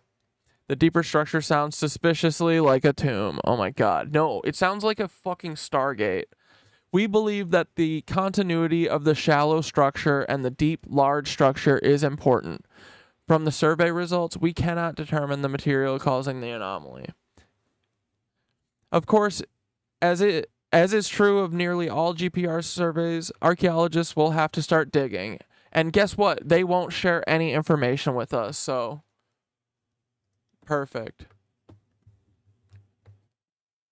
But that's awesome, dude. See, we're living in a time that stuff is happening. This is awesome. I love that. Giza Pyramids ticket office. Dude, I have to go see all these places. I need to crack the code. I need to crack the pyramid code, okay?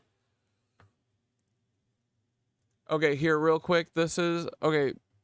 So they were called HoliDEAD. They were my first true love, my first favorite band ever. They were called HoliDEAD, and they were kind of like a pop punky thing, you know? And then they all split up, and then they entered their they were called HoliDEAD, and then they entered their hard phase, where they wrote all my favorite songs ever, and then they were called HoliDEAD. So this is HoliDEAD real quick. I love this shit. This is from high school. In a sense, I'm addicted to everything you say is true. Well, I never meant to ever hurt you. I'm just rotten luck. But anyway, his lyrics were awesome. Kind of the same like dynamic stuff as Pile. But I just wanted to show you this just because this is where I always say we're carbon and water on a rock that spins in space, and I stole that from this.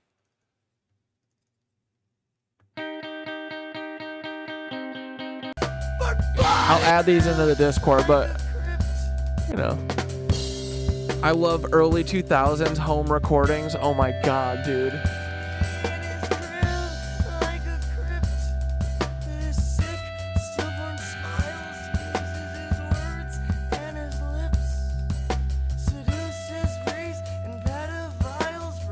Seduces priests and pedophiles for fun. So I've been this is the same thing. My life has just been a loop.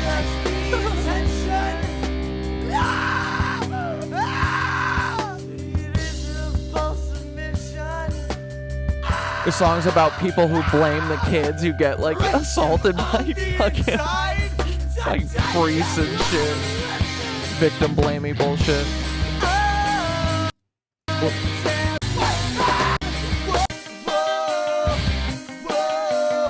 Wait, where's the fucking... That's not the song that I wanted. This is it. It was a live recording, sorry.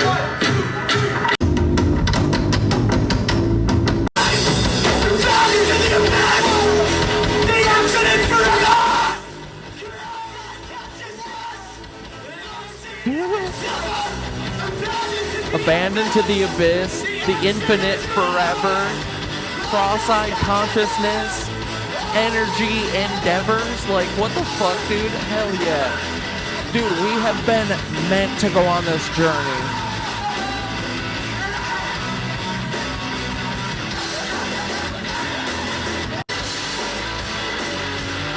Hell yeah. We're carbon and water on a rock that spins in space. Where is that? Come on.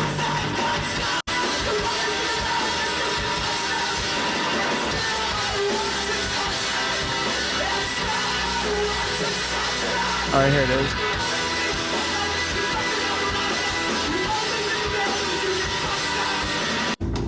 Wait, there's a coup in DC right now? Parade the pretty girls, painted harlequin whores, dial me with body language, carbon and water. On a rock that spins in space. You're carbon and water on a rock that spins in space. Down into the abyss, the infinite forever. Cross-eyed consciousness, unseen and suffer. But yeah, so there's no good recording of any of this shit. It's just live recordings from 2000s, but hey, we love that stuff, right? Alright, is there anything else we gotta do tonight? I think we got through our clips. And I'm ready to get some din-din. And I'm also ready to freaking sing. Let's go. Whoops. Cam Girl Ren, there better not be a coup in DC today.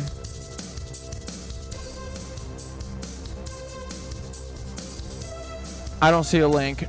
Must not be real. Ooh, oh man, we appreciate your art. I can't believe these assholes said that we did all these pyramids, even though Thoth did them. What the hell, man? Our whole history's been a lie. Let's go to Antarctica and see our boys. Goodbye, Nancy's. We coming for you. Come here, Peter. Look at all my pyramids. Me and Thoth are gonna hang out sometime. Cause we are carbon and water on a rock that spins in space, and Thoth found us. Thoth brought us here, guys. Thanks, Thoth. Thanks for making us pay the rent. Thanks for making us never have shelter and never feeling safe. See it always. Thothy, I need you to come here and whoop some ass. Namely Peter Thiel. That's it. Come on, Thoth. Let's turn on your fucking Wi-Fi. Turn on your Wi-Fi routers. How do we get these shits going? Your Wi-Fi routers? What are they doing? Like, it's gotta have something to do with the water, right? Look, man, it's gotta... What is that? It's like a hydroelectric or something? flying on the ground, seeing the skies just begin to fall. You say, Ether, we're coming for you. And I said, remote viewing taught me all of this stuff that I don't know about.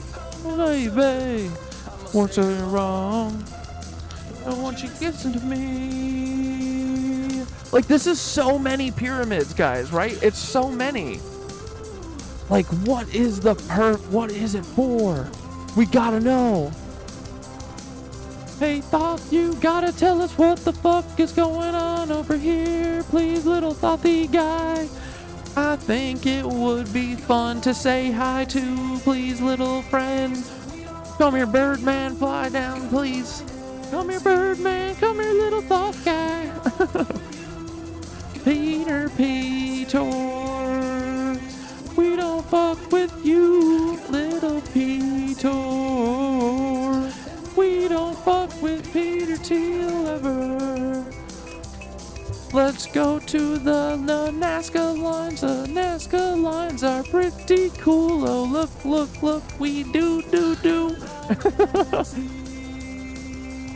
We made a candelabra in the ground. It looks kind of like a spaceship or something, or maybe a sword. Let's check. What's this? Levanta Pyramid Levanta. Look at how many, guys. This is crazy. It's truly fucking insane. Look at how many archaeological digs there are that Thoth probably fucked with. This is just a little bit of it, baby. This is not even that much. He's got 20 million of these, and we're gonna figure it all out by ourselves. Because we have curious brains, and we listen to those emerald tablets. But really, it's just common sense, really, right? It's not like you gotta worship Thoth. You just gotta think and share with your friends, cause that's what life is all about, boys. It's about jamming with your boys. That's all that life's about, is hanging with all your fucking friends and getting that clout, baby. No. Let's go. Perfect stream. We did it, guys. Go us. Go explore the universe. Go explore your brains. Go do your gateway tape tonight, okay? We're gonna do it. And guys, if you miss a day, it doesn't matter. You didn't ruin it. You just do it the next time, okay? Don't not do it just because you miss one day. That's like my fatal flaw, okay? If I don't do it perfect, then I fucking quit. Don't quit. Just do it. Let's take this shit seriously, okay? I think we can do this. And remember, no one else is doing this, because if you think other people are working on stuff that you think should happen, it's not happening. No one is doing anything, okay? It's just us. Okay, so good night. Have fun with your gateway processes and everything. Ta-ta. Appreciate you. Thoth, we're coming, buddy. We're gonna learn. We're gonna teach everyone, except for the bad guys. Okay, bye. Love you. Good night.